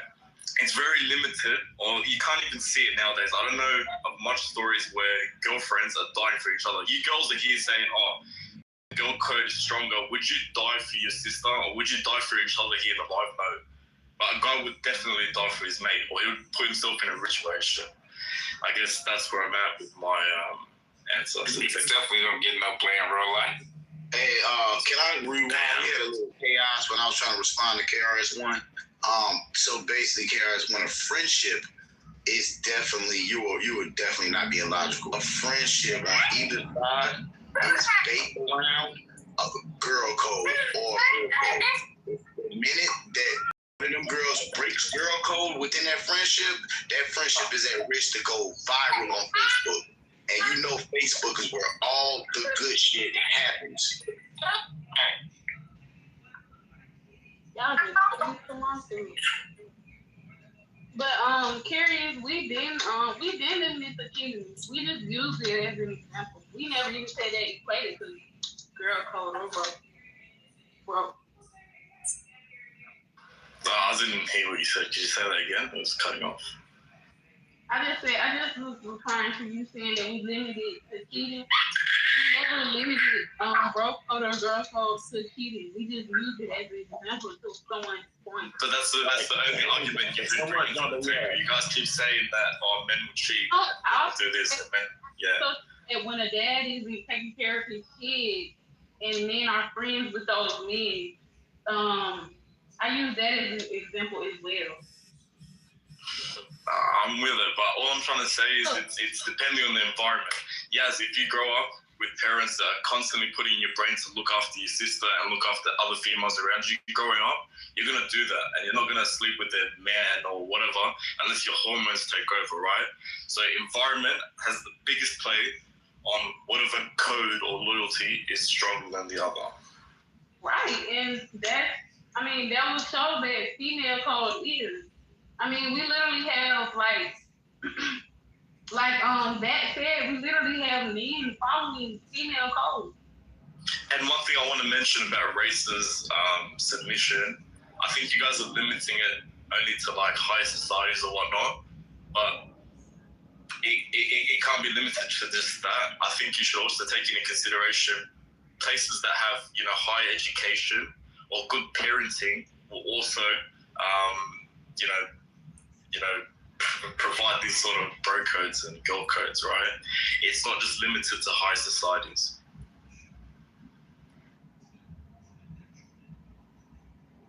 Well, I mean, high society, right? Is it popcorn? Oh, it's not popcorn. Okay, cool. Okay, man. You know what? Fuck this. I'm just gonna do a cue for the new speakers to get through this queue and go popcorn style because I can't. I just can't. Y'all killing me right now. If y'all have, let me not even give a lecture. Go ahead. We got GA, Sly, Hank, Franklin, Darling, Peace. Y'all fit.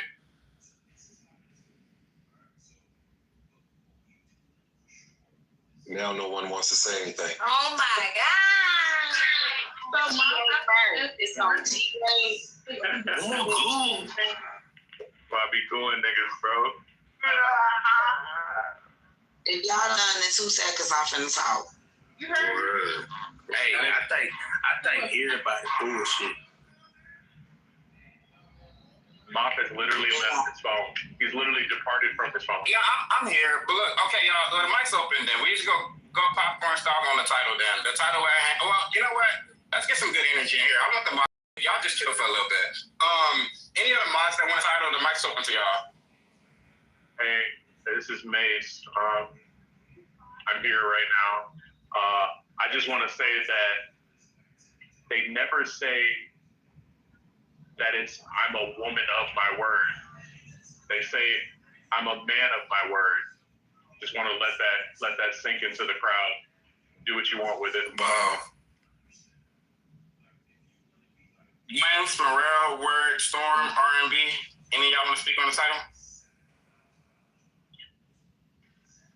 I got a question for this. Thinking about it, I really am.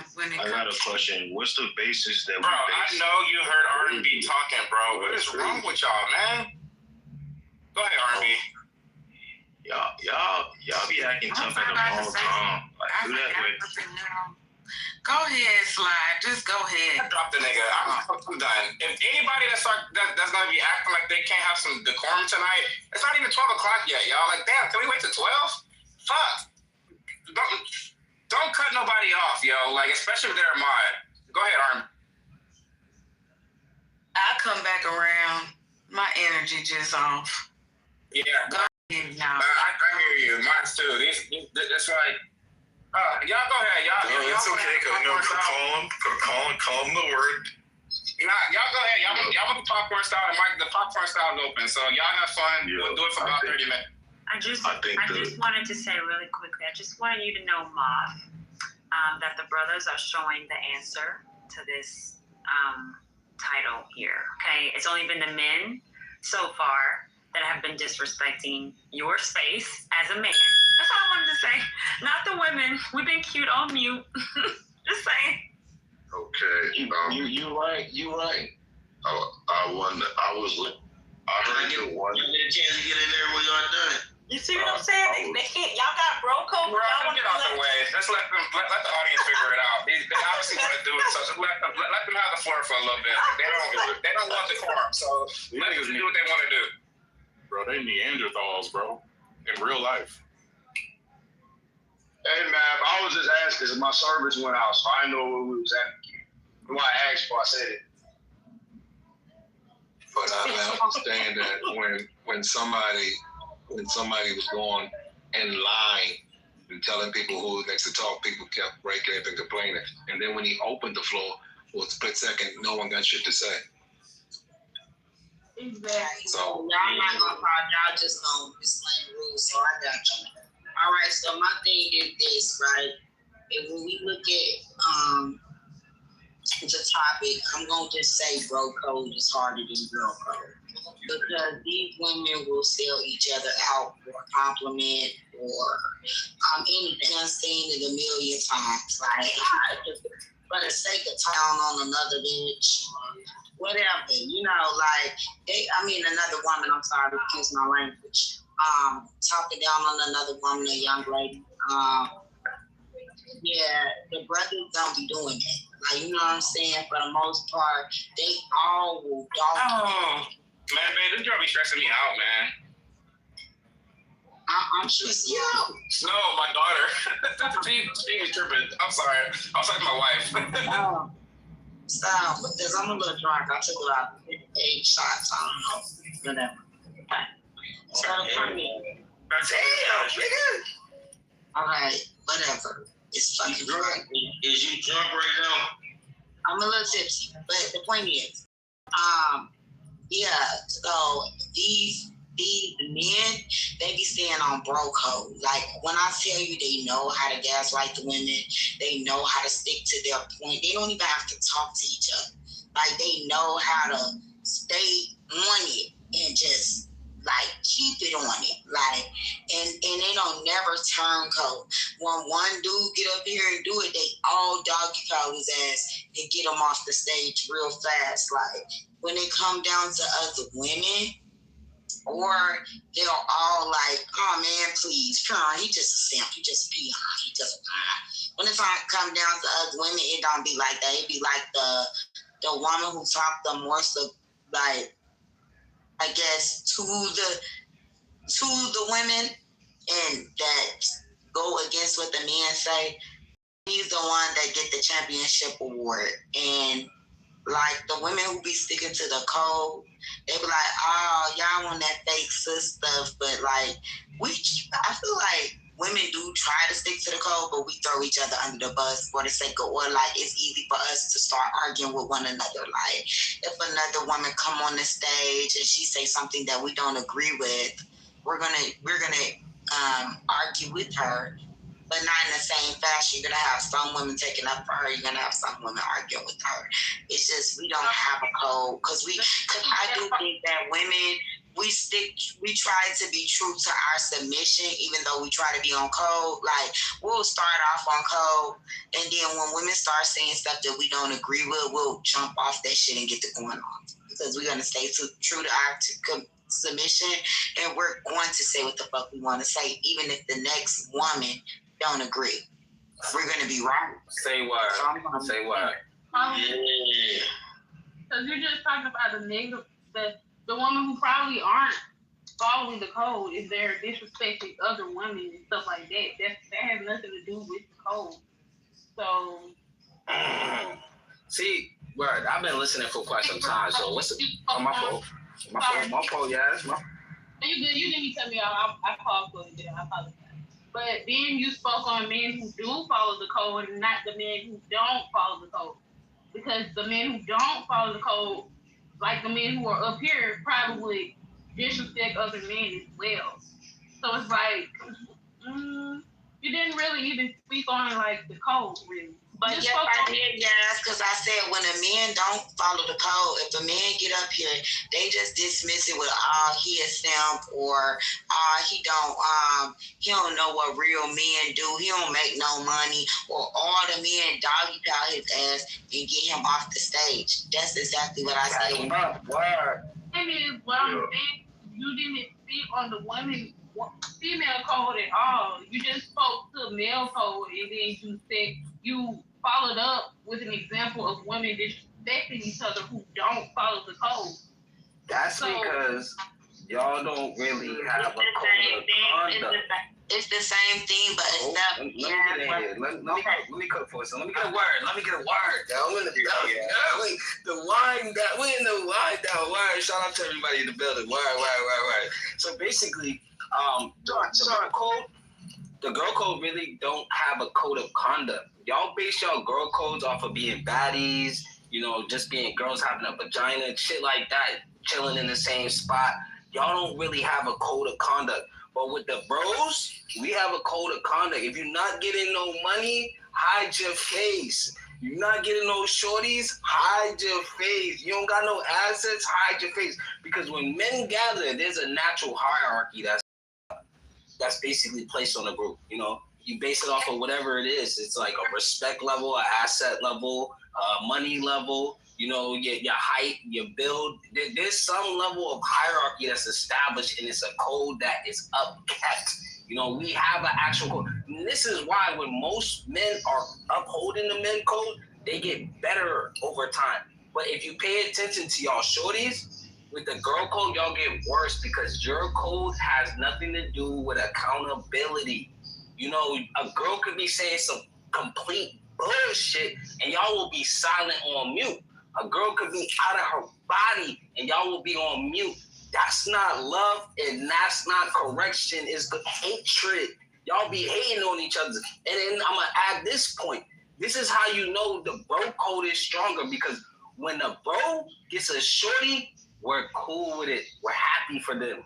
When y'all get a man, y'all start hating on that sister and start ostracizing the sister, packing her ass up. And I'm going to end with this one. You ever notice when the shorties go on vacation, they come back with one less friend in the group?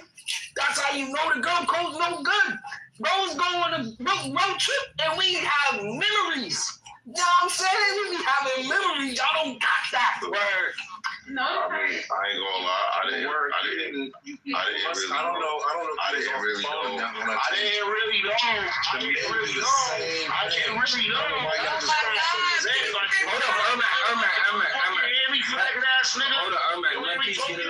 Let me get this shit off. Let me the fuck off, nigga. Oh, okay. I didn't hear it. I hear a lot of static. So as I was saying before, I was really interrupted by a guy that I'm following the bro code with, right? Anyhow, man, this shit all bullshit, man. This shit is all bullshit. There's no way that we can speak about women in totality. There's no way that we can speak about women in one way and say that all women do one thing. And there's no way that we can speak about men and say that we as men all do one thing. It is different strokes for different folks, and we understand that. There are some women that are solid people. There are some men that are solid people. There are some women that are not solid people. There are some men that are not solid people. We do not all move the same. We do not all think the same. We are not a monolith. I just want to make sure that that is understood. And on top of that, I didn't even know that men was going on trips with their homeboys and shit like that. I didn't know. You know what I'm saying? But shout out to guys that do. But for the most part, I didn't know that that was something that men started doing. Yo, yeah, me and my bros, yeah, we going to Peru. You know, I didn't know. But shout out to men that do it, though. You know? And I did hear a man speak earlier what's wrong with it. I mean, you tell me what's wrong with it, you know? Your boyfriend goes on trips with men and bonds with them first class. No way. What the fuck? Let me finish, man. Let me finish. At the end of the day, the brothers all right in a sense. The bro code is gonna be a little deeper than the woman code. I believe a man was just speaking just now, and he just explained. Men will die for each other. Men literally will die for each other and put themselves in situations where they are. Literally. They'll die for each other. With that said, women are not about to die for each other. Y'all are not about to die for each other. We honestly, we love to see the first argument with women. Because before the first argument, y'all look like y'all are the best of friends that would never argue and never be rude. But once y'all start, bro, nobody can stop y'all. It's gonna be World War VI until somebody gets to it, if they could even stop y'all, you know? So, shout out to Mop and what y'all doing. But yeah, I would love to say that the bro code is a little bit more stronger than the women's code. I love how men like to. Something real quick. Yeah, go ahead. I appreciate that. I'm gonna say the bro code is a fallacy. If you've never seen a 48, these men are snitching. Once you handle them, and you pour 100. Exactly. There's a woman code. It's a fallacy as well. If these men are in jail and they got a girl, well, or vice versa, the girl locked up or whatever. You know, that girl going after that girl's man. So it is what it is, you know. They're probably giving them bad advice and everything like that. They probably want their situation. So men who are jealous of their own friends, there ain't no girl code. Like what Peace was saying, we're not a monolith. We're all different individuals. So these people sitting here saying like, yeah, you want a girl code or man code with people you don't know, that's also weird. And I also believe, too, that whole men going on trips together to, like, Peru or the Caribbean, if it ain't a golf trip, if it ain't a bachelor party, it's a little weird. I'm not even gonna lie. I'm older than. I'm sorry. You finished, YB? Oh, how old am I? Yeah, I'm 21. No, I asked, are you finished? Oh, yeah, I was done. Okay. I like this fantasy of like, oh, I'll die for my brother's keeper. We saw how that shit ended. Y'all are not dying for each other. Y'all don't even die for y'all kids. Please. Like, I want to stop like hyping it up. It's not all of that. And I'm not gonna act like it's all of that for me and my friends. I'm not dying for them tricks. I'm not dying for y'all. I don't care about all of that. I do think though, I think my point still stands. I just think that girl code is something that we have upheld since we were kids. Like, it wasn't something that we latched onto and try to make a thing be a thing, like bro code. No, we didn't have to do that. Like, girl code has always been a thing because us as women have to look out for each other for the most part. Like, I think I gave very good examples that aren't really just so like friendship based. They could be like everyday things. You could bump into a woman and like I said, she probably messed up her clothes. You have to pull it to the side, like, hey, you know, you have something in the back of your clothes. You know, like I was taught at a very young age because that's just what you do. That's girl code. I don't think that's all that it is, but I do think that's a very big part of it, being there for one another. And we are there for our friends in ways that I just don't see with men. No matter how healthy the relationships between the men are, it's just men aren't the same way with men would be with a woman, or a woman would be with another woman. Like, y'all are not as soft for y'all homeboys as we are. Y'all don't have these gentle conversations with y'all homeboys. Y'all are a lot more mean, a lot more stern. And not to say that's bad or nothing, being stern, but why y'all acting like y'all going to war about y'all friends and homeboys and brothers? Y'all are not doing that. No, y'all haven't done it. But the girl code you speaking on, y'all be lying to one another, right? So it ain't like it's a real code there technically, because you ain't telling someone really what some good information is. You really just stroking her ego with anything, right? It ain't like that. I'm sorry, you said what? Talk about girl versus bro code. They talk about which one is stronger. The conversation always focuses on like who breaks the code. Women. I mean, y'all break the code more because for some odd reason it's just y'all. She's saying that's not the point. That's not what we're talking about. Y'all, let me get in there. I know, but it's not a gender war when it comes to it. Thank you. All right. Right, what's your point? And I'm gonna let R&B get in there behind you. Thank you. No, I'm just saying, like the bro code we got, you know what I mean, it's solid. Like it's been generations. Like can't be broken because like just like this, boom. If a homie in the bro code, he do one thing to go against the bro code, bro get X'd out forever. Like gone. It's really hard to redeem yourself. I don't know about the girl code. I don't know how that structure is lined up on their end, meaning that I don't know it. Right there. I'm just keeping it real. I don't mean no harm. I don't mean no foul. No malice at all. But I'm just saying, if bro show any signs that he's not a part of the code, he get X'd out quick. It's a lot of brothers out there that have got X'd out, and they no longer looked at. For the majority of us, like, bro, you was a clown. That's why they gotta walk with their head down. They gotta walk away and be kind of isolated from the rest of the people. Now, women, y'all different. Y'all collect them all, bring them all like Pokemon. Gotta catch them all. All right, that's cool. It's this girl that has sex with 5, 6, 7 different dudes, and you still got her back. You know, I ain't knocking that. Yeah, but you can't do it on our side. Hell no, nigga. You ain't about to be out here tweaking like that, bro. Some foul shit, and we just gonna cover up for you. No.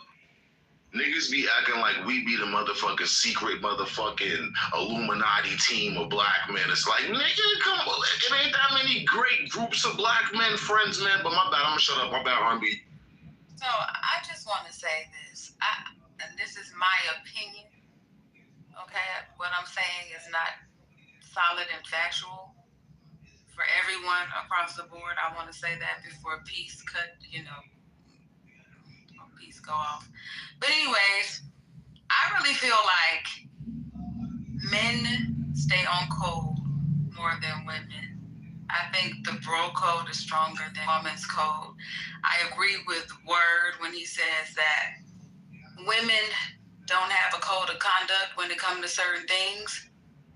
They limit their code to their friends.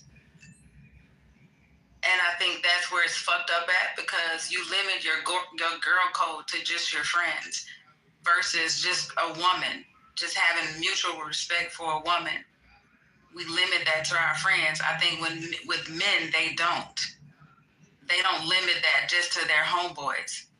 It goes across the board. For instance, like there's a certain way that a man conducts himself when he's around another man's woman. Like you'll never catch him just all in another man's woman's face, kiki kaka, like crossing those lines. Women will do that.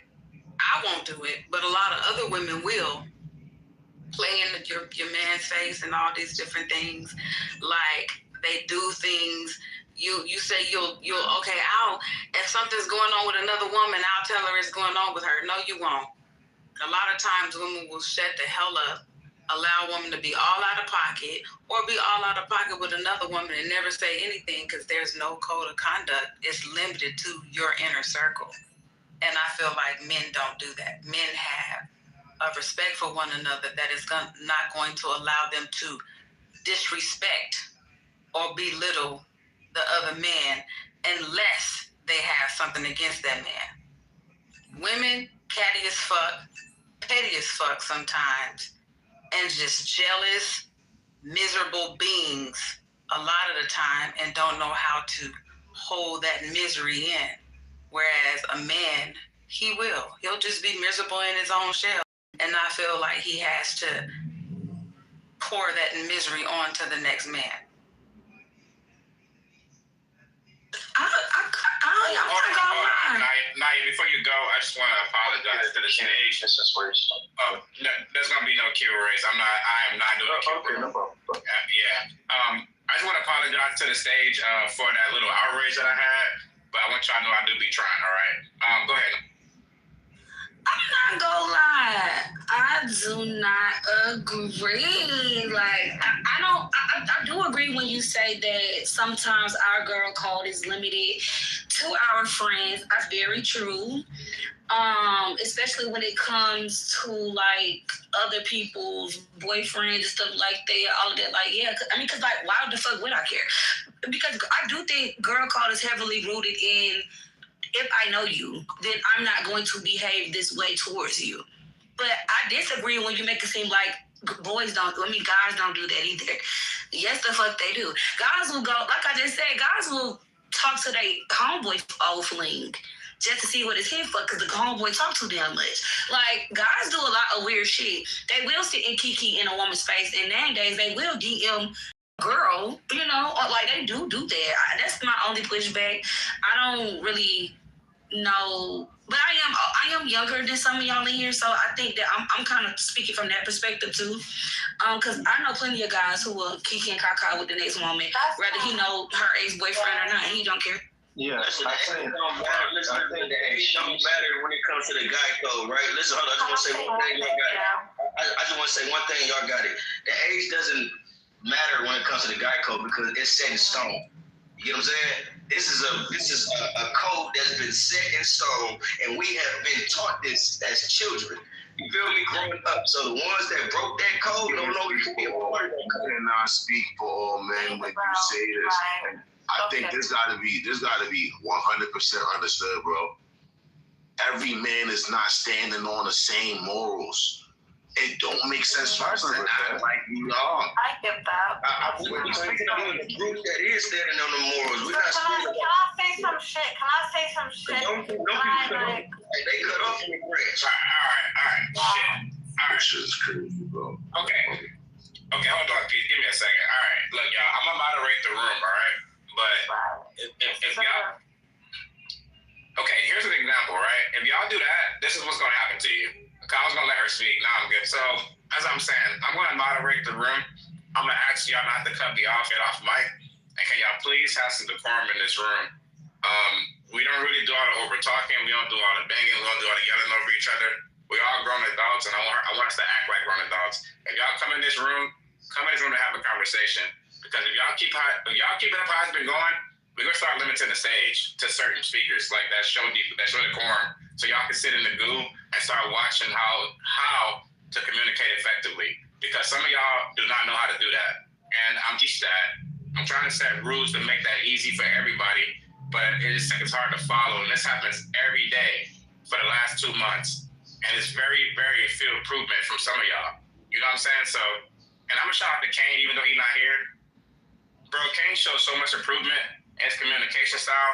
It's insane. And if Kane can do it, bro, we all can. So y'all just need to really, really just start doing a little better and picking up on social cues. That's all I really want to say. Let me do a quick little reset so we can get back on the title. Actually, I like your resets. Can you do one? Son, you know I got you, my boy. What's the word? We are in the wind down. We in the wind down tonight. Everybody, I want y'all to kick y'all feet up, roll something up, know what I'm saying? Crack that cigar, and enjoy the conversation. Shout out to Moth, shout out to Smarell, shout out to Storm, shout out to Gwen and R&B.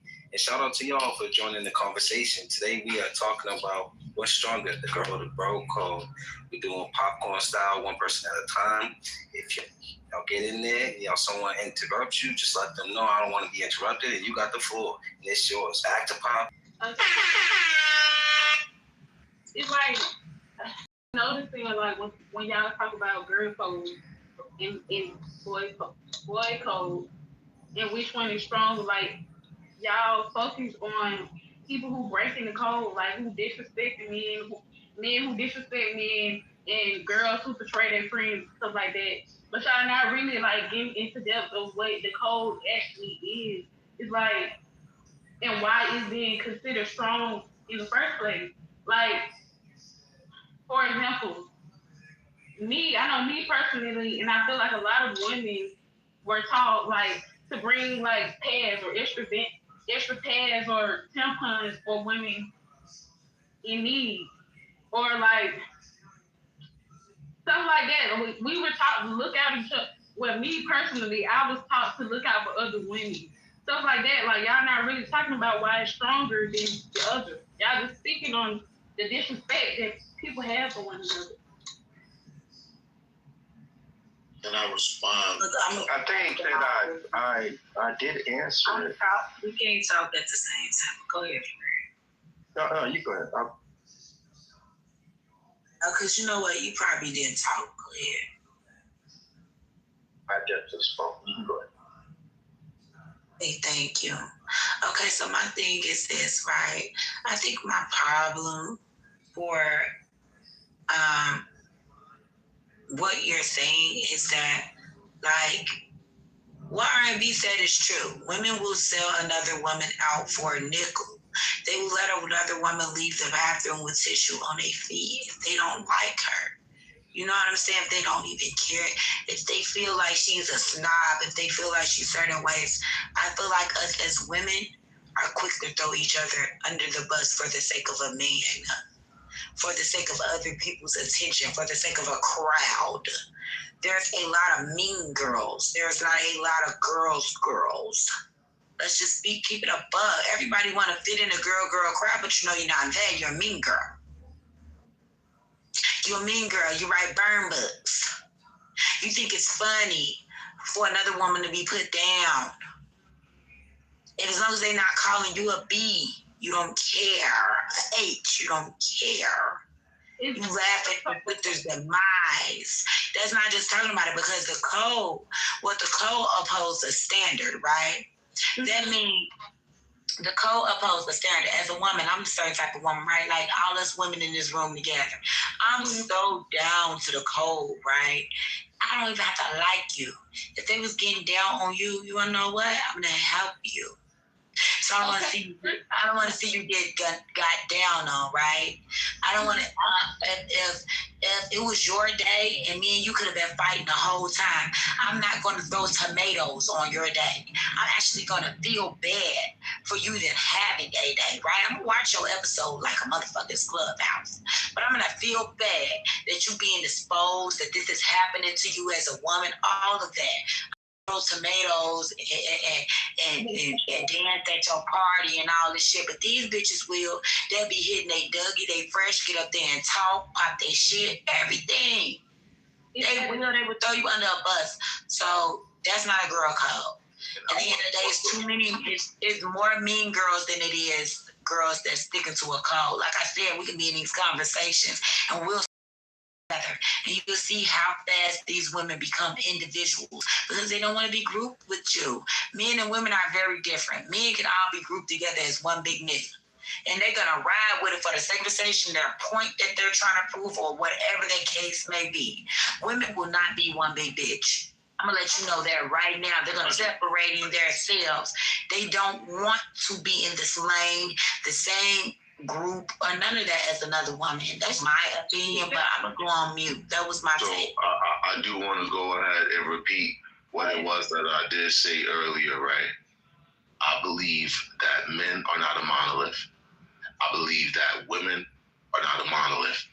And I believe that everything that can be said about one group in this conversation can be said about the other. Exactly. There are times that women are doing a lot for men, and women know this. But please, ladies, please know, there are times that men are doing a lot for y'all, and we know this. We know this. So once again, man, I believe every human being is entitled to living their lives how they want to live their lives. I even want to go further because I see that men are trying to paint this narrative that we cut men off that are terrible men. And I'm saying I'm saying us as black men. But if you look at us as black men, the bar is not set that high. It's not. There's a lot of us that are friends with people that are not really doing that well, that are not really caring so much about things. So we're not going to make it seem like we're all championing each other en masse to be better men, because I'm not seeing that. And on top of that, just to be real, what I also understand with women as well, right? I know that there's women that literally would not call the homegirl that's going to tell them what they did wrong to call the homegirl that's going to laugh with them and tell them how whoever they talking about is wrong. And that also happens on our side too, you know? So what got to be understood is there are some people that literally go to talk to people that are just going to side with them. That's happening on men and women's side. There's people that are friends solely, you guys agree on the same things, but that doesn't truly make us friends, you know? And yeah, to that point, I want to say I've seen that happening everywhere. I see black men acting like friends, and then whenever it hits the fan, they go on social media and they going crazy on each other. I see the same thing happening with women. Women are friends, and then whenever shit hits the fan, they go to social media. I think it's just a pretty fucked up world on both sides. I think y'all need to know who your friends are, and rather than expecting that there should be some code that's unspoken about, you should speak to your friends about what it is that you tolerate and what it is that your goals are, and find out what their goals are and find out what they tolerate, and y'all create your own codes rather than trying to roll with this bro code or cis code shit. Yeah, I did a little bit of research here because I know someone kept asking, what is bro code? I think we should speak more to that as well. It says bro code, unwritten rules of loyalty and respect between male friends. Don't date your friend's ex without permission. Defend your friend's public. Keep private list. Level set the conversation. Can I speak? Please let me speak. I don't. This is just supposed to be common, basic knowledge that people typically will agree upon. This was what people typically think about. So let me just read what they say. Don't date your friend's ex without permission. Defend your friend in public. Keep private matters private. Help your friend in tough times. Don't compete for the same romantic interest secretly. Be honest even when it's uncomfortable. This is like the basic level of bro code. I think there is different levels of bro code, and I think based on the individual, the class, education, social status, and so forth, on the individual, that determines the level of bro code and so forth. So I think there's levels to this as we're discussing it, and a lot of us have seen different levels of bro code and different experiences of quote unquote bro code. But I do agree with this. To Peace's point, the average individual, well, most of us are selfish, right? It's just unfortunate, but most of us are selfish. And most people are looking for an advantage. So bro code is only as good as the bros that are in the code. And it really is heavily dependent upon the person. So I think a lot of you guys are right in one way or another. Yeah, so in my opinion, Race, that list, I don't follow any of it. So whatever bro code list you read was just made up by a bunch of people who just thought this made sense to them to create some actual code, right? Like, this is crazy. Like, I have bro codes too with my friends, right? Like, where, you know, we don't date women that are like, you know,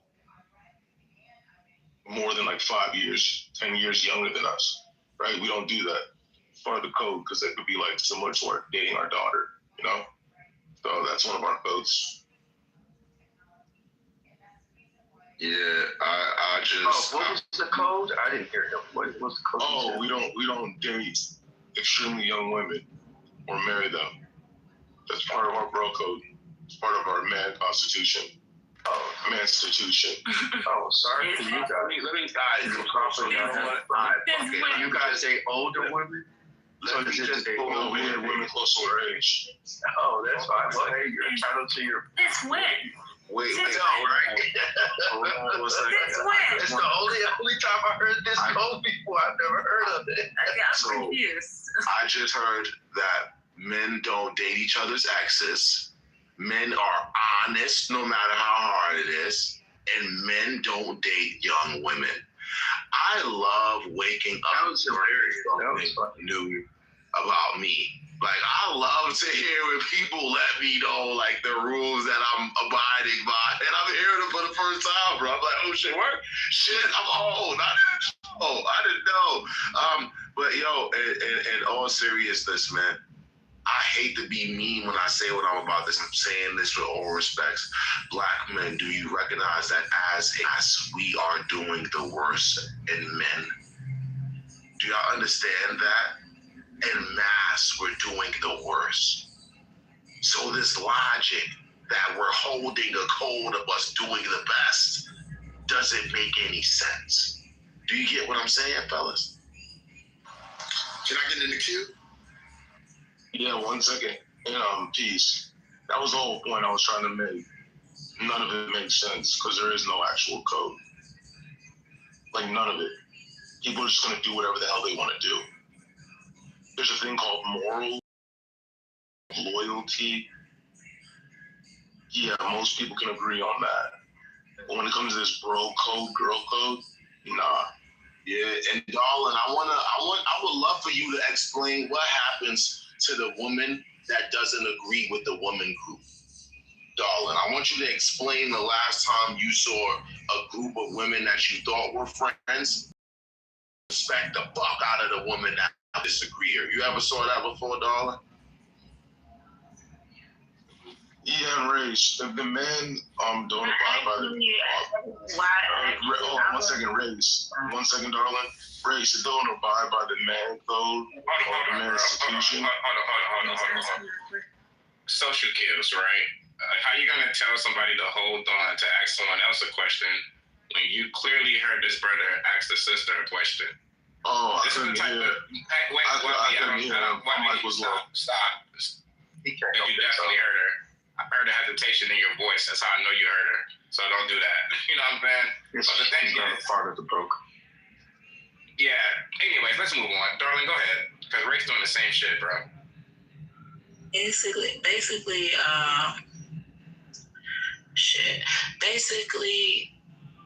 well, on here nothing happens, but like in real life, women left in places like in dating places and bad things have happened to them. Women have allowed their sister to book the show, and obviously she was embarrassed or not been accountable for their sister in their time of need. Like, your sister, y'all out partying, your sister done got too drunk. You let her find her own way home instead of, y'all leaving together or you seeing her to her Uber or whatever the case may be. It's like real sisterhood is strong. You're accountable for one another. Don't leave them in their time of need. Don't let their show. You don't sleep with their man. You don't, and this is not being close either. It's just about womanhood, right? It's just about, I would do this for anybody. I don't even have to like you. You don't rejoice at their sorrows. You don't, it's just certain shit you don't do. And when women do it, they're just exiled. I'm not going to say a lot of things happen to them, and sometimes they're celebrated because they're mean girls, and it's the environment for that. And then other times they're just exiled. Like, everybody knows she's not to be trusted. Nobody fucks with her because she's not going to have your back. And she's a snake. She's, and that's just what it is. And it's the same thing with men. Nobody trusts those men who would sleep with their homie's wife or that they would sleep with their homie's girlfriend or anything like that. Everybody's watching him out the side of their fucking eye, and nobody respects him either. And so, yeah, it's like, just because you're around don't mean you're a part of the hood, right? So it's like, brothers might think that they're a part of the brotherhood because they're around, but they do shiesty shit. Nobody trusts you. You're just around, just a nigga, right? And it's the same thing with the sisterhood. If you're a shyster, you're waiting on the next bitch's downfall, you're gonna snake her, you're gonna do some underhanded stuff, pretty much exile. Nobody really cares. honest on this. There's a lot of men, and I know women probably don't know this because y'all don't see this in real time. A lot of men just be followers in this brotherhood. A lot of men literally call niggas big homies solely because they got more money than them. A lot of men, like, I ain't even gonna go into much, but I just hope y'all understand this shit. Like, what y'all be thinking that this shit is not what the fuck y'all be thinking that it is. And on top of that, let's even speak it out on women's side. What I know with women's side, y'all got the one most important woman. Y'all got the woman that knows that she's not important. Y'all got the woman that dick rides the most. It's like in all friend groups and codes, whatever, it's levels to it. Isn't it? Isn't it levels in every friendship, man or woman, or would y'all say that women treat each other equally? Or is it levels? Peace. I definitely won't say that women treat each other equally, but I will say that every friend play a part, right?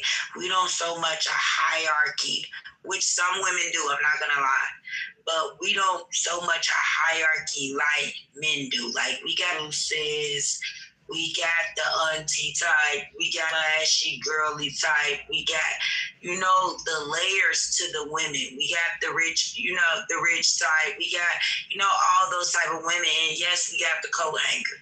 In the women community, they do have the co-hanger, just like in the men community. Everybody knows what that means. They watch the drinks, they get the purses, they grab the bags, or they grab the damn coats. They're basically the one that's not on everybody's level, So they have some coming up to do. The lackey, and mean girls do that. Girls do not do that. We don't have a lackey. We like all our friends.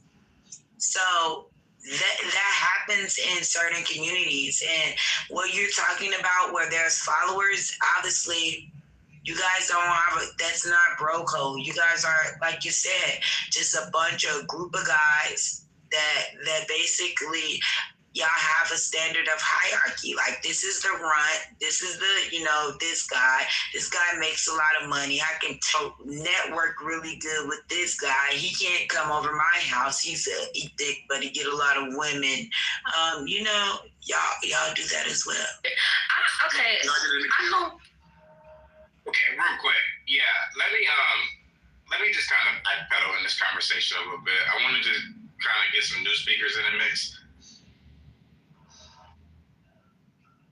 Let me see who. Christine, Guns, One Love, Your Grace, Holly, Franklin. The only speakers that didn't speak that's on the stage yet, I think. Any of y'all want to speak? Hello, everybody. I hope everybody's having a good night. Great conversation so far. I've been listening to all different perspectives on this title. I agree with majority of the speakers, but I agree with being 100%. I agree with what she said. There is, me myself personally, I don't agree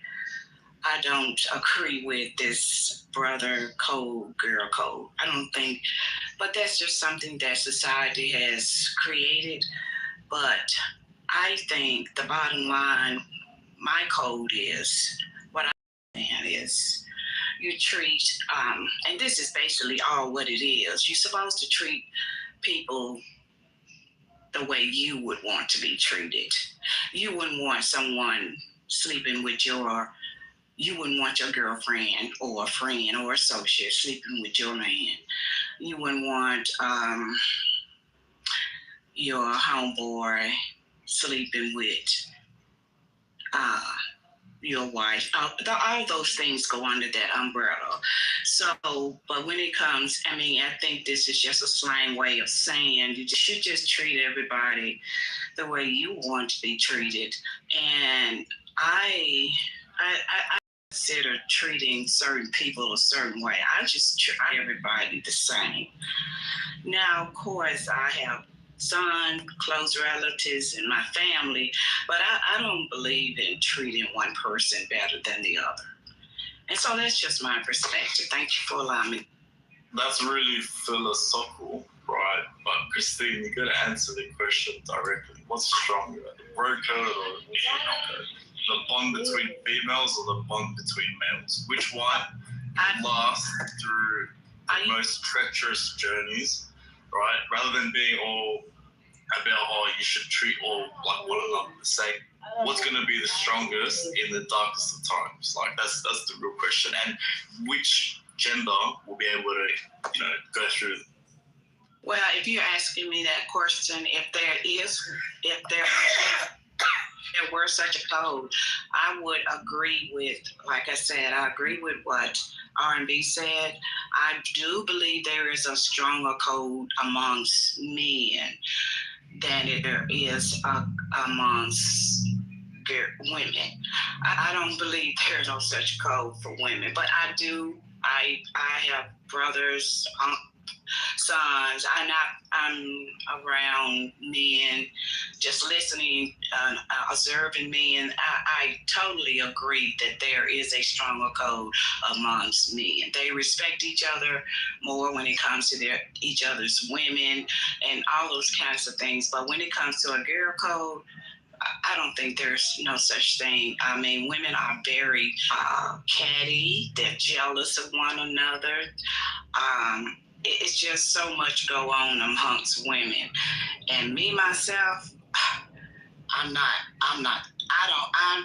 don't do those kind of things. I'm not trying to say I'm better than anyone, but I've never felt that way towards another woman. I don't know why women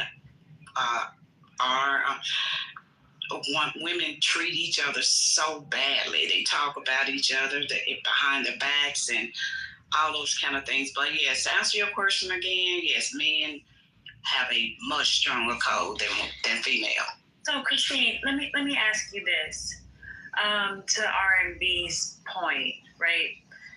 Do y'all believe, you can answer this and any other man or woman can answer this, do you believe that the example that y'all are bringing up when it comes to men not messing around with another man's woman, do you believe that it is because of their code of conduct? Or do you believe there's a possibility he just might get his ass beat because he's on some shit that he ain't supposed to be on? Do you think that it could actually get to physical? Like, it can actually get physical, or is it really because this is my bro, I'm standing on bro code? Do you think there's a possibility what might occur if he breaks this said code? That's limited. That's sort of, there's two options. I was asking Christine. No, I'm not. You said anyone can answer. I'm not a man. A man probably could answer that question better than me. No. I was just asking you because you agreed with her point. So I was asking you as a woman. I don't know why. I'm just going on what I've observed when I'm around men. It's just the code we stand by. As all men, we stand on the code. The lady said this is not exclusively to only women, all men. You know what I'm saying? All right, look, so I just want to say something. You guys keep limiting everything to code, the bro code, loyalty. No, but look, that person, hold up, please. May I finish my sentence? Okay, you can go ahead. You can go ahead. Tell me. Let it go. Answer your question, young. That question was not for you. It was for a lady. She's been dodging. She's been dodging for so long. I just don't understand. Sounds like you're underwater. Speak a little clearer. Speak a little clearer in the microphone for us so we can all hear you loud and clear. I'm talking about a woman who's been dodging for a while. You know who she is, and the question was for her. Your mic still sound a little muffled. Yeah, and it's okay, beloved, because the reality is, like, I get it when women say, I can speak and say, oh yeah, I agree with the men on this, but then as a woman, I'm not going to speak on when I'm questioned about it because I'm not a man. But it more so sounds like that's a personal breach of contract that happens after that situation has been personalized. Men are like, nah, they take it personal. It sounds more like what y'all are talking about. Y'all keep bringing up friendship drama rather than sticking to this systemic code. I'm just not hearing anybody really talk on a collective code. We're getting more so into personal ethics. So it's kind of hard to have the conversation, because when I'm thinking about a woman's code, it's not about being friends with someone. Y'all are taking it far left. She's not going to cheat with the man. He's not going to cheat with the man's woman. I'm not talking about that. If a woman, even if I'm not friends with someone, and I approach a woman in an establishment where, okay, let's just take it out of that. No, I get it. Can you guys hear me now? Hold on, Harmony. If a woman, because I haven't heard anybody really speak besides Naya on the collective, right, which makes the most sense. If a woman is out in public and there are a group of women and we are looking at a woman who is at a bar and she steps away for a second and is tying her shoe, collectively, if women see a man put something in her drink, we're going to automatically get that instinct to let her know something. That's more so the point. Hold on. Ain't nobody on earth gonna let me. I'm just saying, there's no way. I had more than one point, but I'm not about just to trying argue. to flip it. Something. Yeah, I'm just saying, mutually, everybody agree not to do Can you that. finish or can I? Oh my God. Yeah, I'm over it. I don't have the energy for it today. I'm sorry, I don't. Damn, she was gonna cook. Yeah, I want to have conversation, but y'all are so freaking trigger happy to come off mic and say nothing. You don't think that I understand that most people would actually want to defend? I'm trying to make it more collective. I was bringing in point, and then I was going to make it more personal, directly to just women, so that we could see this as a collective conversation rather than y'all making each thing personal. You got the space. Go ahead, Larry. My God. If Naya says something else, if a woman is in the bathroom and she's talking and there's lipstick on her teeth, more than likely a female's going to say something. Like y'all are bringing these scenarios of saying women are more catty. We're not talking about broken people. We're not talking about insecure Who said women are catty? Oh my gosh, beloved. All right, I'm not gonna do this. Y'all playing shit for that. This is literally why y'all pay. This is why y'all pay high taxes. This is why y'all live in ghettos. Who was that? It was Harmony. I don't understand what y'all doing. This is why your taxes are high. This is why we can't get anywhere. Y'all can't learn. Y'all don't know how to have basic conversations with people because we want to have real ass conversation. Like we can't even have it's hard to have a real debate because y'all can't even listen. Like it's weird as fuck. God, I can sit here for hours and listen to everybody speak. The moment I start talking, everybody won't come off mic. Y'all can. All I'm saying is this, listen. When it comes to the bro code, no one cares. Niggas said, hold on, stop. Y'all, come on, audience, that's what you finna do. Thank you, bro. Let that woman sit. Y'all don't even care what she just said. Y'all just want to yap and fight. That's a fact. I've been coming in and out of this, hearing y'all, and all y'all been doing is bickering for the last couple hours. I don't understand this. But y'all have to use y'all heads at some point. Because if we were to start doing this shit like Iron Fist, most of y'all would be in the goo right now. We give y'all a platform to actually come up here and try to engage in a conversation with one another, and y'all literally just choose the default panic button, lowest denominator of brain power. I don't get it. Samario, did you have anything else that you wanted to say? I'm not giving it. I'm not about to waste this energy. I'm not. It's not worth it. Y'all encourage this behavior because nobody's actually trying to do better. The people who want to have conversations get turned off by it. Moth, are you there? Yeah, what's up, Mace? How you feeling? Bro, I'm good. I'm feeling how Smarell feeling and how you're feeling, bro. I think we all feeling the same way. So You know what I'm saying? But I'm good though. All right. Is there anyone who would like to speak and say something constructive? Constructive. The best thing I could come up with, how you want to go? Yeah, so, I guess I had listened. At first, I didn't agree with certain points, but some stuff I kind of agree with. Overall, I don't think that men have a good bro code. I don't think, from what I've seen out of men, I think that men's nature makes it appear to women as if we're better people, because women are a little bit, I think, more afraid. They have like a scarcity mindset to me when it comes to like people in their lives. Men don't have that because they know that there's always somebody for us, so we kind of a little bit more reserved. But here's where I feel when men don't have a bro code is we're weak when it comes to women, because men will switch up, change it up, even sometimes, a lot of times, even backstab or betray a friend or their brother over a female. That's where men, like, literally most of the time get tripped up most of the time. In spite of the fact that women will always be here and it'll always be somebody to choose from, men will still destroy a whole, literally go to war behind a woman. So I don't think it's a bro code like that. I don't see it that way. I think you're lucky if you have one brother that you can really trust with your life. You're lucky.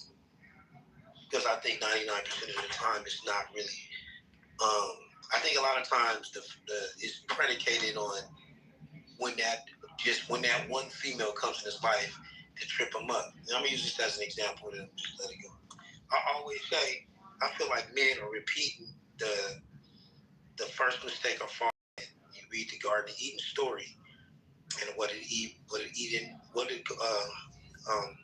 Adam was basically, put in charge of this, beautiful garden or the planet.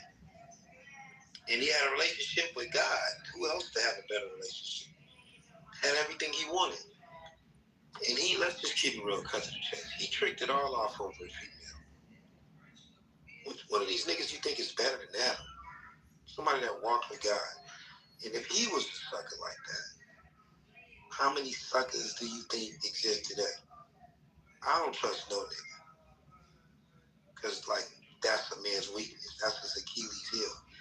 Like what it said in the Bible, his heart shall not always strive with us. That's for that very reason, I don't trust men. Now, women, on the other hand, they may fight, scratch, claw at each other for men's attention. Hell, the Bible says your desires shall always be with your husband. They're doing exactly what they're supposed to do. He's being true to their nature. That's just my take.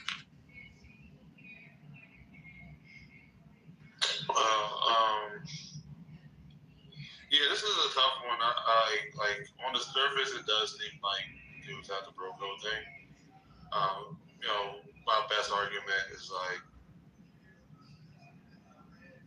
women tend to socialize on participation and agreeableness. And I think that's like a weak bond. Whereas men tend to, commune on goals and competition, which requires character by virtue. And then also just the nature of hunters and gatherers, there's a lot more extreme consequences of lacking, character. So I think men will have it more. But that's just me moralizing, what is more difficult versus not. But that's my kind of best dimension to it. I'm just kind of on the evolutionary psychology route, but it's very shaky. This is hard to actually play. I think this is just niggas ain't shit talk, or hoes ain't, or bitches ain't shit talk. So, well, I'll leave it there. think a lot of people are sharing what they've been exposed to or what they've experienced, and a lot of that's been negative, and that's fine. So I hope that those same people can leave room for those of us who have experienced the polar opposite of that. So if you are a military brat, or if you've been in the military, you have absolutely seen bro code on steroids. If you're a brother, the root word is brother. So notice it's not brother code and sister code, it's brother code and girl code. And I say that because I believe the brother code, the bro code, is extremely stronger. Two men can get into a full-on fight on a Friday and be cool by Sunday playing football. Two women can get into a full-fledged fight and they are not speaking to each other for the rest of their lives. And we could go down the list of giving a girl a tampon and not leaving her in the club and all that silly stuff. But when it comes to like real deal standing beside your friend, I just think men stand by their friends a lot harder than women do when it comes to helping them find work. Like, stop thinking of the negative shit that you help somebody with. I've witnessed a lot of men excel in their careers and bring other men on with them. I've noticed men, I've grown up around men who start businesses and employ their male friends from college or their sons or whatever the case is. Especially when it comes to fighting, you know, a lot of times one get into a fight, everybody's fighting. And I'm just speaking to my own experiences. Then when you look at brothers, and the where we get the term bro code from, is from brothers and how you're supposed to treat your brothers. You've seen brothers that hate each other, will kill each other and fight each other and can't stand each other. And I hope we've all seen brothers that will die for each other, absolutely love each other, and celebrate each other when one excels and the other one does. There's both ends of the spectrum. My opinion is bro code is a lot stronger. Women are emotional, men are logical. Y'all are willing to let a lot of stupid shit go and pick up the friendship and maintain a lifelong friendship, versus women who react emotionally and will say fuck a bitch very quick and keep it moving.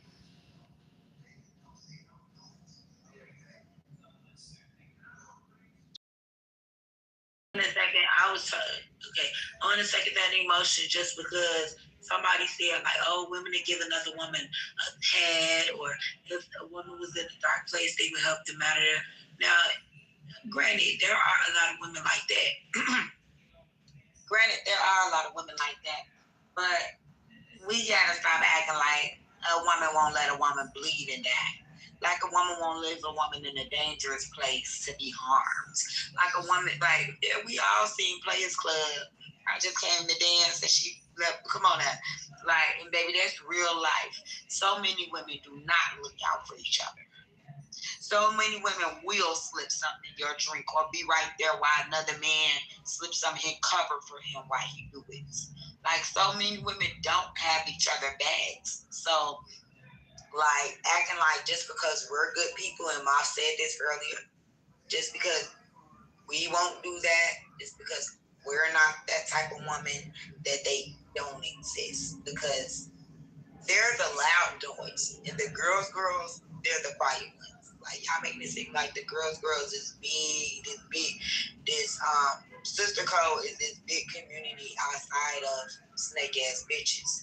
It's more snake ass bitches than it is sisters. I'm just gonna go on. I think my only issue with what y'all keep saying in reference to girl code and about the negatives is that y'all act like this isn't a thing that's happening or could happen with men in their relationships amongst each other. I really don't understand it. Like, you brought up Player Clubs, but we got shit like Paid in Full. Like, we got shit like Juice and fucking like all these other fucking movies where men will set men up. Men will rob like, they will do that just because they can, just because they'll get away with it or whatever the case may be. Like, I don't think that all the girls are all for this girl power and yeah, we're gonna be friends forever. I don't think it's all of that. But if we're talking about the code and what we think is stronger, I still stand on thinking that girl code is stronger. Something that it was instilled in us. Like, because we were taught it by our moms. A man even got up here and said that it kind of bleeds out into how women act in society with kids, other men, other women who are not their friends. Like, I don't understand why we keep speaking from this negative point of view, like all women out here are just evil women. No, the fuck they're not. No, they're not. A woman telling you it's not. A woman not telling you it's tissue on the bottom of your shoe doesn't inherently make her evil. Like, could she say yes? But I guarantee you, somebody before you make it back to that floor or of wherever you at is going to tell you have tissue on your shoe. Because that's how people are. That's how girls are. That's what they're going to do. That is the most common thing to do in that situation. Y'all make it seem like everybody outside just plotting against you and out to get you, and that's the shit that I just don't agree with. Well, I don't agree with that either, but women like I don't agree that women are plotting it out to get you at the thick of it. But I do agree that in both genders, you got some greasy, slimy motherfuckers. What I'm saying, and I do agree with the woman who said men seem to come back from it, right? Men seem to uphold, and the other man said it, they will kick out the other man. Like okay, he ain't gonna go with the robot. We gonna make him disappear because we don't want him to reflect on us. But as women, we're not gonna do that. They'll do the holding a man accountable, and I'm doing. Y'all can't see me, but I'm doing the fingers. Like they'll do the holding a man accountable fake shit. Like they don't say the same shit that the man be saying, just to be like, okay, bro, he not gonna come up in here and mess up what we got going on. Because right now we being good niggas. We not doing that. You know what I'm saying? So I don't agree that women do the same thing. Like, even in this conversation that we had earlier, we started off together. All of us was like, no. As the conversation went on, women started talking at other women. Women was like, we did not stick to no code. And the men was on cue. It was on code. So I don't agree with y'all. I be on I'm sorry. I mean, I'm not just in Clubhouse, but I'm in relationship with women. And yes, my close friends and my family, we uphold a standard. Women in the street, hell no, I had to beat up so much bitches. Stop playing. I'm not gonna sit here. Women don't uphold that standard in the streets. All that. Oh, a woman is gonna look out for another woman's safety and all that. No, we just be riding. No, and the men be riding too. They would leave a nigga for dead. They would leave another nigga. They would I just feel like they have more of a comeback from the shit. We don't never recover. This is crazy to me. Like the amount of credit that y'all giving these people for y'all reasons of girl code not being stronger is crazy. Because everything you're listing, none of this shit that y'all listing really, it doesn't even apply to you. Because, like you said, men stand with each other more. In what fucking world? The truth is, shitty humans are shitty humans, and some humans just ain't loyal.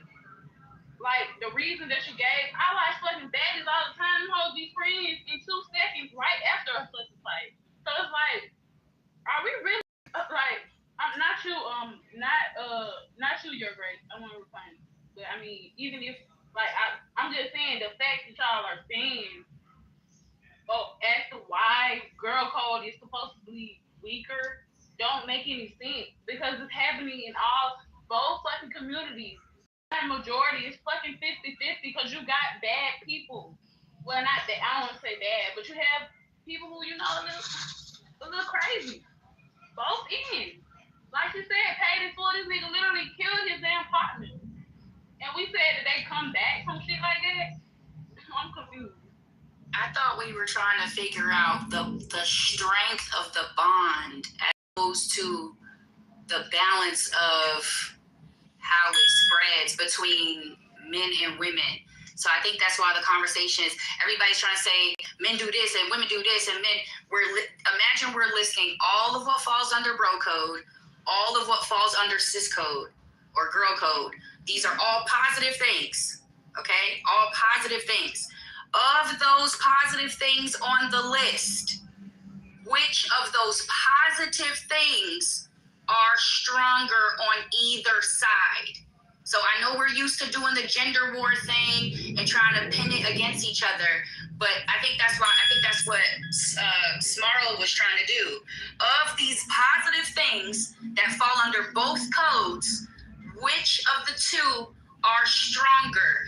And what I said was, I think that giving a girl a tampon, telling her she got a tissue on her shoe, helping her get lipstick off her teeth, doesn't compare to the vibe in the barbershop. It doesn't compare to when men are in the gym and they're saying, I got next, and they're doing all their little fouling each other and all that unspoken communication that goes on that we don't know anything about, or I don't know anything about as a woman. There's a lot of bro code activity there. There's a lot of bonding. There's a lot going on there when men are working out together, when they're playing sports together. All positive things. I'm not saying anything negative. It's very clear that negative things happen on both sides. That's very clear. One last time. Which of the positive things, character traits, attributes, actions, behaviors are stronger on either side? And again, I feel the men have a stronger bro code, brother code. We don't even call it sister code. It's girl code. We're women. They call it bro code because they treat each other like brothers. So I think what they include, as far as somebody read some of it, but I know that the list is different depending on who you are. But somebody said shit like helping each other fight. Women do that too. Not leaving a man behind. What else did he say? It was a whole long list of shit. But I think if we can focus on all the good shit that falls under each code, and then which of those bonds are stronger, which of those character traits are stronger on each side, I think the conversation can progress. I mean, you kind of going down the evolutionary psychology route, and I agree with you. I would just say off the strength that men establish order, so they create and enforce rules more naturally than women. So by virtue of that, shit like bro code would develop. It's literally innate in men to create order in that way. There's like so many examples of that far exceed, I would say, female examples. Like we can literally play pickup basketball anywhere in the world. Like pickup anywhere, or even like, sorry, not to interrupt, I'm forgetting. Even like if there's me, right, where like two men are walking down the street and it's the first time y'all ever seen each other. Y'all walking towards, you know each other, y'all both going to work, y'all give each other a head nod the first day. The second day y'all walking past each other, the head nod might get a little stronger, still silent. The third day it might turn into a little, what's going on? The fourth day it might graduate to a little. The fifth day, it's like, what the fuck going on, nigga? What you doing this week? We play ball over here. Women are not doing that. We're not doing that. And I'm super, super friendly. I'm just speaking to the majority. So don't come off your mic saying, I do that all the time. Okay, we're making good friends. Don't do that. I'm talking to the majority. Hey, let me say one more thing, okay, you got it. This is just when they do the experiment where they throw men on an island, on a deserted island, the men get on code, they all create different order.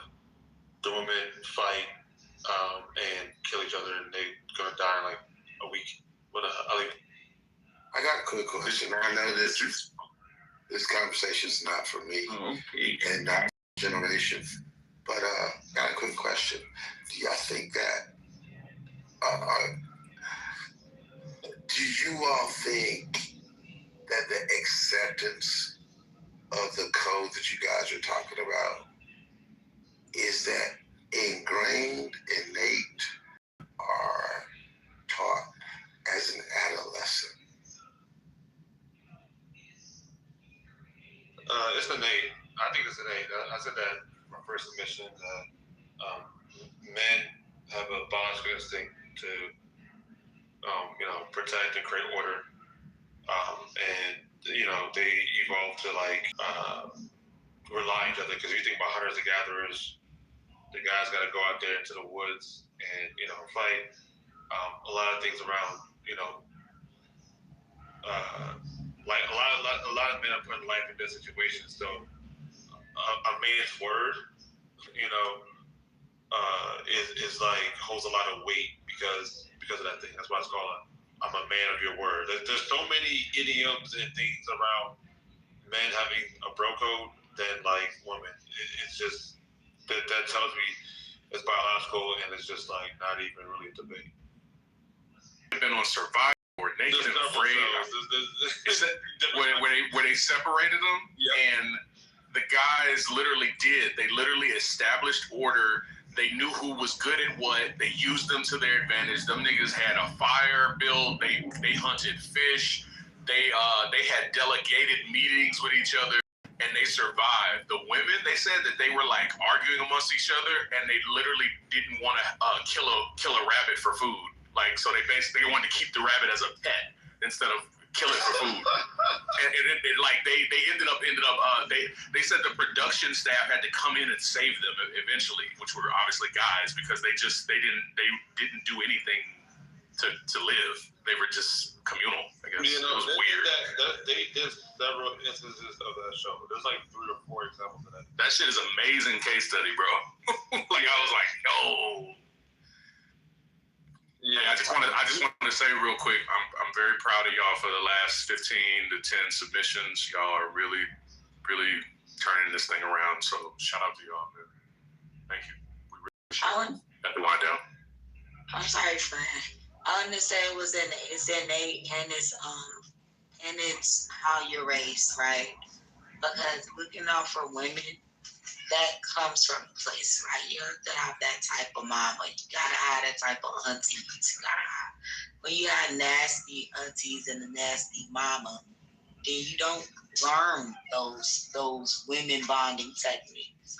You don't learn to look out for your sister and brethren, right? Because even though I'm a sister code girl, I'm also a brother code girl. I also look out for my brethren, right? My brother's a keeper, all that type of stuff. It comes from how you're raised, and it's also innate, right? Because once I always wanted to protect people. Like, I always been a protector. I don't like to see nobody getting got down on, or I don't like nobody being embarrassed, or I don't like nobody being harmed in my presence. So I'm just a natural protector. So being there for another woman is nothing. Being there for a man, that is close to my heart, my family, is nothing for me. But like leaving a woman, I don't care, my enemy in a dangerous situation, is something that my conscience would not allow me to do. We would have to make it out of there together. You know what I'm saying? So I feel like it's how you're raised. Because all women aren't raised to look out for other women. Some people are taught, me and mine, my own, look out for yourself. Worry about you. You can't concentrate on other people and concentrate on yourself at the same time. Run home, don't protect anybody. Leave at the first sign of trouble. Those type of things. And I'm not going to say it's a bad thing, because some of the sisters that don't follow the sister code, they feel like it's a trap. Like, they're afraid of it. It's not that they're trying not to be there for other women. They feel like they're getting roped into something, and they don't like that feeling. That's why they don't do it. I got a question. You said it was innate. Gunn said it was innate. What? How do y'all think? So being innate means that y'all believe that a baby, given no prodding, giving no training, giving no anything, if you let them grow up, they're gonna automatically know the code. That's what innate means. So my question is, how do you think that's passed down? Do you think it's DNA markers? Do you think it's a energy transference? How do you talk to me? You just said it. It's through your households. No. You didn't listen to what I just said. I heard what you're saying, GA. So yeah, I would use the term natural. And what I mean by that, it's not the fact that it's a baby, it's the fact that that baby is a boy that will grow into a man. And is forming a brotherhood, because as you develop, whether your parents teach you or not, whether it's in your household or not, just understanding how to survive in the world is required as a man. Okay. That's what.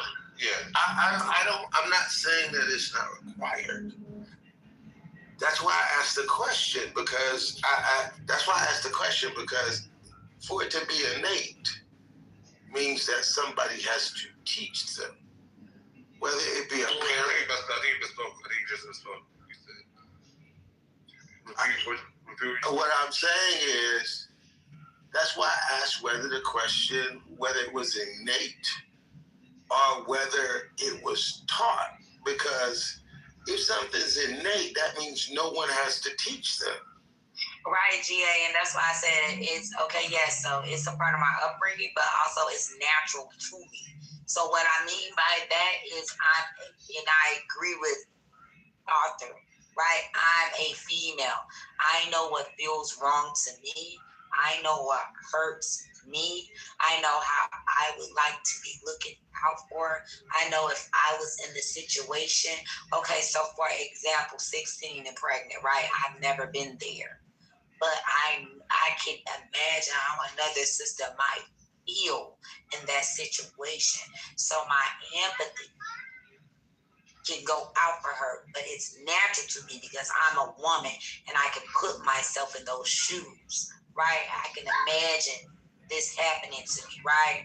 Or one of my friends, right? Let's say we grow up together. I live one lifestyle, she live another one. She's being harmed at home or something like that. I can put myself in those shoes, how that could make me feel, even if I have never been there. So I can be like, okay, we're going to figure this out together because nobody deserves to go through this thing, and that's innate. It's natural to me. It's having a heart. It's not. Mark, can I push this a little further? Can I push it a little further, man? Go ahead, Jay. Okay. My challenge to that is this. You and Darling, you said that it's natural to me to be empathetic to a 16-year-old, I think you said a teen mother or something like that. You said, it's that, even though I've never experienced, it's natural to me. I challenge that premise. I challenge the premise because you don't even know you should feel bad, or there's something bad to feel for if somebody doesn't teach you to feel bad for that. And it's not actually understood that, darling, this is bad. Somebody has to teach you that that's bad. Everything that you like is because some way, somehow, you have been influenced by someone, something, somewhere, somehow. You think this is right, this is wrong. As a toddler, as a child, you had no misgivings and you had no opinion on teenage pregnancy. And that's what innate is. Innate is anybody, before you're influenced by society, in any way, shape, or form, you automatically have this. And as a toddler, you had feelings about teenage pregnancy. Right, and this is what I'm saying, right? And that's why I say it was natural to me, right? Because innate means like from birth, right? And like, right, like you said,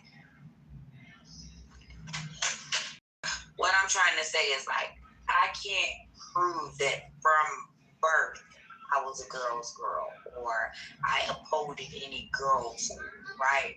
But what I'm saying is that like being a human is innate, right? I'm not going to treat anybody. People learn to be inhumane. People learn to treat people inhumane.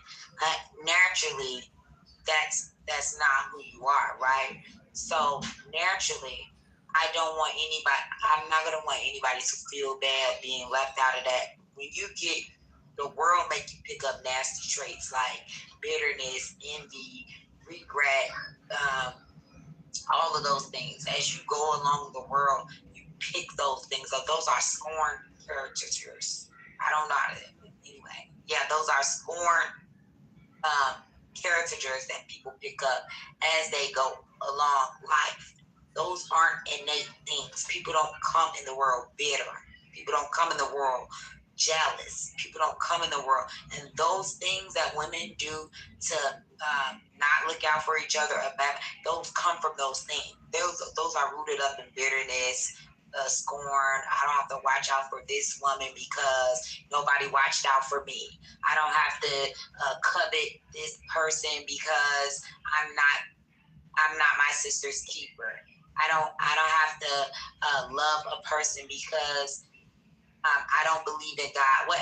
Whatever the premises might be, these are things you picked up around the world. But naturally, you're good, right? You're gonna look out for another person. You don't want to see another person hurt. You don't want to. Yeah, that's naturally.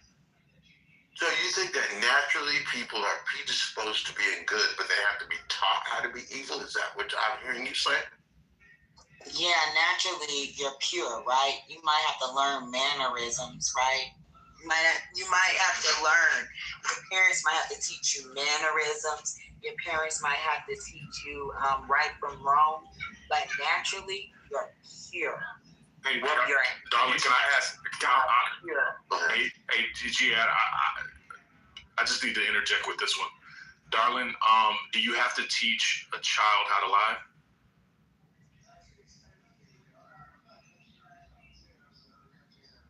Did my phone freeze? Yeah, you have to teach a child how to lie. Kids tell the truth. Like, if you blow your breath in a 2-year-old face and you say, "Do my breath smell good?" If it don't, they're gonna tell you that. You gotta teach them. Come on, if you say who broke this motherfucking lamp, they gonna say not me. Wait, hold on. That's a big kid. I'm talking about little kids too. They gonna lie. 3-year-olds. I'm talking about like a baby. If you go in there, that baby come in the room. All I'm saying is like, what baby? This motherfucking baby. This motherfucking baby. Come on, darling. Come on, baby is all the way. You're right. If you ask the baby, did they recognize your breath? No, but I do agree with you partially. Hold on. Oh, sorry, bro. Real question. Hold on. I need to know this. I asked permission first, Mom. How old does one have to be to recognize the breath test, right? To actually say, "Wow, your breath stink." How old does one have to be, darling? Oh, you don't know babies, do you? I'm gonna say 1. I think 2. But for them to actually, I don't think y'all get it. Like for them to actually say, "Your breath stink," that's like a 4 or 5-year-old when they get to that point. Okay, that's a 2 or 3-year-old. Because you strike. Black kids talk at 1, right? My mama, black kids talk at 1. Black kids talk at 1 and 2. But we're not talking about them talking. We're talking about them recognizing the smell. Oh, when they talk, they can recognize the smell. Maybe babies throwing up. Hey, Rick Ross was talking to this reporter. Hold on. Like, yo, was you eating sausage? And the nigga was like, yeah, I ate sausage. Hold on. One mic on Moth and Darling, please. No, we're good, darling. I mean, you said 1. I digress. That's all I can say. I have 2 kids, by the way. I've raised 4 kids. Let me just say something, Mom. Babies little babies will cover your damn nose because your breath stink. Listen, I'm in the black community. I don't know nothing about you. I don't know where you from. Bro, I just said, we're going to move on, darling. No, for real, I'm very serious. Babies will cover your nose because your breath stink. And they will tell you breath stink. You breath stink. Here's why I think it can be innate for some people. Let me hear what GA has to say. I'm dumbfounded right now because apparently you are raising 2 kids that aren't black, and I raised 4 kids that aren't black. So I don't know what the black community is. My community is with my kids. No, you just said you in the black community, so you have experience with black kids. No, y'all know y'all kids ain't ghetto. So y'all don't know nothing about you said black. You didn't say ghetto. That's not what you said. I didn't mean that. But either way, my point is, kids. Marv is raising 2 kids. I have raised 4 daughters. So while I don't dismiss that there are kids that actually have expressed themselves the way that you're describing, my challenge to you is 2 things. 1, if it's innate, then all kids would express that way. And Marv saying that he doesn't ascribe to your assertion, and definitely neither do I, proves the fact that it's not innate because it's not a born character trait. It's not born into kids. Okay, I'm still talking. Yeah, I heard you talking. I interjected and said that's not what it means. You all right? I'm still talking though, bro. I'm talking to you, darling. Okay? First of all, it's not innate. It is not something you just because 2 people with kids disagree doesn't. Well, what I'm saying is you can't say that you can't say something is true across all babies if you have examples of babies that is not true with. Nobody said it was true among all babies. All babies don't even do the same thing GA Kitover said. First of all babies don't talk at once. All babies, right? So moving the activity of their hands, arms, all that, or reacting to things, or in people's face, or around people, or you know what I'm saying? So all babies aren't living the same lives or doing the same things, right? But an activity that is going from arm to arm or around their family members, things like that, and can talk, right? They would, I'm just saying, innately express themselves to certain things, right? And babies are brutally honest. That's all I'm saying. Do a baby lie? Not off back. They have to be taught how to lie. How they be taught how to lie is seeing other people. If they have other brothers and stuff like that, when they get in trouble and they say, ooh, you in trouble, they learn how to duck smoke and say they haven't done that. Or that wasn't beat and all that type of stuff. Innately, they will be sitting there red-handed with broken glass at their feet. Innately. And they would just be caught. They would not know to lie. I think I've proven the point. I disagree wholeheartedly, but y'all keep it moving. I love this conversation. Yeah, I fall back, man. I think I've proven the point quite well. I want to say the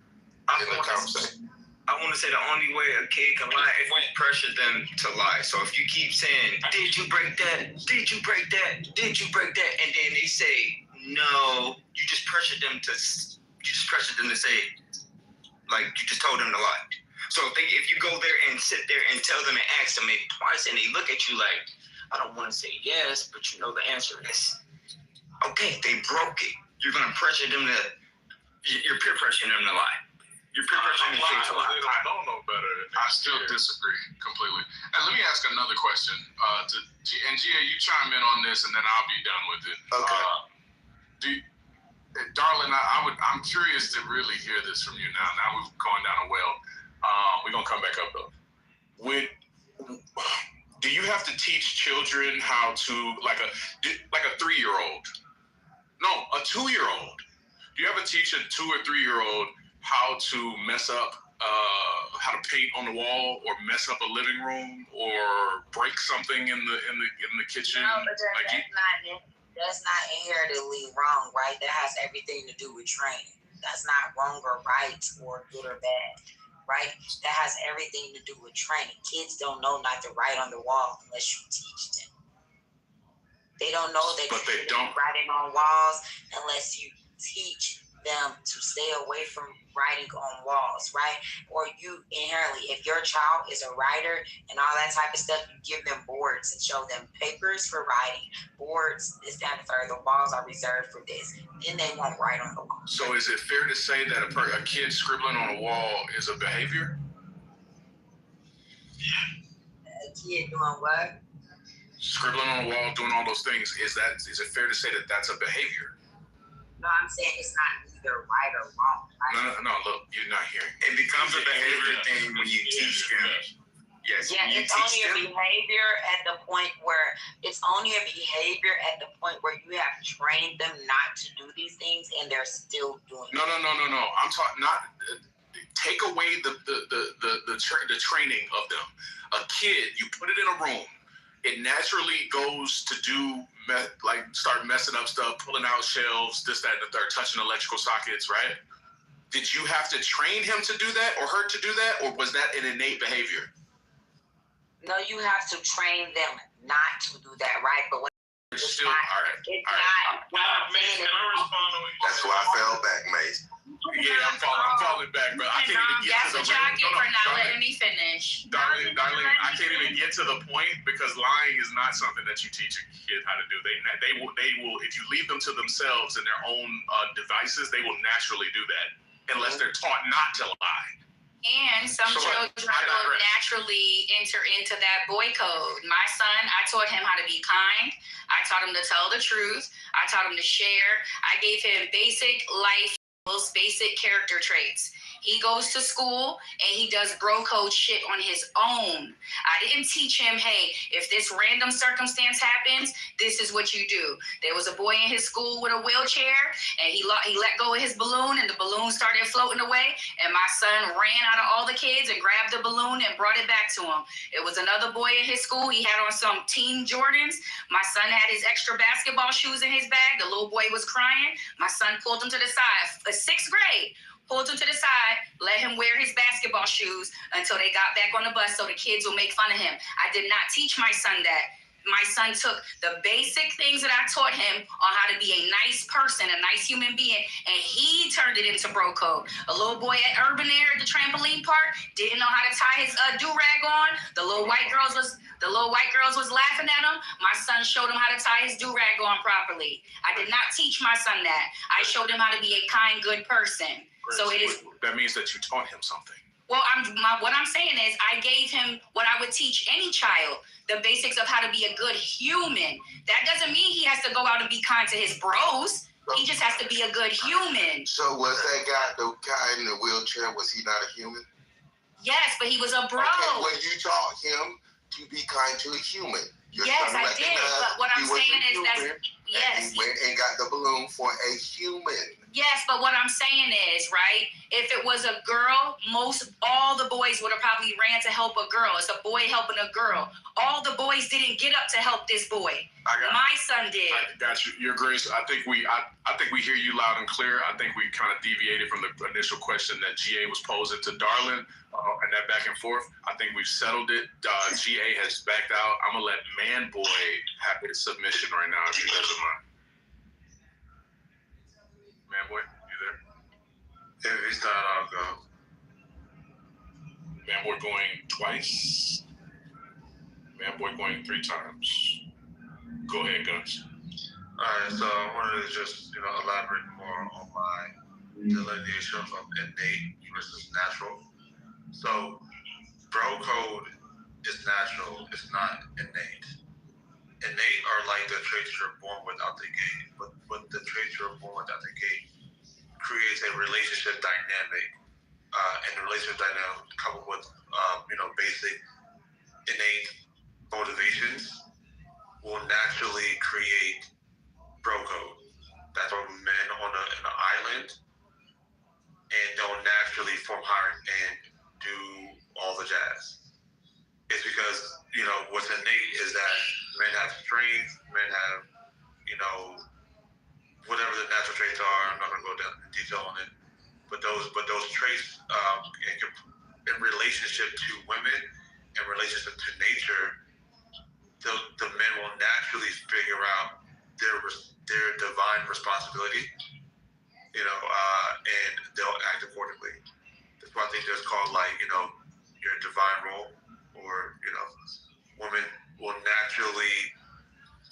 social rules and around her innate ability to birth children. It's like, you know, it's like that. But I'll leave it there.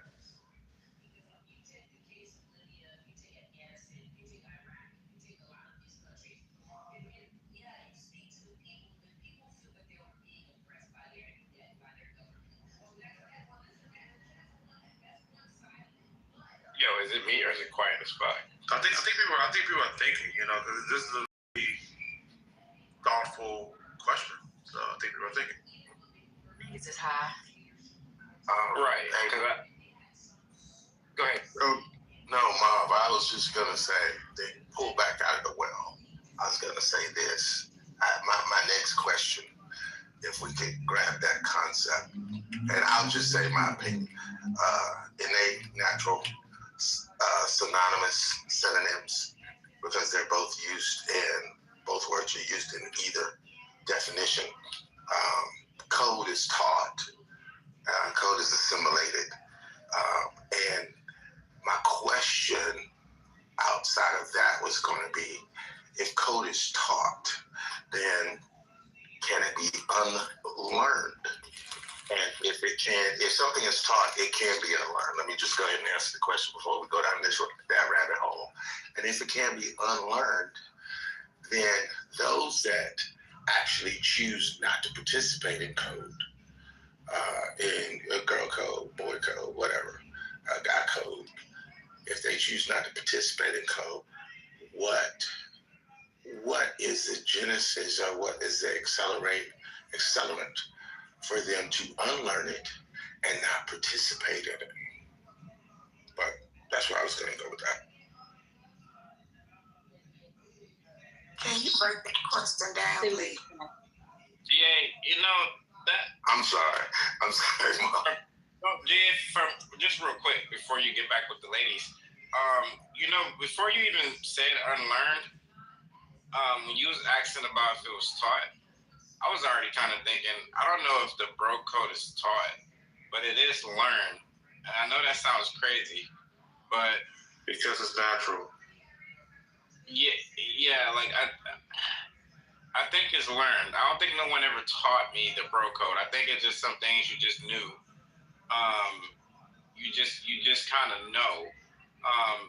And obviously the bro code changes amongst bros, but I think we do have this like quiet unity code. Even when we speak to you, like we kind of, you obviously people say it, like you kind of know you can get punched in the face, right? So you always just a little bit more careful when you're talking to a man. And that's, I can't, yeah, it's really hard to explain. Yeah, well, you know what? You have to. Hold on, real quick. Let me say this real quick. It's almost like GA, after you get out of an argument or a fight with a brother, that thing you can just, you know, have a beer right after. That's not something that was really taught. It's just something that you kind of just felt. You know, you just learned it. You just knew that was the right thing to do. But go ahead, GA. Go ahead. Yeah.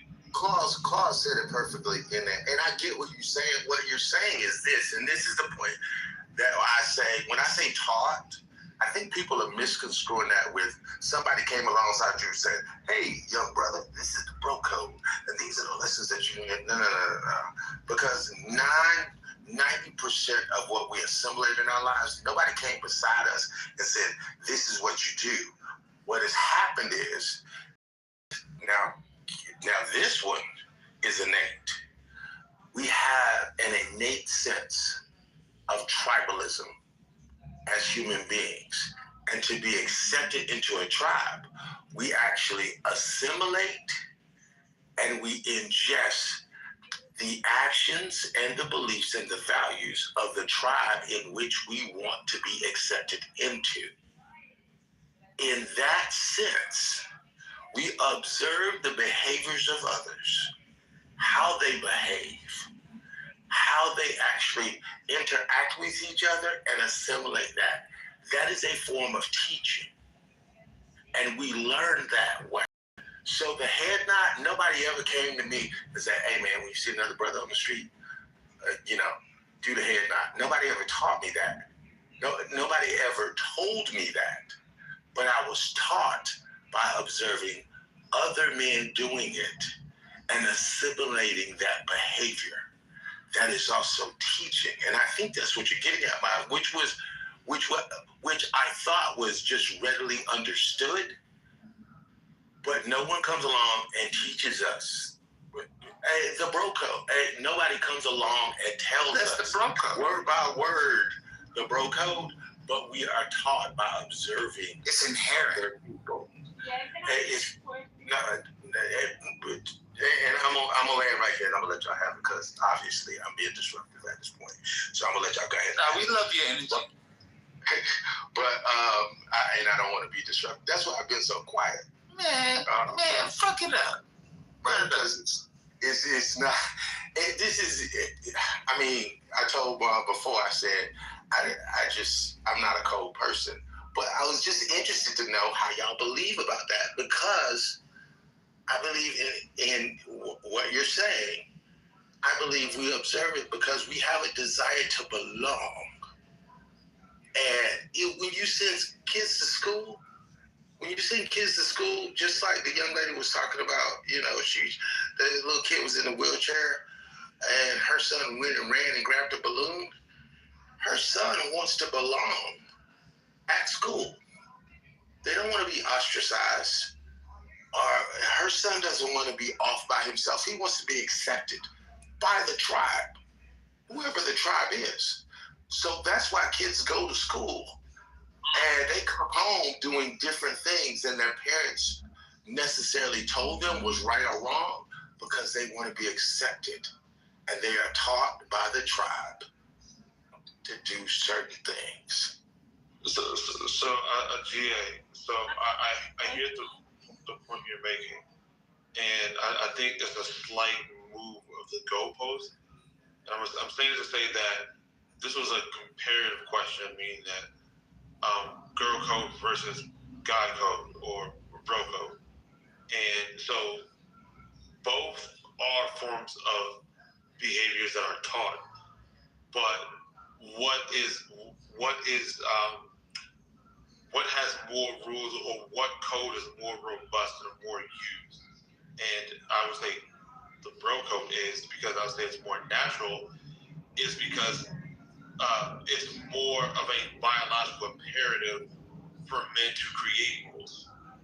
So, innate traits are innately men are stronger, faster, tougher, whatever the hell you want to use. Bigger, better pizza. That's men. Girls are, flowers, and rainbows and My Little Pony. That's gross.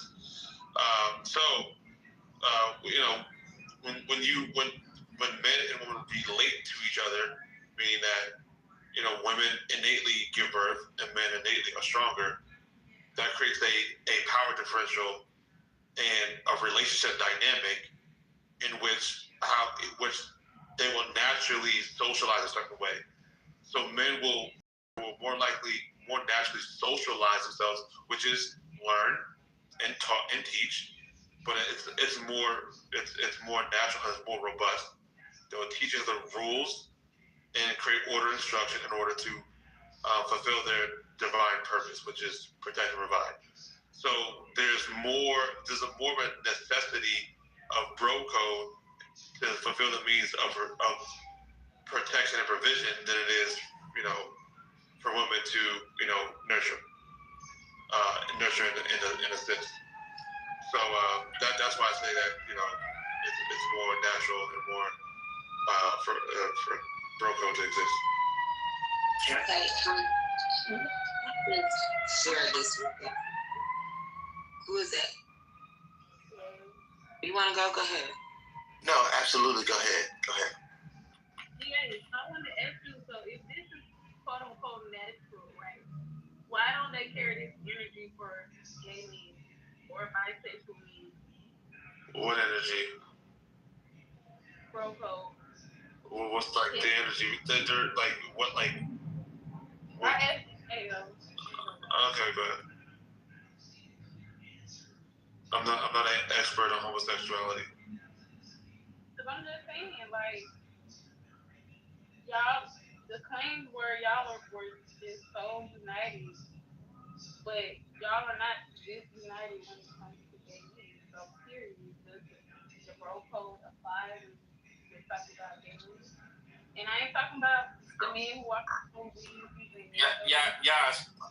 What percentage of men are gay? Right, man. I think it's a valid question, Mom. It definitely is. This is an escalation ladder question. No. The question is valid, but I also want to know what percentage of men are gay. I'm just curious. Does she know that?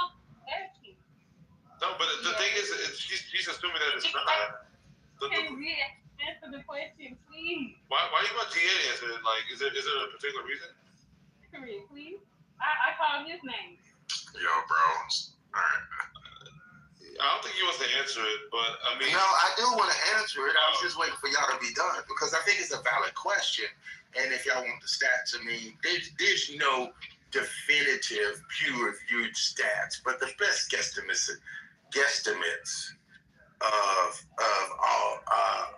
of research data is anywhere from 3 to 5% of U.S. males. That's not even That's not even something that can be quoted and be quantitative because no one knows really.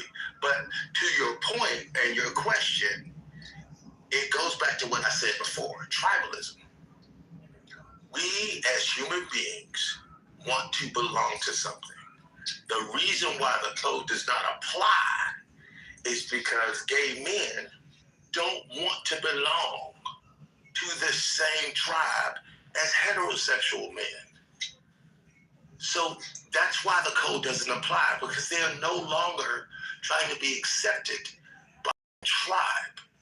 The code only applies to the heterosexual men that want to be accepted by other heterosexual men as a part of the collective, the society, the community, whatever the tribe is. Okay. But yeah.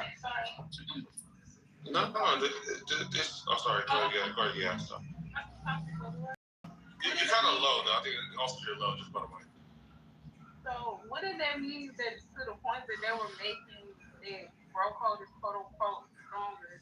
Which I'm not trying to have a gender war, but since if you guys treat homosexual men different and women don't, like we kind of don't really see that. What did that mean, like to their point, right? That womanhood is kind of stronger. What? Now that's why I have to disagree. I get what she's saying. What she's saying is, why do we dip in and say, oh yeah, we're not gonna, claim a black gay dude as, part of bro code. We're not gonna see him at the gym and be like, oh yeah, I'm about to go spot that dude because he gay. You're not gonna go spot him. You're not about to go spot him. It's tribal. Did anybody hear what GA said about tribalism? Okay, we're not a tribe. You're talking about a tribe in 2026, nigga. We're not tribe. We're not tribe. We're not rejecting. What tribe? Hey, bro. We are not rejecting them. They are going to another tribe. They are choosing to go to the other tribe. But you talking about a tribe?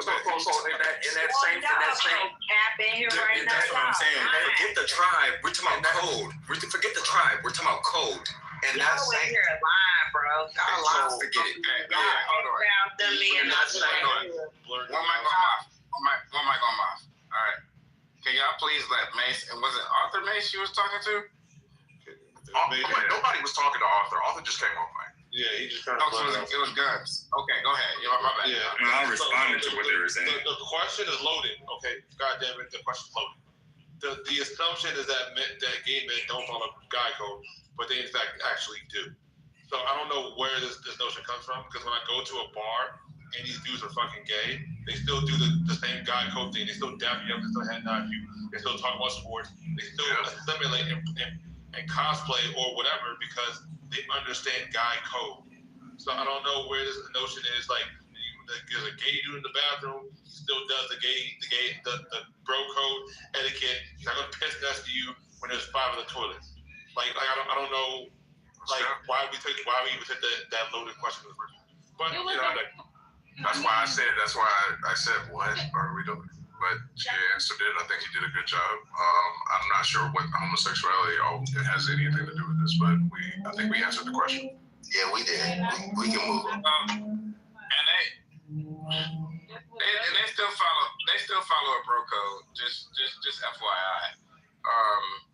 It's just a code amongst them. I'm sure, 100%. They know they follow it amongst guys too. That's what I'm even saying. Like I suppose I was somebody with a lot of gay men. They do the guy code thing. Like this is not.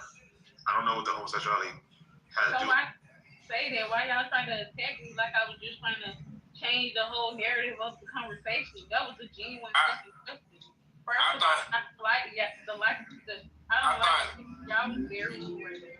Yes. In my opinion, I thought since the percentage is so low, like 6% being the highest, I thought it was a little, if I'm being honest with you. Like, why talk about the 6% when we still have the 94% to talk about, which covers the conversation? I just felt like it was irrelevant. But either way, there are still men that still follow the bro code. So why even separate us too? We're all men. Like that's the question. That's the other part. I mean, I hear. Because of the points that they were making, they were saying, "Oh, girls are so divided, men are so united. They walk down the street and give each other head nods and all these things, this and the third." So that was a real question. That's a man, right? Yeah. He's a homo man, and sometimes I see men treating gay men different. So what was wrong with my question? Like, how it was the question. The question was loaded. So. Dang. Well, yes, I think I already answered that question. I'll repeat myself, but I'll answer it again. I just didn't think it fair to talk about the 6%. And I don't think it just separate us anyway. I mean, we're already talking about men. That includes gay men. I mean, we're not straight men. We're saying men. So I thought it was irrelevant. But I will say this: there's no such thing as a bad question. And GA also said it was a good question.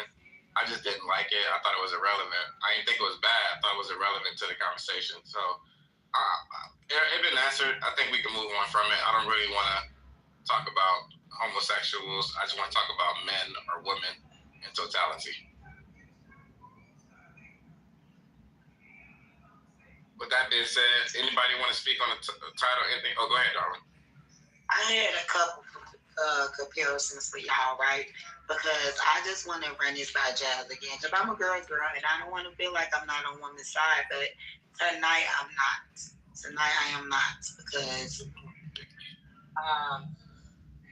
women don't uphold the girl code. I'm sorry.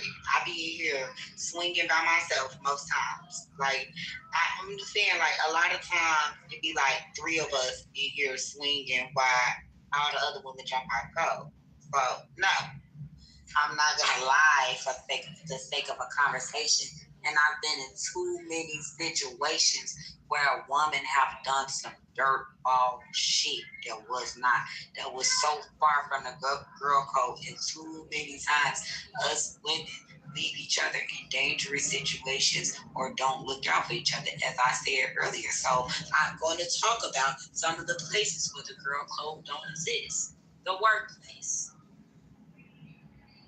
The girl code do not exist in the workplace, okay? But for the most part, okay? Nobody.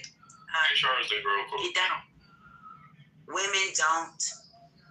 Men, like say where I said earlier, men pull each other into their business avenues. They pull each other to their new business ventures. They grow it all the way through. They help each other on the job training. They do these type of things. I mean, they want to be the most important, spiffiest, shiniest crayon in the crayon box. It's just the truth. Like, we're oftentimes in competition. And I understand why. If you go way back to Queen and King times, right? The men were in cahoots. The women competition. They had to be ready for the seasons that was coming up and when it was time to pick a partner. And the prettiest girl won. And it's still like that to this day. It hasn't changed. Okay. I'm not trying to ramble. If I am rambling, I'm not trying to. Oh, no, ramble away. I'm nobody. Don't worry about me and what I'm saying in the chat. Ramble, shorty. It have not changed where women have to still compete. Whether you compete subtly, whether you have dropped out of the race and chose not to compete, whether you are full on in it, we don't have the luxury of looking out for each other the same way that men do because men aren't competing.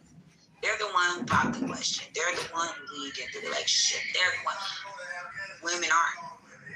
I mean, on the most part, America's still like that. Yes, the world is new and women propose and women lead in relationships, but for the most part, men still do. And so the environment for women is different. Men and women are different. Men have to be in the space where they all look like they're doing the same thing, even if they're not. So, like, the whole thing, keep your enemies close and your friends closer, that's what men are doing. They're all playing the same game, whether they like each other or not. Women aren't. We're playing 25 different games. That's all I'm saying. I respect every woman in here, and I'm just saying, that's all I'm saying. So do you understand what I'm saying now, yes? No, she don't. You gonna say yeah to be nice, but no, she don't. Right, let me. No. I understood some of the things that you were trying to say, and like, I ain't gonna lie, I had stopped listening. Cause you were rambling in the motherfucker. That's why it was hard to keep up. I was listening. Why you? You ain't got to say shit. But so some of the points that you were saying, some women are retirement. I can't admit it, but I don't think it's true.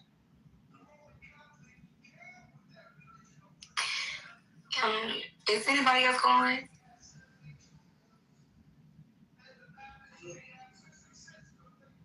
I'm sorry. That's a toy in my background, y'all. But okay, so I'm gonna agree with you for a second. I do think, especially in the beginning of Clubhouse, women were really mean to each other on stages, especially on stages with a lot of these celebrity men that was on here in the beginning. And some women are still mean, right? But men are too.